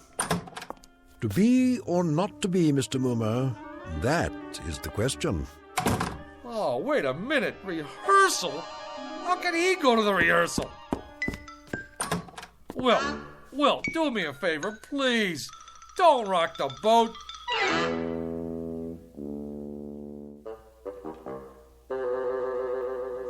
Comfortable, Mr. Shannon? Well, these seats are kind of hard on the old derriere. Mr. Shannon, before we begin the rehearsal, I'd like to say we're fortunate, sir, to have secured the services of the hottest young actor in the business, Rocky Rhodes. Rhodes, Schmodes, I sell soup. Which one is he? Oh, the attractive one in the T-shirt and the motorcycle boots. All right, people, we'll pick it up with Scene 2, Act 2. Now, Felicia, remember that at this moment, life and death await you in the hallway, and when Rocky comes through that door... I got a question. Yes, Rocky? I mean, like, what's the tertiary motivation? Like, when I open the door, like, why? Why, Rocky? Exactly. Like, any slob can walk in the door, but he could do it any time. But I ask myself, would I walk through that door? How come? I gotta find my motivation. So the question is, where is my motivation? Well, I'd say you walk through the door to get inside. That work for you? Yeah. Wow. Great. Let's run through this and see how it plays. Shall we do that? All right, people. Come on, folks. From the top. I don't care what you say. If Jeremy comes here tonight, I have to go away with him. Oh, come, Olivia. Cast off those benighted colors of Benetton and gaze as a friend on the people of Greenwich Village. The village people? Here? She's got a point. Let not forever with your veiled eyes seek your noble boyfriend in the dust motes. I know it is common, but all that live must die. That's easy for you to say, sister. But outside this room, this tenement is a harbinger of the worst kind of fates. Is it Jeremy? Or his killer? Am I to be a correspondent of love or a recipient of hate? This is the real question, the biggie. Who awaits me out there, I ask you? Come on, cop out! I'm looking for Mr. Moomer. Shh! Quiet on the set! May we continue, people? Once more, and get ready for your cue, Rocky. I don't Sit care down, what Will. you say. How does it look to you, Mr. Jeremy Shannon? comes here Only tonight. great? What about the commercial? Where does that come in? Right after the opening teaser. Are they gonna put a spotlight on the soup? Well, that comes in the first commercial. I know when that comes in, but I want to make sure you see the label. When the soup is Shannon's, I want 40 million people should know it's Shannon's. I concur. It's imperative that we see the label. Cut! Take 5. Who is that? What's he dressed up for? Oh, that's my typist. On your staff, is he, Momer? Well, actually, he's a relative on my mother's side. He's eccentric. Eccentric? You know, he has delusions. 1 week they come, 1 week they go. What about this week? Yeah, this week he thinks he's Shakespeare. Hey, come on over here, Mr. S. Meet the boys. I've been telling them all about you. Would that we had this much space at the Globe. Yeah, they're just going over the second act. Ah, the balcony scene, a most delightful love sequence. On a balcony yet? Yeah, I was going to mention it to you, Will. Mr. Shannon asked us to make a little change in the love story part. You know, the business on a balcony. A thing of beauty. Oh, spirit of love, how quick and fresh art thou. Who owns balconies these days? Tremendously valid point, Mr. Shannon. No question about it. Right on down the line. You mean no balcony? You see, this here is television. It's like you gotta grab them quick. Instead of the boy climbing up to the shrubbery to meet the girl, it's a subway station. You jest. That's the bit. She sprains her ankle, and this here boy kind of like the doc on ER. He operates on her ankle right there between the Brighton Express and the Bronx Local. You see, doctor stories are big this season. All right, cast. I want to run through the next scene. Mr. Mumar. What's the trouble, Will? Is that Esmeralda? In the blue canvas breeches? The jeans?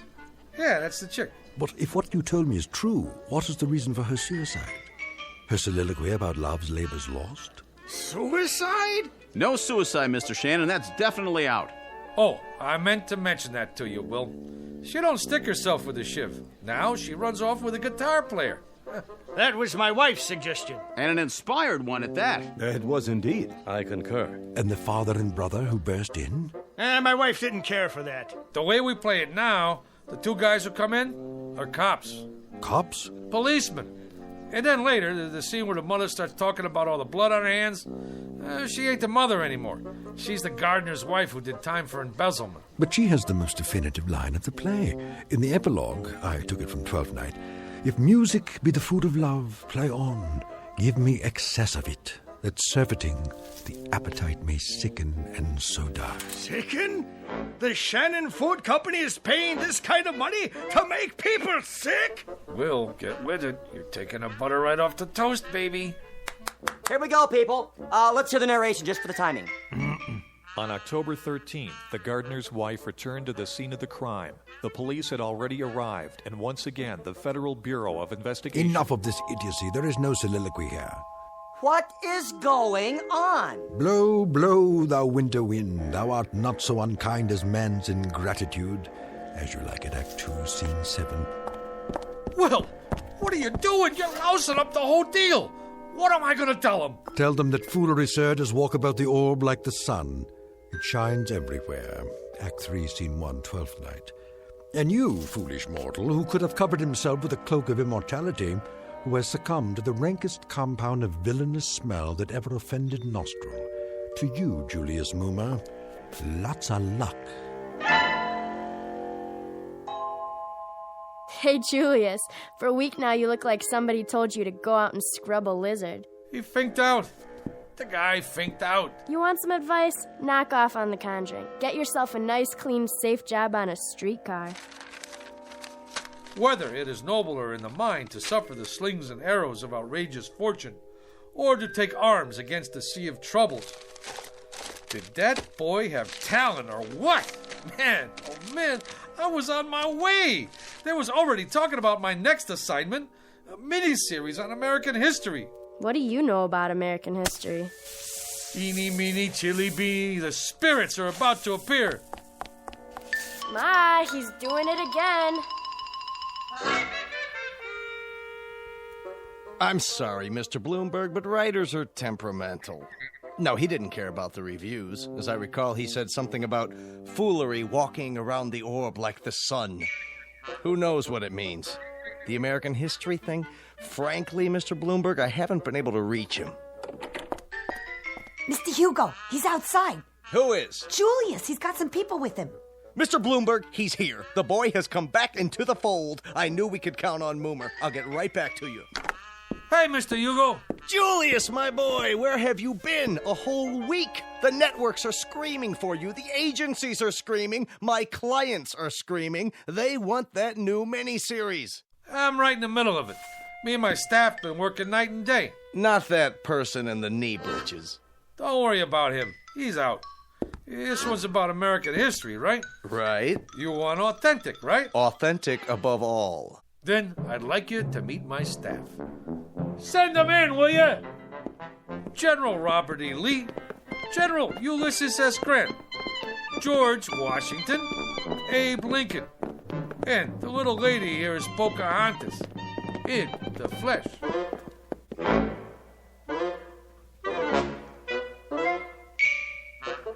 Mr. Julius Moomer, a streetcar conductor filled with desire for the special, if somewhat risky, rewards of authorship. And if the tale just told seems a bit tall, remember a thing known as poetic license in a place called the Twilight Zone.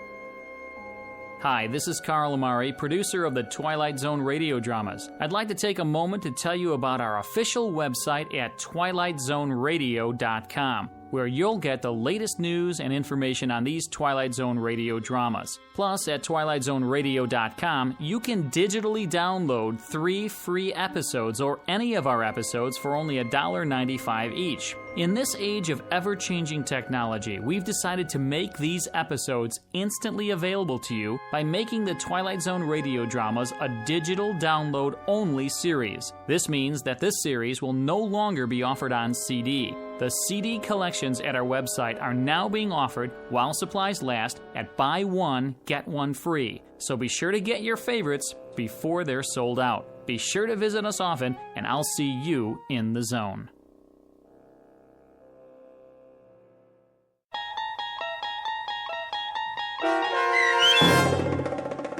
The Bard, starring John Ratzenberger with Stacy Keach as Shakespeare and your narrator, was adapted for radio by Dennis Etchison and based on a script by Rod Serling. Heard in the cast were Christian Stolte, Susan Hart, Jessica Schramm, Meg Falcon, Lynn Foley, Mike Baccarella, Doug James, Jeff Lupetin, Joe Forbrick, Carl Amari, Roger Wolski, and Paul Patch. To learn more about the Twilight Zone radio dramas and to obtain audio cassettes and CDs of these programs, visit our website at twilightzoneradio.com. This copyrighted radio series is produced and directed by Carl Amari and Roger Wolski for Falcon Picture Group. Doug James speaking.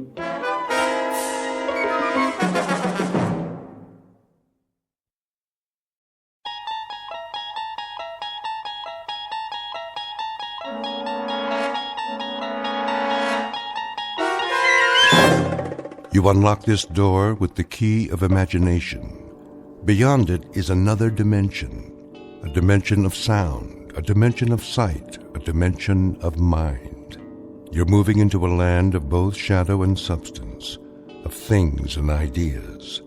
You've just crossed over into the Twilight Zone.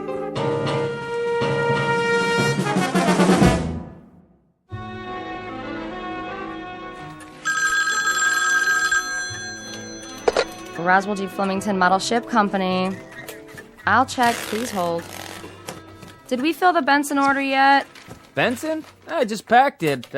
Scale model steamship complete with working boiler and drive propellers. It's going out today. COD. Mr. Benson, your ship's been shipped. Mailed.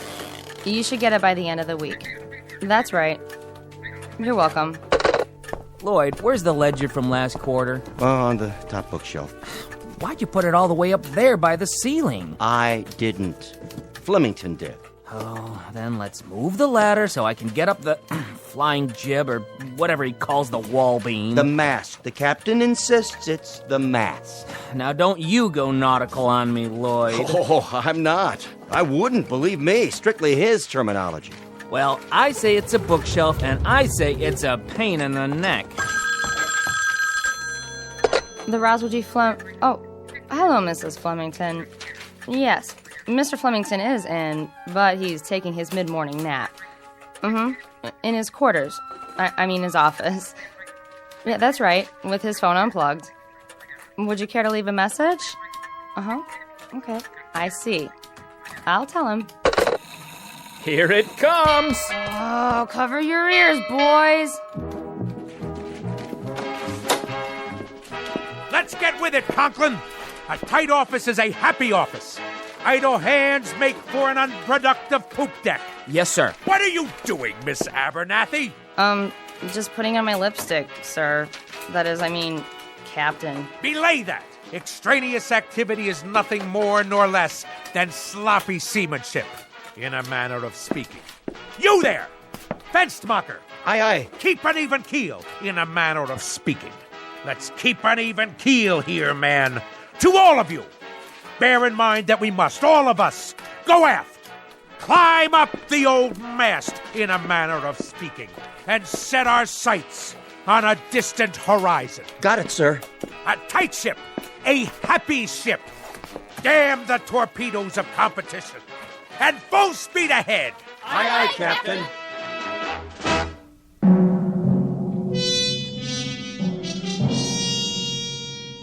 This is Roswell G. Flemington. 220 pounds of gristle, lung tissue, and sound decibels. He is, as you may have perceived, a noisy man, one of a breed who substitute volume for substance, sound for significance, and shouting to cover up the readily apparent phenomenon that he is nothing more than an overweight and aging perennial sea scout, whose noise-making is in inverse ratio to his competence and character. But soon our would-be admiral of the fleet will embark on another voyage, this one in an uncharted and twisting course, headed for a distant port called the Twilight Zone.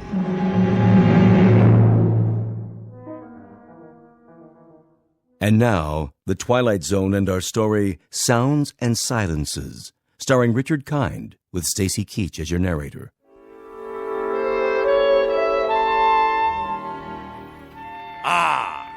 Clear skies, visibility unlimited. And now, for something a bit more bracing. You may enter. I forgot to tell you, sir. Yes? What? Speak up. I forgot to tell you that your wife called. Oh, she did she? Yes, a little while ago. She's on the phone again now. Would you like to take the call? Oh, I suppose so. See how the home fires are burning. What's that? I said I'll plug in the extension. Yes, sir. Here, madam. Yes? Yes? What noise? Oh, well, it's a most excellent recording, actually. Flight sounds of aircraft leaving the carrier Hornet. No, I can't turn it down. It has to be heard at realistic levels. Speak up. What is your request? Talk? About what, pray tell? Well, then talk away. Very well, later. Of course I shall be home for dinner. Yes, of course, I'm quite sure. Goodbye.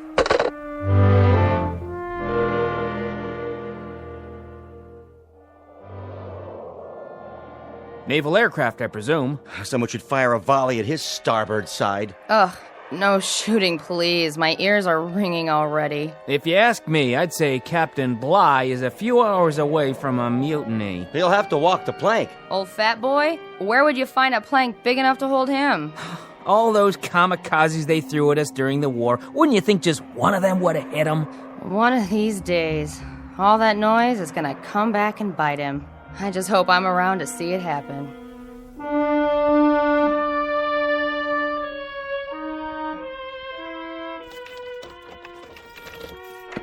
All ashore! I'm home! Ah, Navy rum. To be followed later by a full measure of grog. But first, some easy listening on the stereo. Which album shall it be tonight? Sounds of submarine warfare, great squalls of the North Atlantic, cruising on a windjammer, engine rooms of the great destroyer. No. Wait. Here it is. Perfect!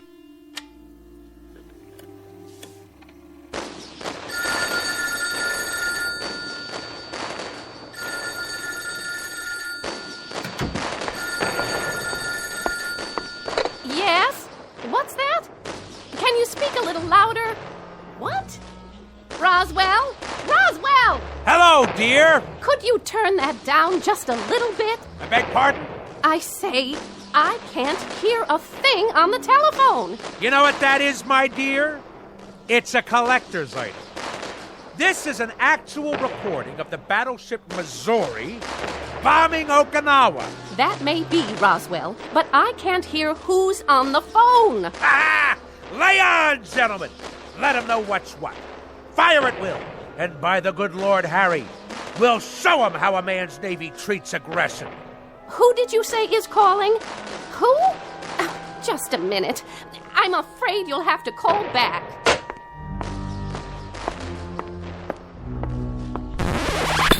Woman! What have you done? Called a truce in the Pacific. You've ruined the record. That, madam, constitutes an act of utter abomination and the most callous vandalism. I would remind you I would remind you that I live in this house too. that there were only 100 such recordings pressed for the collector's market, as rare can be. Well, now there are only 99. Absolutely irreplaceable. What you have just done is an act of wanton desecration, not unlike the defacing of John Paul Jones's statue. What are you, madam? Some kind of crazed peace fanatic? Roswell, we've had this out before. I'm not the fanatic around here. I must say, your meaning eludes me. Perhaps I should use semaphore signals. This insistence on blaring noises and running a household like it was a destroyer escort on convoy duty. This combination has now become quite impossible. Nonsense! That's why we have to talk. We are talking! And if I read you correctly, you have grown intolerant of my ways. In point of fact, you hold my very business in contempt. Not your business, you. The way you run your business and this ship-shape home. Ah, so you disapprove of the nautical decor. I'll have you know that every item is of enormous value. Enormous! From the ship's wheel at the helm. It's not a helm, Roswell. It's a living room. To the sails and riggings. They're curtains made out of canvas according to your orders. Old canvas. To the life preservers on the walls. All obtained at great expense, with profits from the self-same company that has kept you in good stead for so many years. Well, I can't live with it anymore. How's that? Oh, knock it off, Roswell. Stand down, madam. You're a noisy, insufferable clown, but you're not stupid. I have had it up to here, and my ears have had it, and my stomach lining has had it, and whatever part of the brain that keeps a person balanced, that's had it too. In short, I have had it. I'm leaving. By the good Lord Harry. Departing a sinking ship, you might say. And don't tell me how sudden this is, because as you well know, we have been en route to this point for the last 20 years. I can't bear to be at sea any longer. I am totally and absolutely astounded. Are you now? I am indeed. My own wife, and after 20 years. 20 years ago, I was not taken in marriage. I was piped aboard. And after 20 years, the piping has become shrill and unbearable. It has destroyed me, my nerves, and my sanity. So, at this point, Roswell, I'm leaving, in a manner of speaking, the ship's company. So, you're deserting me? In a manner of speaking, Roswell, you said it. Lydia! Lydia, don't you lock me out of our own bedroom! It wasn't locked, Roswell. It may interest you to know, madam. Don't shake your finger at me. That when I was a young chap, a mere cabin boy, you might say, I had a mother who insisted that she was perpetually ill. A whiny, petulant, complaining woman similar to yourself. Oh, this is too much. And when I would come home from school, she made me walk tiptoe and whisper in her presence. Whisper, whisper, whisper, whisper. Do you know that in our house we never had any cookies?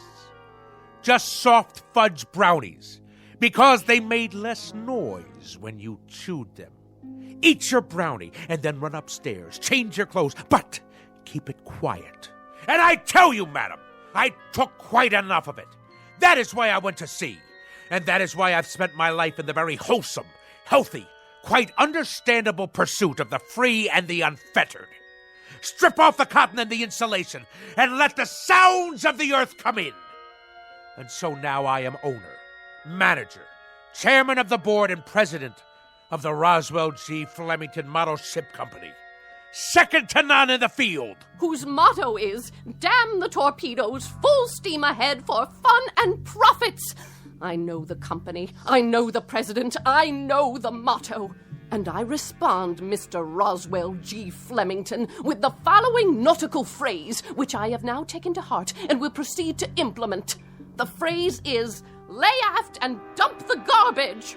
So, in a manner of speaking, consider yourself dumped.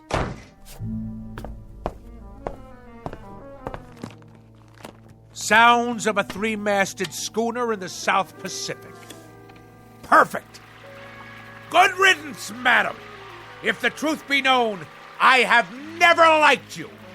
I have simply suffered your presence. If there is one thing that sticks in my craw, that thing is a landlubber. So, madam, in a manner of speaking, get ashore. Do you hear me? Get ashore now! I have never, marked you, I have never in my entire life felt so free, so unencumbered, so absolutely fulfilled. In the parlance of naval language, in a manner of speaking, the situation is 4.0. My decks have finally been cleared. I intend to enjoy myself topside for the rest of the evening. And at precisely 10 bells, I shall retire to my sleeping quarters. But until then, this is my watch. At long last, I can see to the far horizon. And a life of wonderful, delightful noise. Now, where's my karaoke machine? Anchors away, my lad! Anchors away!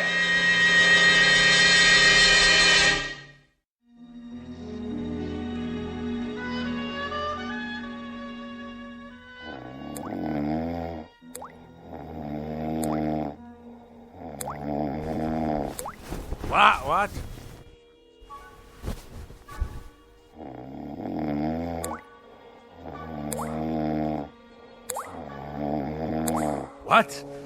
What? What? A leak in the cargo hold? All hands on deck! Oh, where's it coming from? The blasted bathroom sink. There. The shower. Off, I say, off!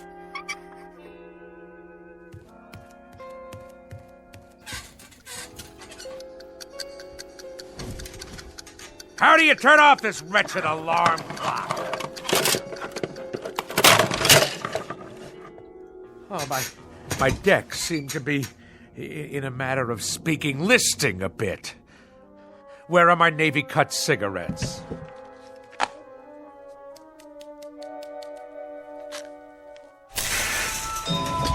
I must be dreaming.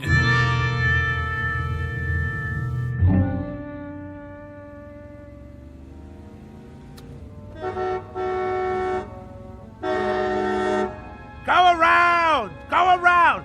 Pass, you imbecile! That's right. Run the red light.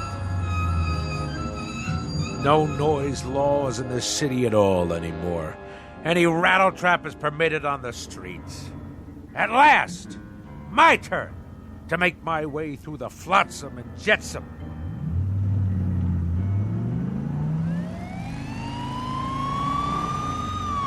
Judah, pull over.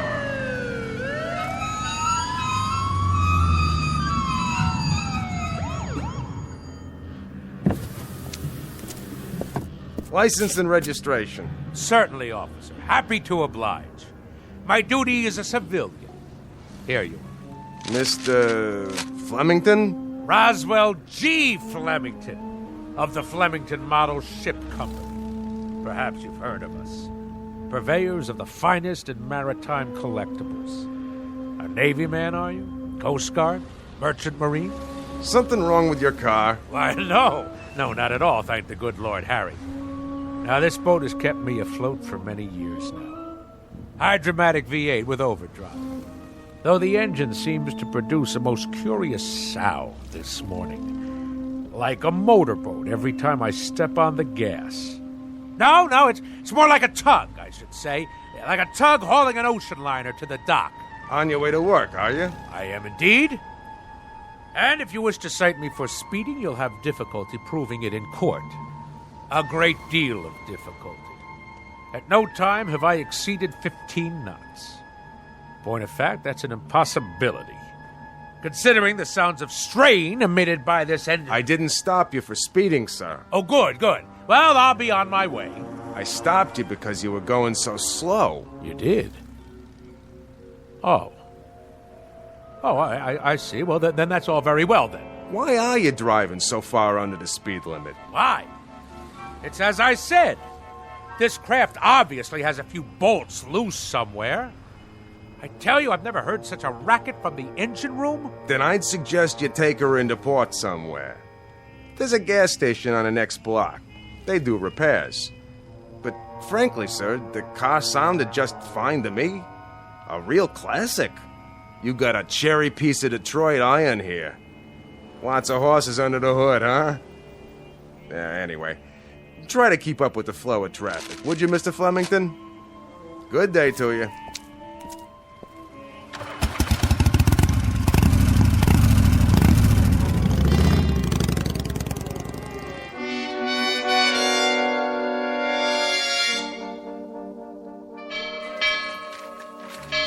Oh, I've been here 2 years and I don't know when I'll get used to that thing. I've been here 4 years and I've never gotten used to it. What do you suppose happened to old Lardhead this morning? You should count your blessings. This is the first time he's ever been late. Wouldn't it be awesome if his car had fallen off the ferry boat with him in it? The peak. The absolute peak.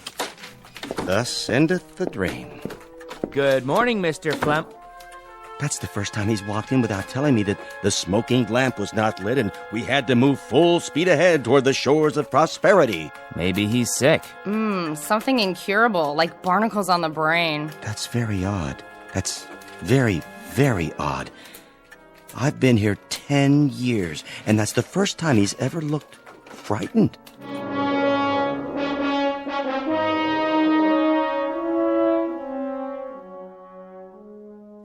Something restful. Actual sounds of Hawaiian outrigger canoes.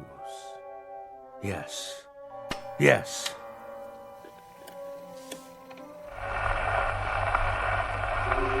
Ye gods! This record is defective! Fresh air, that's what we need. The great outdoors, the smell of salt spray in our nostrils.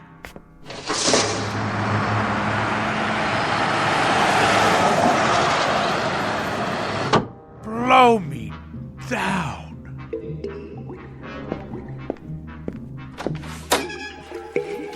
Conklin! What are you doing, man? Me?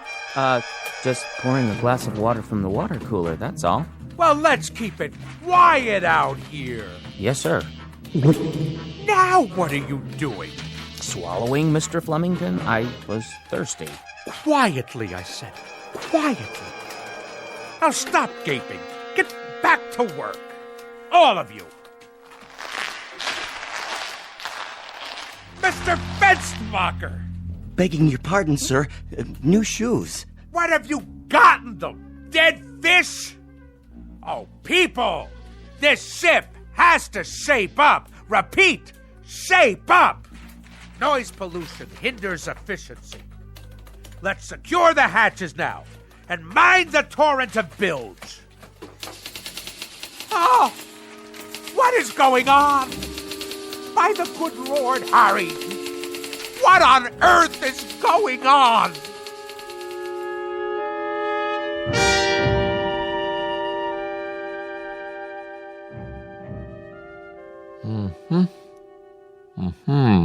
Well? Nothing abnormal that I can see, Mr. Flemington. No excess wax, no obstruction of any kind in the inner or outer ear. You mean no sign of infection? Nothing at all?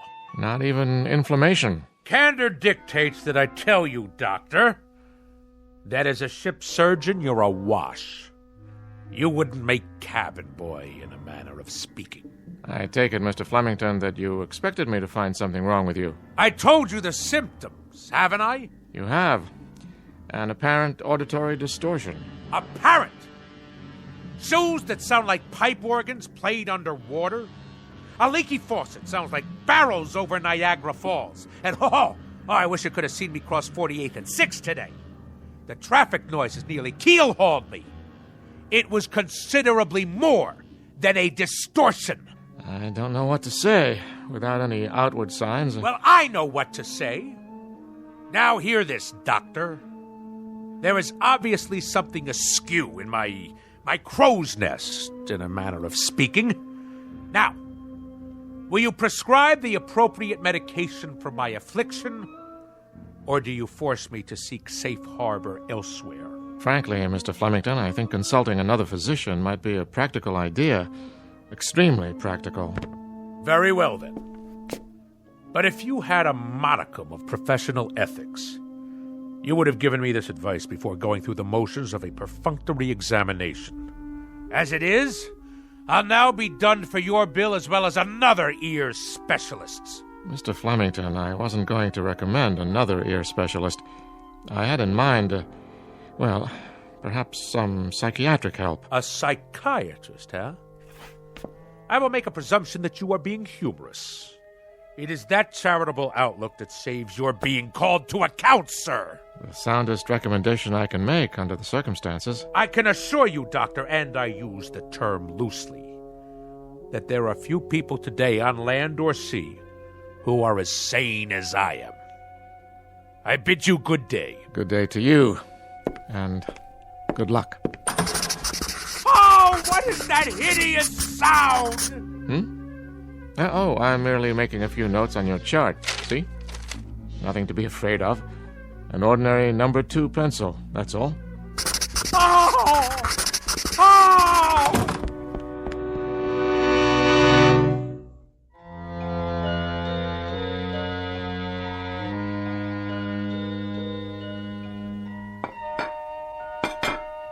Do you have to be so piercing with that rose? Sorry, Mama. Well, you've done a beautiful job setting the table. You can sit down now, Mama. Oh, you're a good girl, Rosie. You know I'd cook Thanksgiving dinner if I could, but with my allergies and my arthritis and my bursitis and my ear infection, not to mention my spastic colon, well, it's all I can do to make it downstairs. I know, Mama. You may call your brother now. Roswell! Not so loud, dear. I'm sorry. Roswell, would you please not ride your pogo stick in the house? All right. No running, you know what Mama said. Okay. Roswell? Yes, ma'am? Are you wearing shoes? Uh-huh. Roswell? Okay. Carefully. All right. Now take your seat, Roswell. You too, Rose. Who'd like to say grace? I will. Go ahead. Heavenly Father, we thank you for this food that my sister has set before us, and especially the pie, which I hope she remembered to make for dessert. A silent prayer, Roswell. Oh, yeah. Amen. Pass the mashed potatoes, please. Yes, Mama. And the cranberry sauce, and the yams, and the creamed corn, and the creamed spinach, and the tofu. Can I carve the turkey? Oh, there's no need. This year we boiled it till it's so tender it slides right off the bone. So much nicer without all that hacking and sawing. Doesn't it look scrumptious? Yeah. Here, have a roll, Roswell. Thanks. Hey, how come it's so soft? Rosie only put them in the oven for a minute so they wouldn't be too crunchy. Easier on the nerves. Did you make the pie? Tapioca, but there's lots of whipped cream. Grab hold. What's that? A wishbone. Grab hold and pull. I don't know. Go on. What are you children doing? And what's that in your hand? Oh, my heart. You gave me such a fright. I'd better lie down.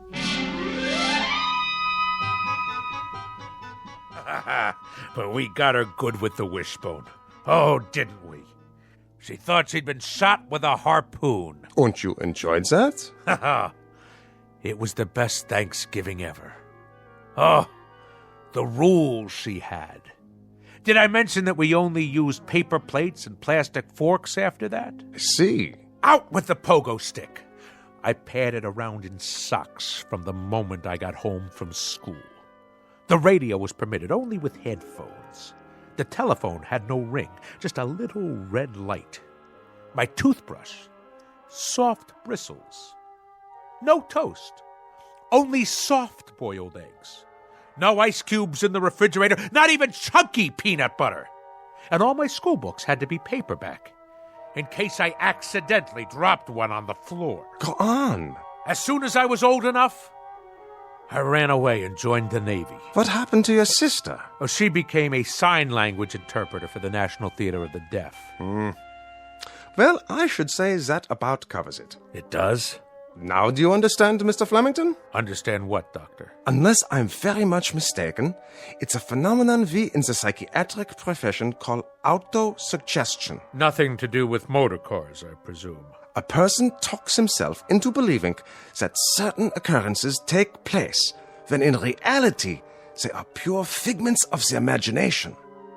Beyond that, there are some suggestions that you were very resentful of your mother and her preoccupation with her imaginary aches and pains. You don't say. My guess would be that this feeling now extends to your wife, who very similarly provides you with a mother image. But I can tell you this, Mr. Flemington, and forgive me if I repeat myself, these occurrences are only figments of your imagination. Yeah, but if that's so, then... Snap your fingers. Do I dare? Go ahead, snap your fingers. Any abnormal sound? None. Now, stamp your feet on the floor. Normal? Happily, delightfully normal. Now, let's really put it to the test.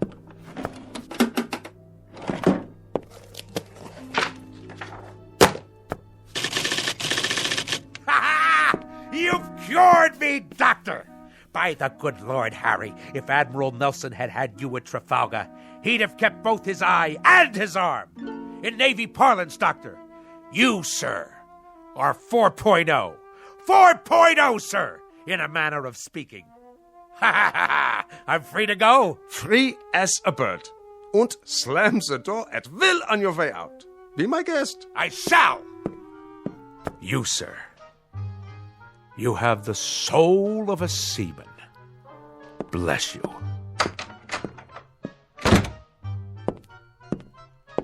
Any more patients today? No, Doctor, that was the last one. Praise Freud. Why do I get all the nutcases?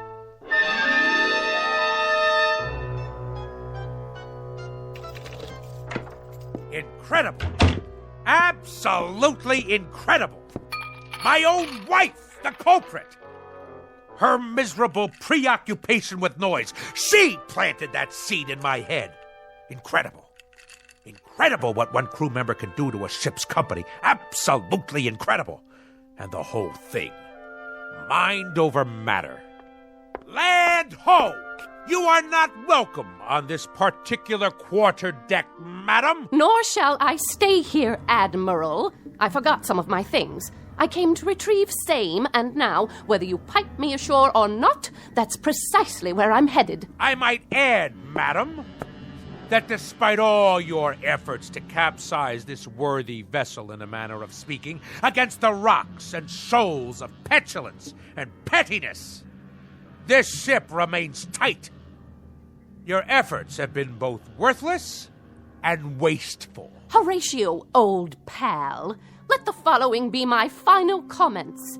You are an overgrown sailor boy with an undermanned head. You are full of such neuroses that I wonder how you haven't cracked before this. Belay that! Belay that, woman! It just so happens that I have had a psychiatric evaluation. And if there is anything wrong with me, it is you. Furthermore, madam, the whole business is simply mind over matter. Absolutely and totally. Do you know what I can do? I can shut you off. I am a man of such incredible will that I can shut you off. Go ahead! Yell at me. Yell! Because even at this moment, I am in the process of exercising mind over matter. I am shutting you completely out. Flemington, I wonder about you. I wonder why no one has committed you. I really do. Ha! See? See? I have shut you off. Go ahead. Talk all you like. Really, Roswell, you need help. You really do need help. Mind over matter. I want to shut her out. I simply shut her out. Now, let's see. What'll I listen to tonight? Anchors Aweigh? The Midshipman's March? Actual sounds of a Japanese destroyer exploding in the Pacific, complete with boiler hissings, fantail cracking, and smokestack blowing apart. Ha-ha! Only great, huh? Better prepare yourselves, neighbors. This one will galvanize you in the proper manner.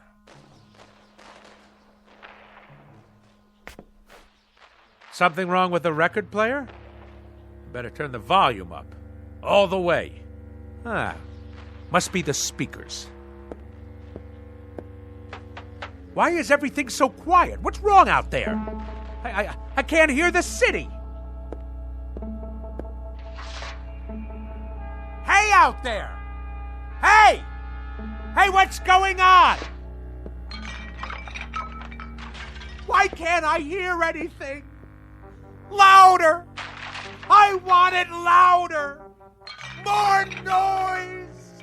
More noise out there! Let's hear it! Come on! Louder! Louder!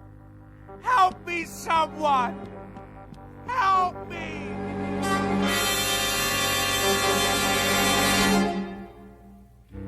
When last heard from, Mr. Roswell G. Flemington was in a sanitarium, pleading with the medical staff to make some noise, any kind of noise. They, of course, believed the case to be a rather tragic aberration, a man's mind coming inexplicably unhinged. And for this, they'll give him pills, therapy, rest, and lots of peace and quiet.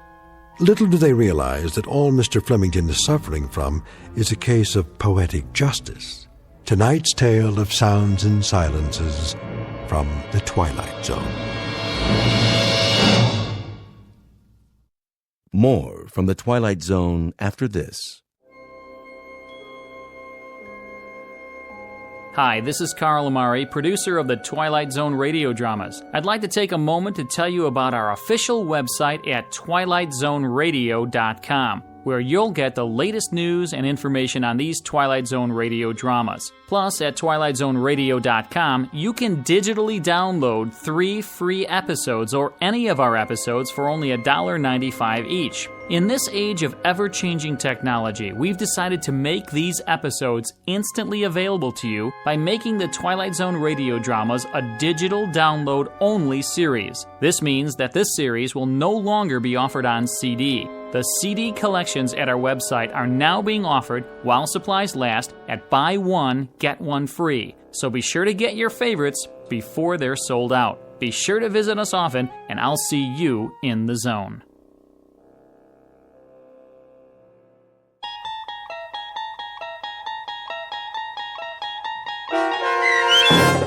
Sounds and Silences, starring Richard Kind, with Stacy Keach as your narrator, was adapted for radio by Dennis Etchison and based on a script by Rod Serling.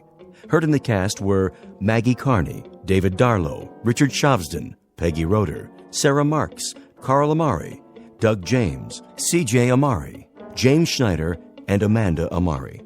To learn more about the Twilight Zone radio dramas and to obtain audio cassettes and CDs of these programs, visit our website at twilightzoneradio.com. The producers of The Twilight Zone wish to thank CBS Enterprises, Carol Serling, Dennis Etchison, Dick Brescia Associates, Claire Simon Casting, Terry Jennings, XM Satellite Radio, the American Forces Radio and Television Service, Sirius Satellite Radio, our sponsors, and our radio affiliates for helping make this series possible. This copyrighted radio series is produced and directed by Carl Amari and Roger Wolski for Falcon Picture Group. Doug James speaking.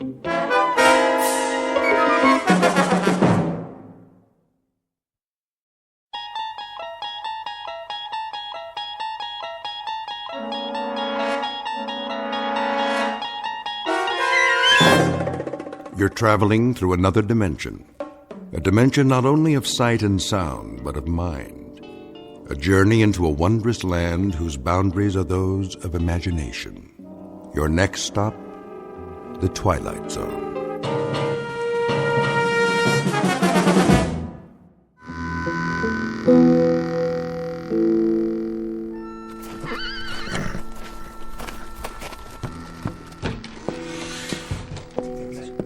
It's time, Mr. Mothershed.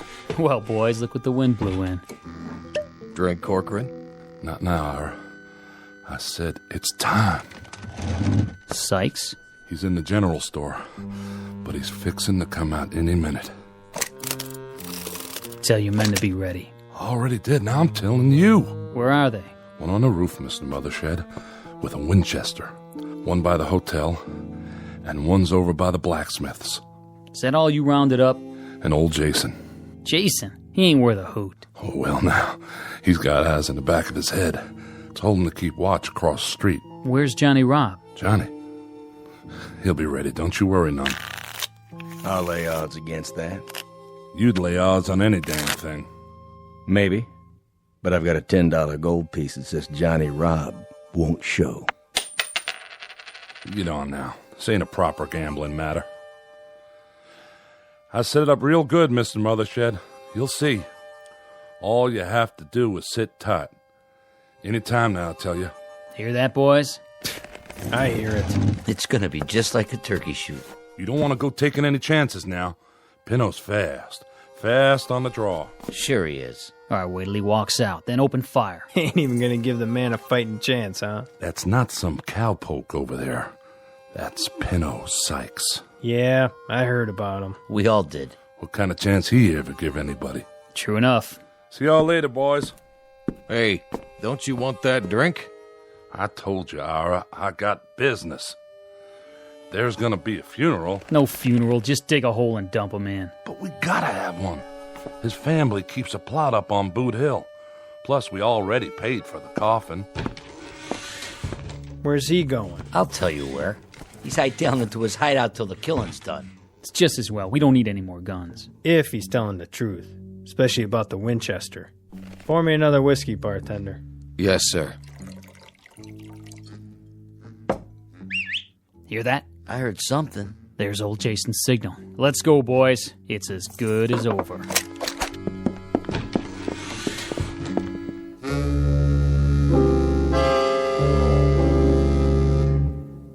Normally, the man would be correct.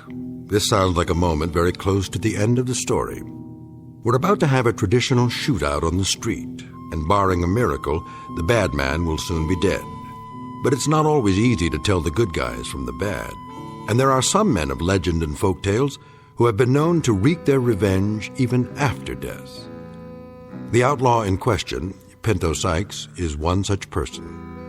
And therein lies our tale.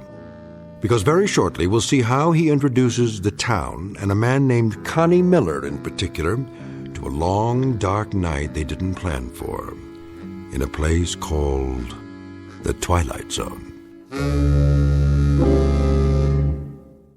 And now, The Twilight Zone and our story, The Grave, starring Michael Rooker, with Stacy Keach as your narrator.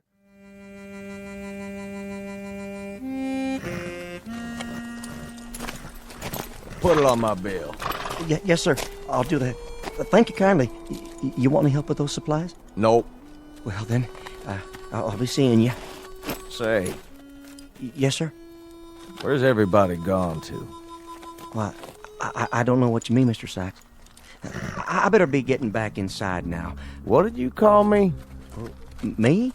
Well, I didn't call you nothing. I say you did. I didn't mean no disrespect. You know my name? No, sir. I mean, yes, sir. I mean, well, everybody does.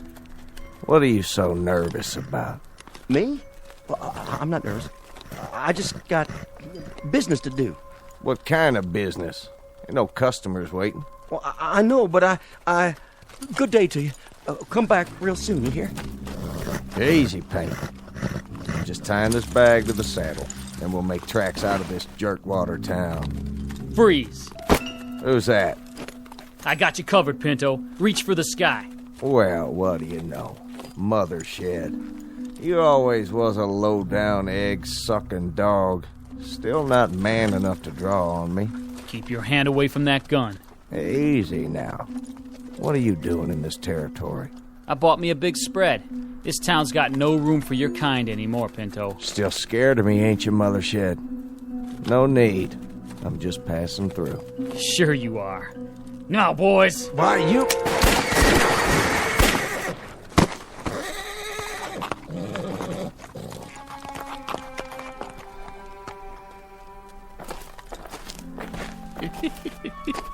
He's still alive. He won't be for long. Go on. Get him to the old jail. What for? Town folks are watching. He's got people here. Lift his feet. Nah, just drag him. See that, Johnny Rob? Never even got his gun out. No, he sure didn't. That famous pearl-handled .45. Who gets to keep it now, you figure? Leave it, old man. Fetch a good price. Bury it with them. It's only right. They really did it. They? You was in on it too, Johnny Rob. Not me. I don't believe in taking a life. Even his. I put a bet on Pinto. A Guinness, you mean? Never thought they'd get him that easy. 8 shots. No man can stand up to 8 shots. Not even Pinto Sykes. He ain't got more than a few minutes left to live, Johnny Rob. Reckon you'd better fetch his pa and sister. Ain't there nobody else can do it? Well, I sure can't. I have to see if the casket's ready, now don't I? All right, Mr. Corcoran. Yes, sirree. This here's the end of Pinto Sykes.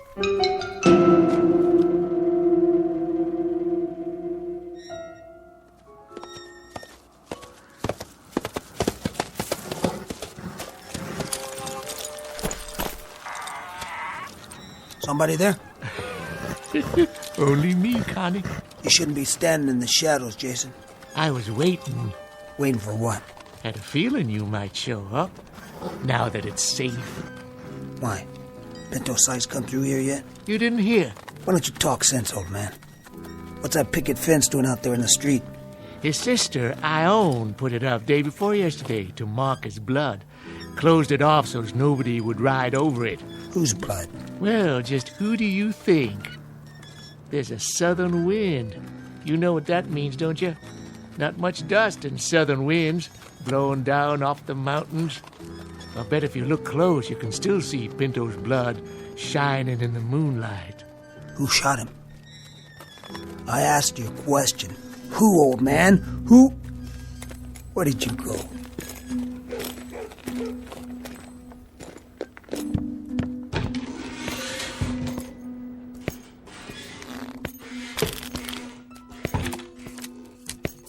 Who wants to open? I'll be. Is that? Well, well. Looky who's come back. Connie Miller? Gents. Take your coat off. I'll hang it up for you. Drink, Connie? Yeah, I could use one. Same as always? Leave the bottle. Oh, sure. I said, who wants to open? That's all for me. Me too. Not much of a pot, but I'll take it. Did you notice, Connie? Notice what? Our little fence out in the street. That I did. I noticed it. And I know what's inside it, too.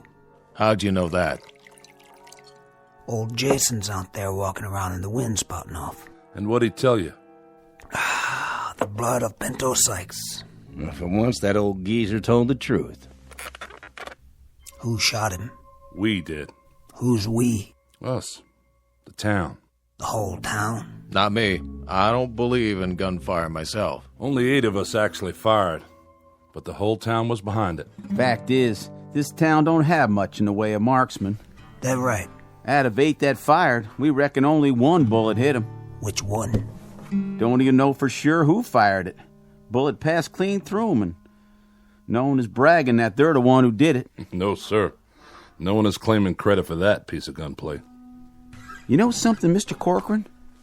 Maybe by now, wherever he is, Pinto knows who it was that killed him.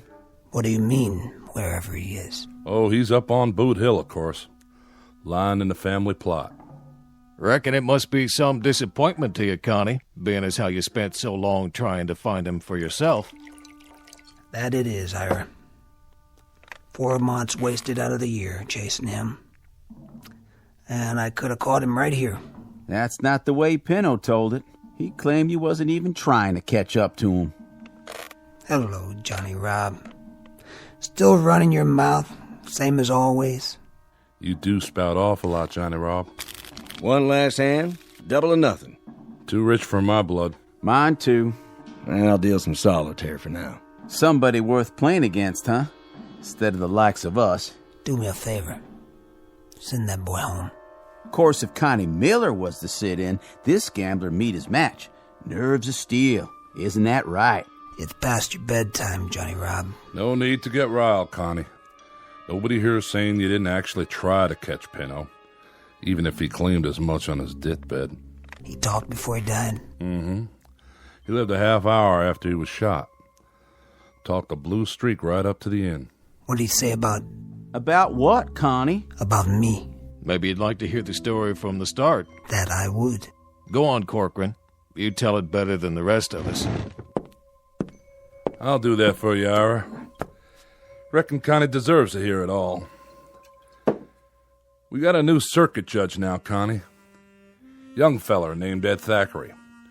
He come through here last week, so we went to him with our complaints.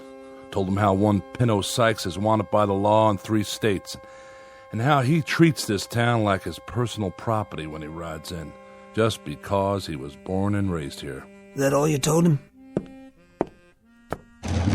We told him how we haven't had ourselves a sheriff in 3 years, and how Pinto, well, he just rides in and helps himself to whatever he wants, with nobody to stand up and make him pay.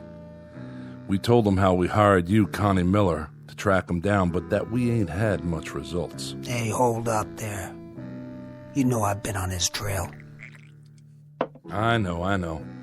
Well, sir, this Thackeray gets mad at us, tells us to grow up and act like men, or else move on to where it's safe.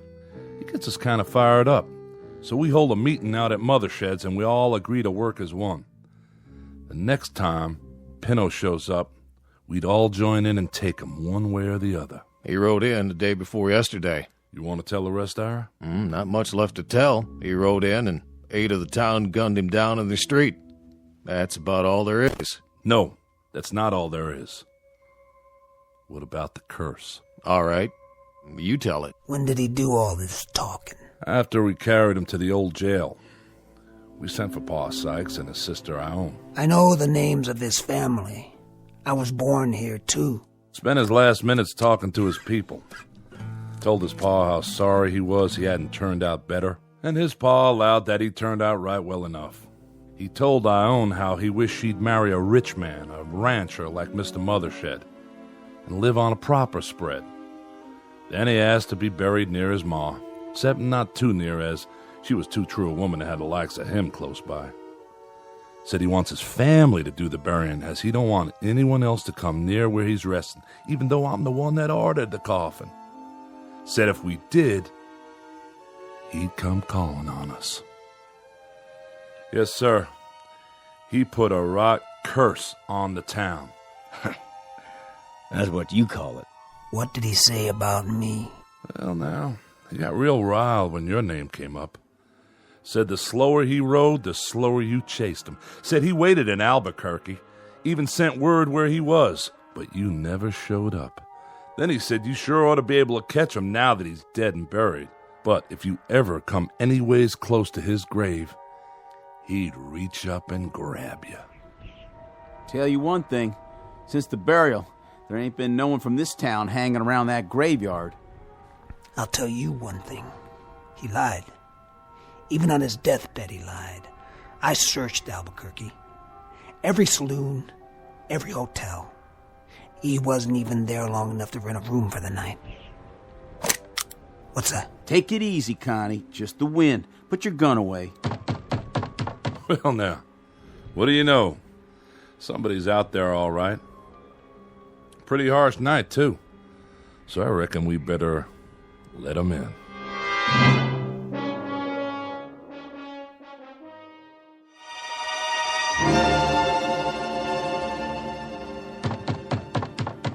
I'll answer it. Oh, how do? Hello, Ione. Nice to see you. Miss Sykes, what are you doing out so late? Gentlemen. Mr. Broadley, give me a bottle of rye whiskey, if you please. Surely. Seems your paw is hitting the drink a mite heavy, though. You think so? None of my affair, but maybe you could try and get him to taper off. He's a fine man. He truly is. All I mean to say is, I swear Ione, folks don't hold it against him that he was Pinto's paw. Oh, this isn't for my paw, Mr. Broadley. This is for me. Oh, I see. Begging your pardon. Well, look what rode in on the wind. Hello there. My brother was just talking about you. Your brother? Most certainly. When was that? Day before yesterday. He's real sorry he missed you. We told him, Ione. And did you tell him how Pinto's going to greet him if he does see him? We told him that, too. You've been chasing him for so long, Connie. You ought to feel real lucky tonight. You finally know right where he is. And all you have to do is walk out there. How nice for you. That whole Sykes family was never real bright. Tell us, Connie. Tell you what? You afraid of Pinto's grave? What are you talking about? Because the rest of us are. How about you? I'll tell you something, Johnny Rob. I was never afraid of Pinto alive, and I sure as hell ain't afraid of him now that he's dead. Understand? Well, now, is that the truth? You know English, don't you? Because I don't exactly know as I believe you. Why, I'll bet... Hold it now, Connie. Simmer down. He deserved it. Maybe he did. But let's not have any bloodshed. Nobody calls me a coward. You didn't let me finish what I was saying, Connie. I don't think you're a coward. No, sir. Leastwise, I don't think you're afraid of anybody in this room, especially not me. For sure not you. I'm just a poor boy that works hard for not much. I'm not real strong, but dogs and kids like me. Follow me around all the time. Go ahead. Why don't you speak your mind straight out? Have another drink, Connie. Come on. Sit down. Sure windy tonight, ain't it? I remember the last time we had a wind like this. I'm waiting, Johnny Rob. Well, like I was saying, no, sir, I don't believe you or anyone else is afraid of me. But whether or not you was ever scared of Pinto is something only you know. Johnny Rob. Well, I was about to say when you hit me and hurt me is, I'll bet, not that I'm accusing you, I'm just saying, I'll bet that you won't be calling on Pinto anytime soon. No. Anytime like tonight, for instance. Now, why don't you shut up before you really get hurt? Now, Connie. Look at the time. By golly, it's almost 12 midnight. What about it? Drop it, Johnny. I'm betting you won't go out of here at midnight sharp and climb all the way up to Boot Hill and visit Pinto's grave. Now, I got a $20 gold piece somewhere. Yeah, it took me nearly 20 weeks of odd jobs to save it. Here, I'm betting it all that you won't do what I just said. That a real bet, Johnny Rod? Boy just can't help running his mouth, can he? Never could, as I recollect. Well, he does have a point, though. What about it, Connie? What about what? You calling him? Of course not. Why make him save for 20 more weeks? I don't need the money. Just the same, you did state that you ain't afraid of Pinto, dead or alive. If I heard you right. Look, I'm a grown-up man, and I don't do little boy things anymore. Like playing in graveyards at midnight. You know I'm not afraid, don't you, Ira? Never take sides myself. Then you won't go. I don't like you, boy. I never have, and I reckon I never will. So, you've got a $20 gold piece. Well, I've got a $20 gold piece myself. And it just covers yours. I'd say the bet's covered. Well, now, looks like in about 20 minutes, one of us is going to have $40 instead of 20. That's right. And afterwards, while I'm spending it, I don't want you hanging around where I have to look at you. Got it? Don't you want to know where Pinto's buried, Connie? It's on the southeast corner of the graveyard, close to where Tom Santee's planted. Connie. Yeah? Haven't got another 20 you want to put up, do you? Are you saying you want to bet against me, Steinhardt? Betting's what I do, Connie. You know that. Oh, you're not looking so good tonight, Connie. When a gambler bets, he has to win, or else he go out of business. So, you don't think I got the nerve to go up either? I didn't say that. Then what did you say? I just said I'll bet $20 that you won't. You got a bet. It's my 20. Your turn. What are you asking? To see my money? That's the idea. We've made bets before, Steinhardt. Yeah, but this time's different, Connie. Now, if we were betting on a horse race or the turn of the next card, I'd trust you. But not this time. What's so different about this time? When you get out to Pinto's grave, how do I know he won't reach up and grab you? If you don't come back, how do I collect? There. That good enough for you? Gold certificates. Legal tender in my book. Hold these for us, Ira. Sure, Connie. How about you? I've still got some more betting money left. Whose side are you on? Never bet myself, nor take sides. How about you? Can't afford to bet tonight. Steinhardt here took all I got to lose. If you hadn't lost to him, how much? And which way would you have bet? Reckon I'd bet against you. Nothing personal. I don't get it. You people know me. Why all at once you think I'm yellow? Because we'd be afraid. You can draw them guns of yours real fast, Connie. We've seen you. But out in that graveyard in the middle of the night, they ain't worth a copper cent. You'll have no more to fight with than a yearling on his first legs. I don't get my nerves from these guns. I had it way before I could pick 'em up. You'll find that out soon enough. Ira, get my coat. Right here. Just one thing before you leave. Yeah? Oh, we've got a detail to work out, Connie, since this is a job you have to do by yourself. How can we be sure you did it? My word's good. Well, maybe so. But look at it from where I sit. What's to keep you from going, let's say as far as the edge of the graveyard, and then coming back and telling us you went all the way? You saying you don't trust me? Hey, business is business, Connie. This is my livelihood. Then it looks like you're going to have to go along with me to protect your interest. Don't it? Just to make sure I do what I say. He's got you there, Steinhardt. Yeah, that won't do. Even if I were inclined to go, which I'm not, it'd improve his chances by the simple fact that courage comes easier when a man's not alone. And how'll we ever know? I have another way.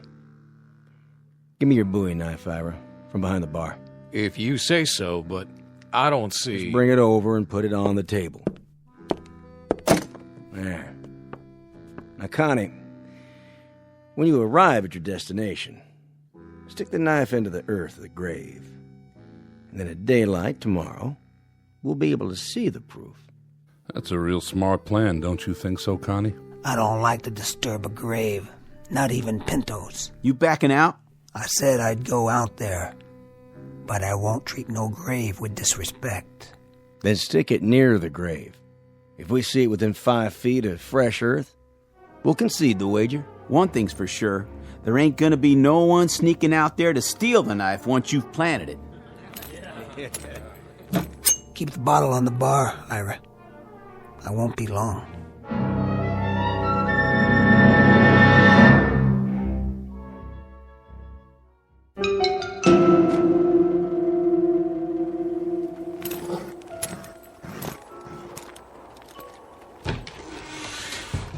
Well, who'd have thought? There he goes, all by his lonesome. And there ain't even a moon tonight. You know something? We might just lose this bet. You maybe, not me. I've already got my $20 worth just seeing him squirm.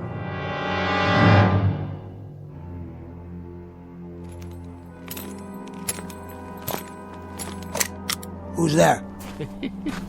Just me. That Connie Miller again? Jason, I told you once, don't be lurking around in the dark. A man could get his head blowed off. Yeah, same as in daylight. Gonna stay a while? What do you care? Well, that's your horse, ain't it? Tethered up by the saloon? A man shouldn't ought to leave his horse. Might catch her death, all lathered up. I got one stop to make, then I'll be back. I could take care of her for you. Get her some feed and a blanket. No need. Can you spare me some change anyway, Connie? A 10-cent piece will do, so I can get me some grub in the morning. I'll take care of you later. If it's all the same to you, I'll have it now. You don't trust me? Sure, I trust you. But a lot can happen twixt sundown and sunup.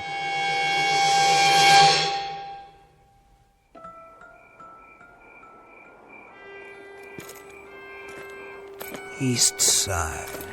Right about there. Now all I have to do is...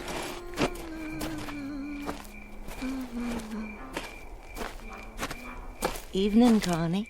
Come to see Pinto? Maybe. You're braver than I thought. What's that under your cape? You want some? A good belt of red rye might make it easier. There's still half a bottle left. I don't get my nerve out of a bottle. Oh, no? Where do you get it? I ain't afraid of no man. Then you go on up there and see him, why don't you? I'll do that. I was just there. He's waiting for you, you know.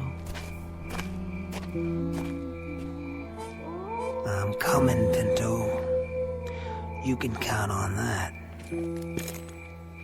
Pickett, Winslow, Appleton, the Nottinghams. Where? What?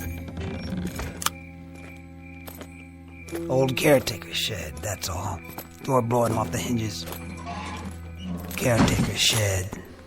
That's all. Look at all this junk. Picks, shovels, markers. And a little old window. Good. That's good. Sure it is.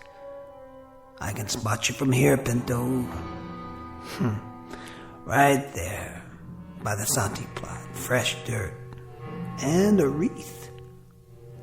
Well, Pinto, all those pretty flowers, they're gonna blow away by morning, and then what will you have?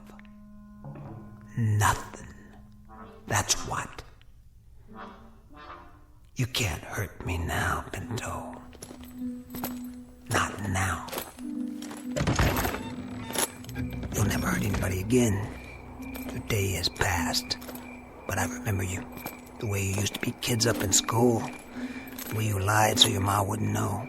The way you cheated me out of my first horse. And me always looking over my shoulder to see if you followed me.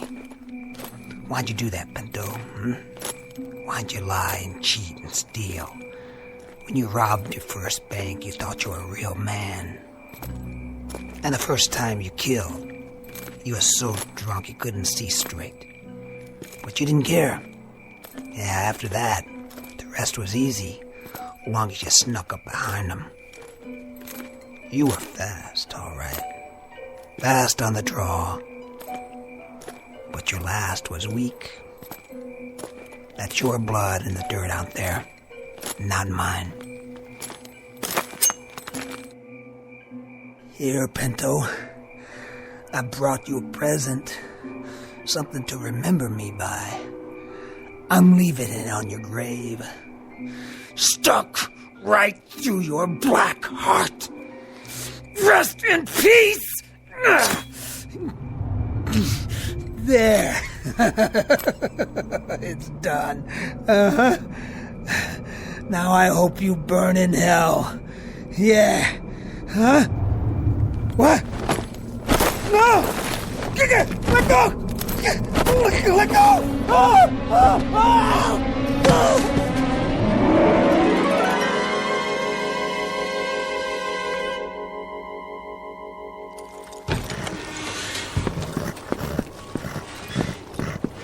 You seen him, Johnny Rob? I don't understand it. It's full daylight, and he ain't back yet. Well, maybe he didn't have the nerve to come back and face us after he turned tail and run. That's not likely. His horse and gear are still here. So he didn't just ride out of town, but he didn't come back to collect his bet, neither. I'm wondering if somehow I ain't got a man killed. Nah, that's no way to talk. I didn't mean to. I didn't ever mean to do that. It's daylight now, Johnny Rob, and we can think with clear heads. Deep down, we all know the dead can't really hurt nobody. You know that. I don't.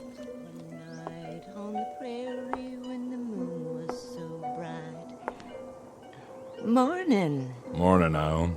And what brings you out so early, Miss Sykes? I'm on my way to the graveyard. Why are you carrying a dinner plate? This was his. He used to eat out of it when he was a boy. I thought I'd put it on the grave. Oh, well, that's very nice and all, but you know, Ione, I don't think the dead are hungry anymore. They finally got their piece. You might say their cup runneth over. Thank you for saying that. But I still want him to have it.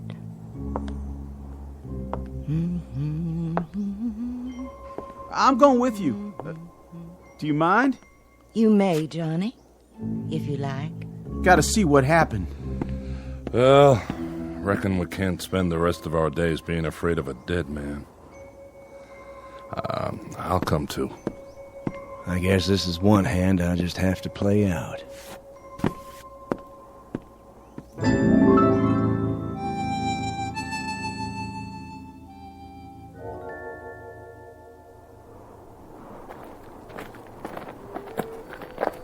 Now then, Ione, we sort of got turned around. Whereabouts is the southeast corner? There. I can see it from here. And I can see him in his long coat. Oh, Lord, I knew it. I knew it. I've gone and got a man killed. See? See? Connie Miller lying here by the grave, dead. Put it out, Johnny Rob. You're acting like a baby. It isn't your fault, boy. No? What happened? What really happened? The whole story's right in front of you. Look at it. I'm looking. And all I see is Connie with a knife through his coattail so he couldn't run. Oh, he must have been powerful scared. Well, he was more courageous than I thought. He came. He knelt by the grave, see? Right there's his knee prints. What are you getting at, Steinhardt?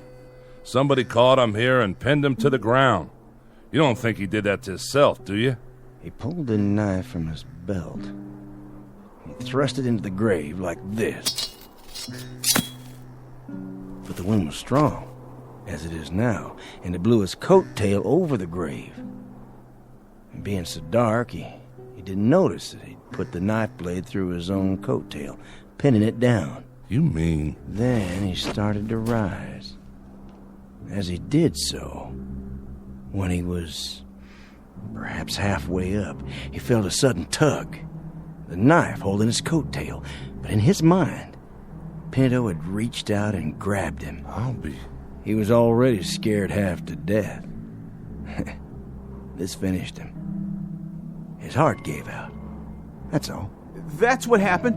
It is, isn't it, Corcoran? Tell me, we ain't to blame, are we? What he says makes sense.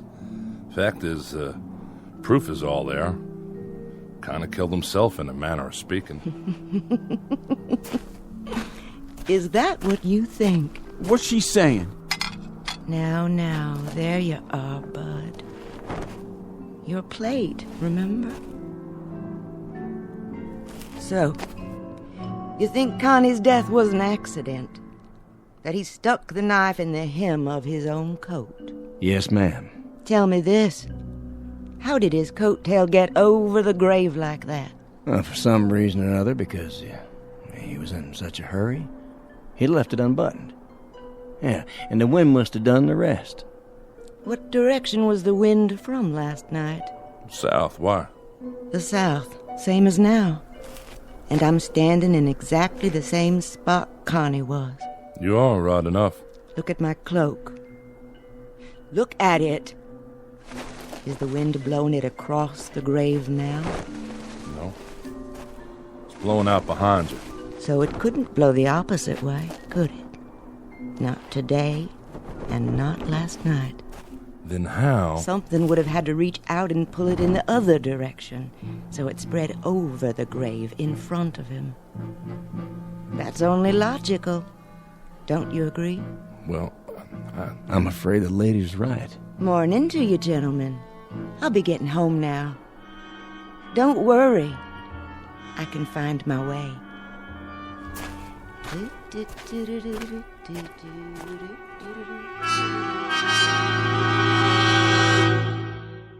Final comment. You can take this with a grain of salt or a shovelful of earth, according to your preference, as either shadow or substance. We leave it up to you. And for those who are interested in a further search for truth, one suggestion.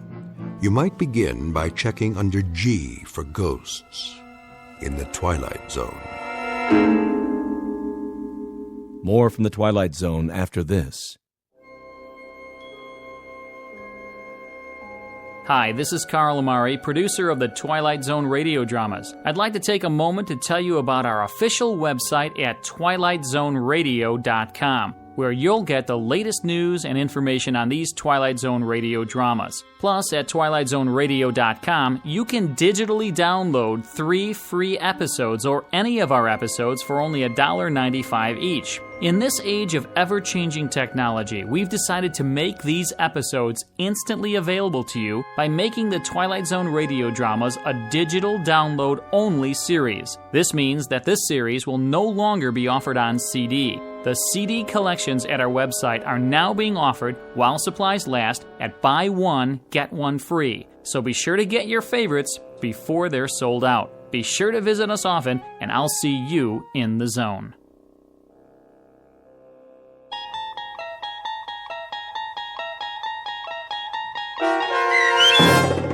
The Grave, starring Michael Rooker with Stacy Keach as your narrator, was adapted for radio by Dennis Etchison and based on a script by Montgomery Pittman. Heard in the cast were Mike Starr, Doug James, Jeff Lupetin, Linda Ryder, David Darlow, Christian Stolte, Bob Dunsworth, Carl Amari, Vince Amari, and Roger Wolski. To learn more about the Twilight Zone radio dramas and to obtain audio cassettes and CDs of these programs, visit our website at twilightzoneradio.com. The producers of The Twilight Zone wish to thank CBS Enterprises, Carol Serling, Dennis Etchison, Dick Brescia Associates, Claire Simon Casting, Terry Jennings, XM Satellite Radio, Sirius Satellite Radio, our sponsors, and our radio affiliates for helping make this series possible. This copyrighted radio series is produced and directed by Carl Amari and Roger Wolski for Falcon Picture Group. Doug James speaking.